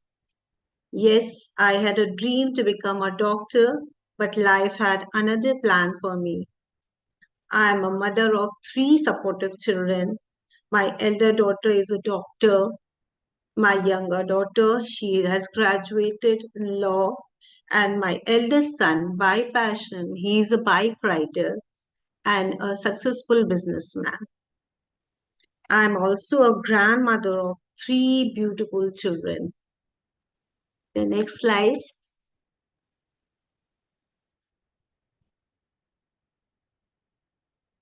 So, how I started my school.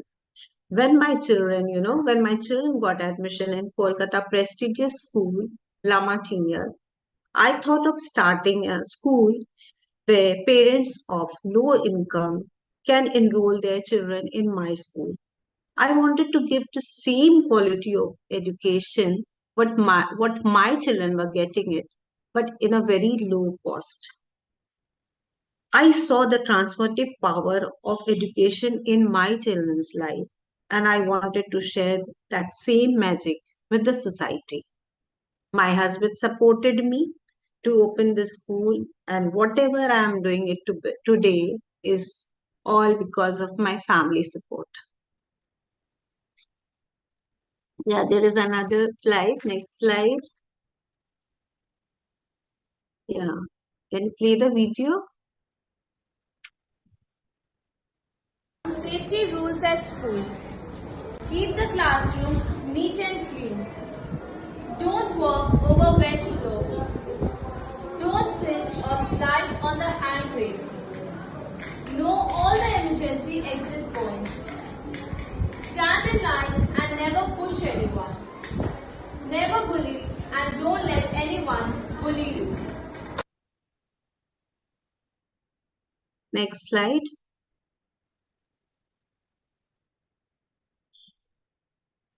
So, I wanted to give education to everyone in spite of financial background. We started getting admission from every background.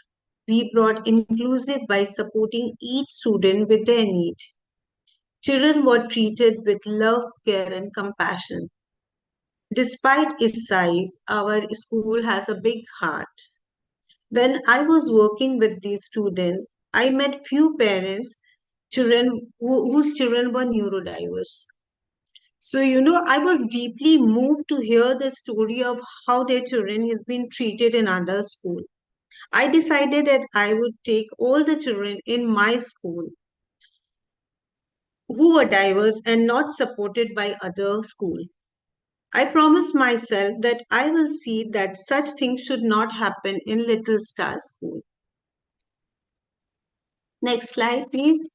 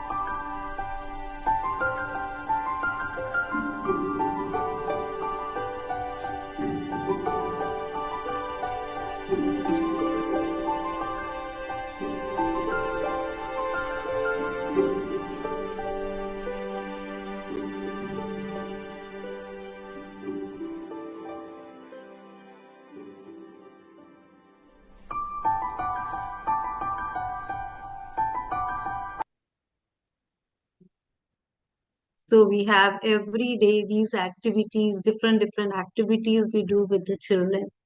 So yes, last year we attended a workshop from Umeed CDC, which really made my vision, made my vision clear and my will stronger and guided me that how neurotypical children and neurodiverse children can stay together and learn together with love, care, and compassion. We have added social and emotional learning in our curriculum from Lion Quest from class 1 onward. This new program will help build strong relationship, manage their feelings, and be kind and respectful to others. Implementing social and emotional learning in the curriculum can provide a more holistic education experience that not only prioritize academic achievement but also nurture the emotions and social well-being of the students. Next slide, please.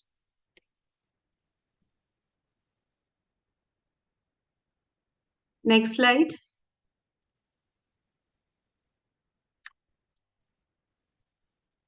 Yes, so here my compassionate and beautiful teachers are here. Nothing was possible without the teacher support. They worked hard for our goal with love, care, and compassion through our students. We ensure our teachers support all students, so we provide ongoing professional development focused on inclusive educations to our teachers. We celebrate our achievement together, creating a warm and encouraging community. Next slide.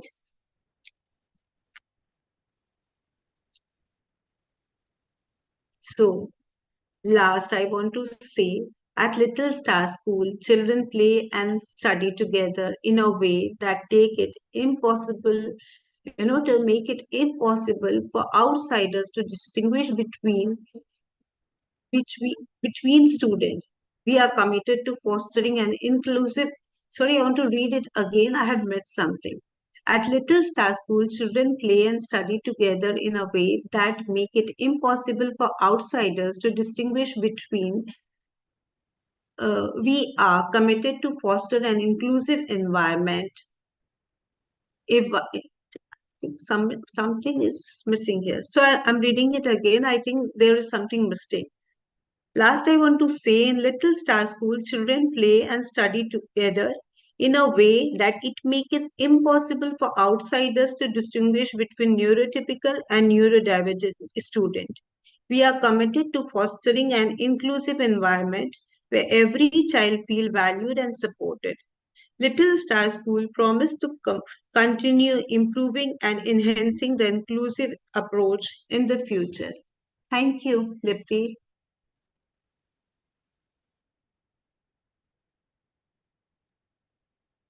Thank you so much, Naaz. I think, again, so wonderful to listen to your journey. आपने शुरुआत की आपकी family के साथ, and then फिर आपके कैसे वो आपके सपोर्ट सिस्टम रहे हैं शुरू से, और आपकी क्या मोटिवेशन रही है कि जब आप स्कूल शुरू कर रहे थे तो आप एडमिशन के टाइम पे, I think something that really stood out to me was in terms of an sorry, is my voice echoing? Okay, Yes. it's gone.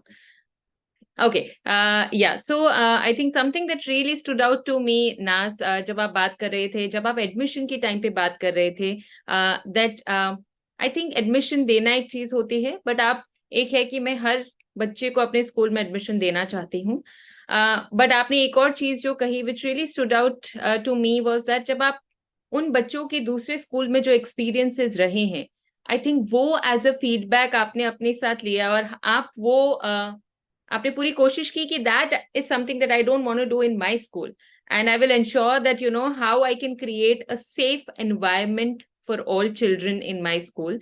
And yeah, so this is something that really stood out to me, and along with a lot of other things that you spoke about, but again would like to thank you and Richi and Deena for sharing your beautiful journeys.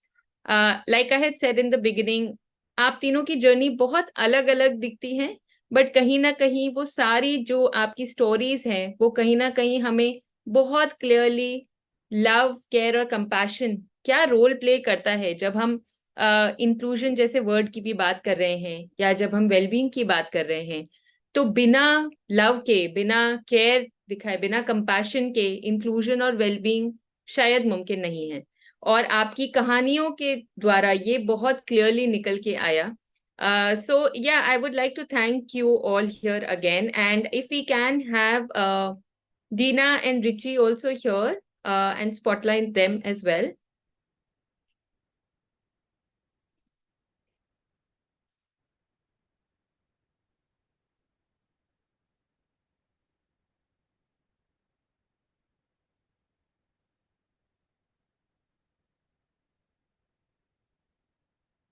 Okay, great. I think मैं ये space open करना चाहूंगी जो हमारे participants हैं। I think कहीं ना कहीं मैं बीच बीच में देख रही थी बहुत सारे हार्ट्स आ रहे थे जब आप लोग अपनी अपनी स्टोरीज के बारे में बात कर रहे थे। सो मैं ये स्पेस ओपन करना चाहूंगी for the participants to also share their thoughts or if they have any questions for any of you. But before that, एक question मैं पूछना चाहूंगी और मैं openly पूछना चाहूंगी. Any of you, whoever feels like answering that question, I think one thing that I'm really keen on knowing is that हम सब जब अपनी stories सुनाते हैं तो बहुत बार हमें बहुत अच्छी अच्छी चीजें हम स्टोरीज में हमेशा कोशिश करते हैं कि हमारा जो स्मूथली सब गया है उसके बारे में बहुत अच्छे से बताएं। But we also acknowledge that कोई भी जर्नी जो होती है वो सिर्फ अप नहीं होती है। There are lots of challenges as well, lots of hurdles as well, and I know all of you have right from the beginning till today you have actually gone through a lot of that as well. जब मैं आप लोगों से भी बात कर रही थी इंडिविजुअली, तो आप में से कोई शेयर करना चाहेगा कि क्या कुछ ऐसे चैलेंजेस आपको इस जर्नी में जो आज आपने हमारे साथ शेयर की है, any challenges or any hurdles that you faced in your journey, and how did you overcome that, which made you come to the point where you are right now? Shall I? Am I audible? Yes, Richi, you are. Okay. So yeah, as you said and rightly said, so Deepti, कि हम जब अपनी stories बताते हैं, so in a limited period of time time में हम like mostly we tell the good stories. Of course, I try to point out the challenges that I faced, but I think there were a lot of challenges from the system's end, and that's where I think I mentioned that my friends became my advocate. So there were a lot of systems from the like lot of challenges from the system जहाँ पर like at times you just feel like giving up no matter how many people are there with you. Simply, let's say, finding a scribe, or even if you find a scribe, you have to like go for like just relating to my journey that you have to go for permission. अगर आपका exam 2 दिन पहले है and if you have not found a scribe, then it's really a challenge, because कभी कभी क्या होता है, especially board exams के, I don't know what's the reality now, but when I gave my boards exam of class 12, it was really a challenge that you don't get scribe, and if you get scribes, then you have to go to the board's office, take their permission, and without that permission letter you can't sit in your exam. So it's a lot of complication, and it takes a lot of toll on you when you navigate these systems. Abhi, when I was talking about inclusive examples, so there are also many exclusionary examples. There are people who will make your life little difficult also. In my journey specifically, there were people from the system or administrations from the system who made it difficult, who just thought ki he can't see, so kya hi kar lega exam dekhe. This was the approach, or maybe the scribe would write for it, or I mean, they were very reluctant to understand my issues from an empathetic perspective. तो वो सारी चीजों पे काफी ज्यादा दिक्कतें हुई. As I shared in one time, like In my college days, in one exam, I literally had to fail because I didn't get a scribe. So the systems are designed in a way that if you need scribe or anything like that, you have to go and find out first a scribe, then you only have to go and take permission letters of it. And with scribe is just one example. I think there are multiple hurdles and of inaccessibility there. For example, when I was studying in TIS during my COVID period, I found out that many of the study materials and everything is not so accessible. Like everything had gone online that time, right? So there came a point when I simply found it really overburdening and like many of the aspects being very inaccessible and unreachable to me, that I literally had to think of taking a deferment. I literally had to think whether I'm gonna continue this or not. So yeah, these kind of challenges have already been there. And again, as we talk about friends and peers who have been inclusive, there have been instances when someone has, made your experience much bitter and much bad or worse with their behaviors. Yeah. Thanks so much, Richi. I think, I mean, that's the reality, right? Like what you just shared, like there's so many systemic barriers, so many systemic challenges at each step. Like even a small thing that you want to do, you have to go through so much. And I can totally imagine how it can be like, but at the same time, I think what you choose to see and how you said that, you have your friends and how they supported you through the journey and how it's like the entire community that comes together to make things possible. So I think that's another thing which stands out to me when I go back to what you shared previously from your story. So thanks so much for sharing that, Richi. Naaz or Deena, if any of you would like to share any challenges that you have faced in your context and how have you chosen to overcome it? Yes, I'm audible. Yeah, Naaz, you are. Yeah. So for that is really true कि अब आप जिंदगी में इतने साल गुजारते हो तो बहुत सारे hurdles आते ही हैं. But for me, I was having a problem when we started taking neurodiverse children in our school. But initially, what I called, I was just listening from the outside, some parents were having issues, like both the children are together, how we will manage the thing.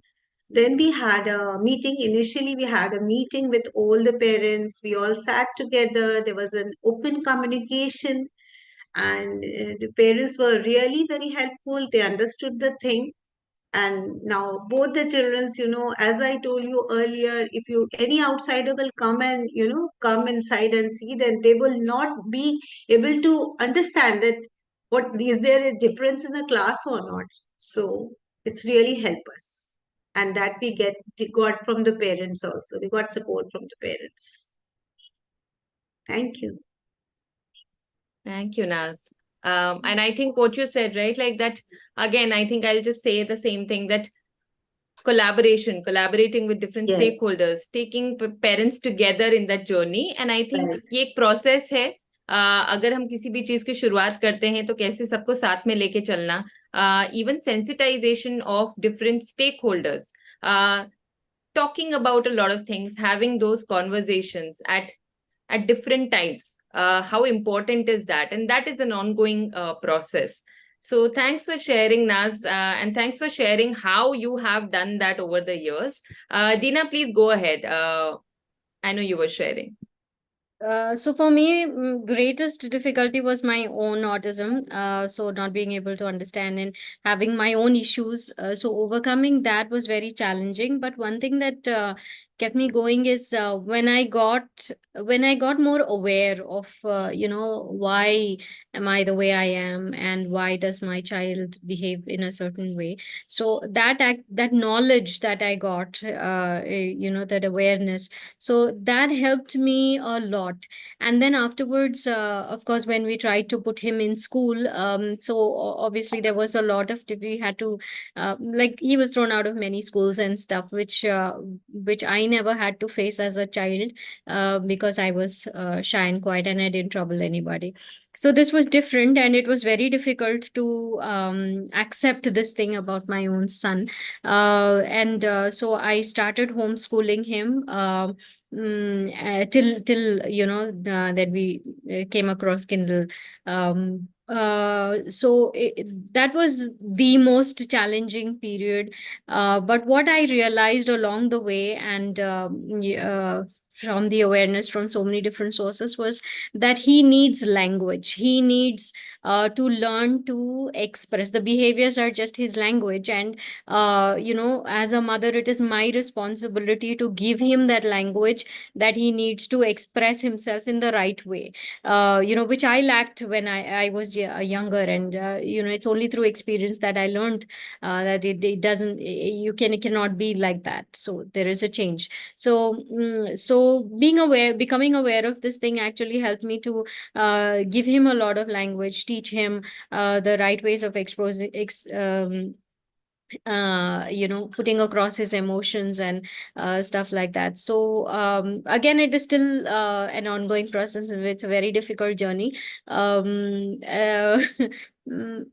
Yeah, and even more challenging is, of course, my age, and keeping up the energy levels to meet his needs.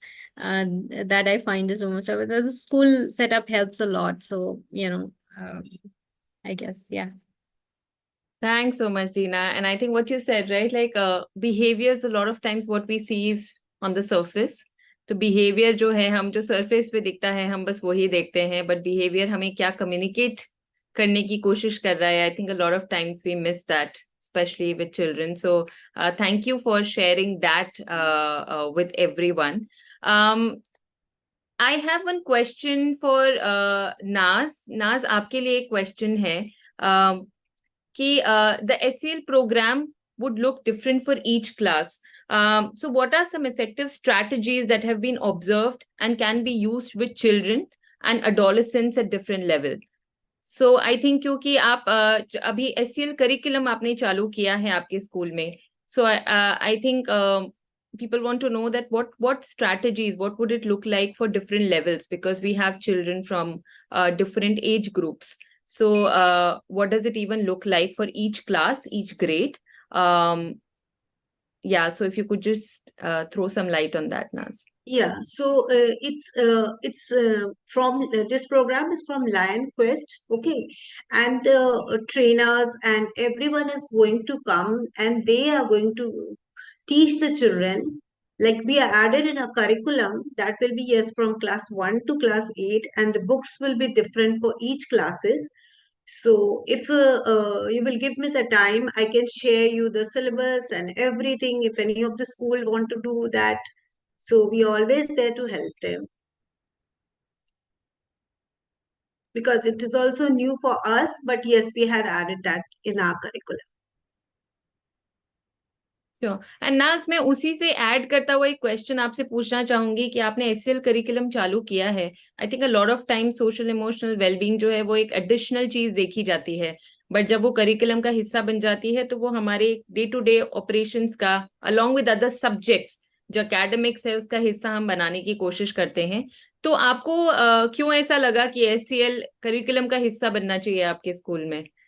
हाँ, मुझे ऐसा लगता है कि हमारा जो syllabus होता है उसमें काफी बच्चों पे प्रेशर रहता है, जो भी हमारे maths, English, science, whatever the syllabus are there. So it's give lots of pressures to the children. They have lots of stress in them. So if you will add this social and emotional learning with that, I'm sure it's going to help them.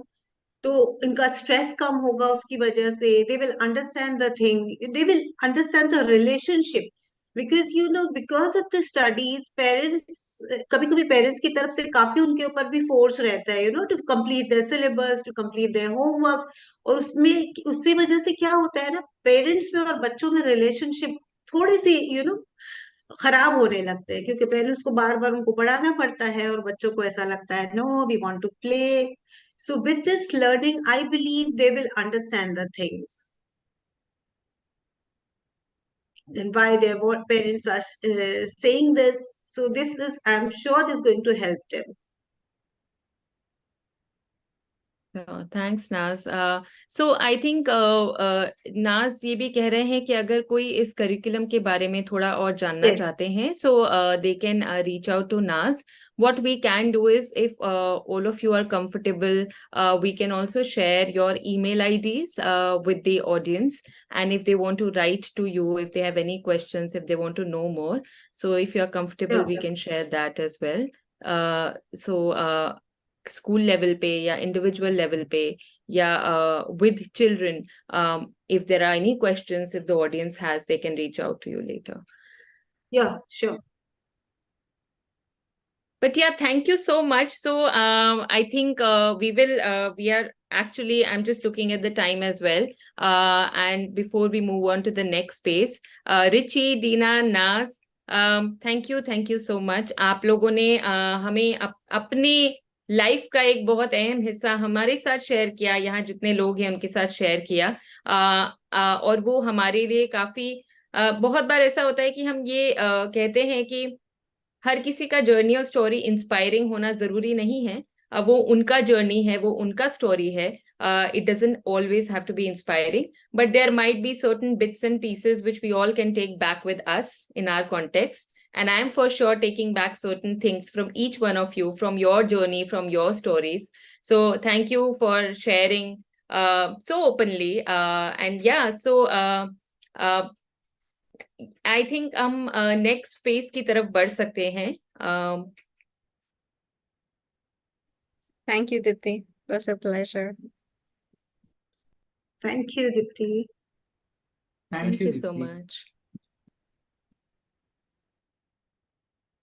Okay, so अभी जो हमारा आने वाला next जो space है, वो wellbeing space है. जैसा मॉर्निंग में whoever has been with us since morning, Sadekha had shared with all of us that towards the end of the day there will be well-being spaces. What are these well-being spaces? यहाँ पे आपको कुछ experiential workshops में हिस्सा लेने का मौका मिलेगा. ये एक्सपीरियंशियल वर्कशॉप्स आपके वेलबींग के लिए है. बहुत बार हम वेलबींग की बात करते हैं, बट अपने खुद के एज इंडिविजुअल्स अपने खुद के वेलबींग के बारे में उतना ना बात करते हैं ना सोचते हैं. सो आज हम चाहते हैं कि हम ये स्पेस में अपना वेलबींग के लिए भी कुछ करें. और उसके लिए जब आप फॉर्म फिल कर रहे थे, that time there were two options which were shared with you, the two experiential well-being workshops which are going to happen now. One is called Books and Stories, and the other is Mindfulness. आप लोगों ने जब form fill करते time आपने जिस option पे select किया था, उसके बेसिस पे अभी आप एक ब्रेकआउट रूम में जाएंगे, और आप उस वेलबींग स्पेस का हिस्सा रहेंगे for next 1 hour. So if you had opted for Books and Stories, you will go to the breakout room where the space will be facilitated for you.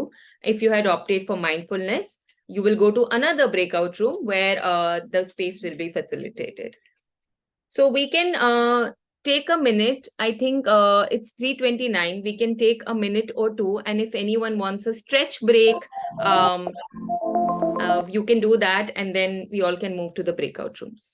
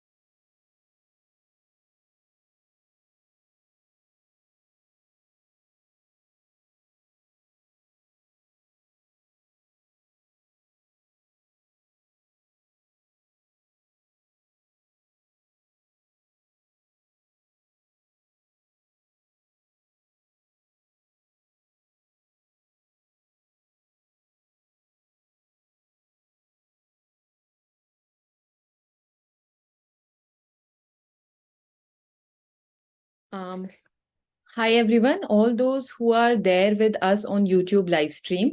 हम live stream यहाँ पे end कर रहे हैं because participants have moved to the well-being spaces. But if you're also joining us online tomorrow, the live stream will start at 10:30 tomorrow. And if you have opted for the online well-being space, the Zoom link will be sent to you separately. तो अगर आप कल हमें जुड़ रहे हैं online, तो live stream जो है वो 10:30 बजे चालू होगा, और आप अगर ऑनलाइन वेलबींग स्पेस का हिस्सा हैं तो उसका आपको जूम लिंक सेपरेटली आएगा. Thank you all, see you tomorrow.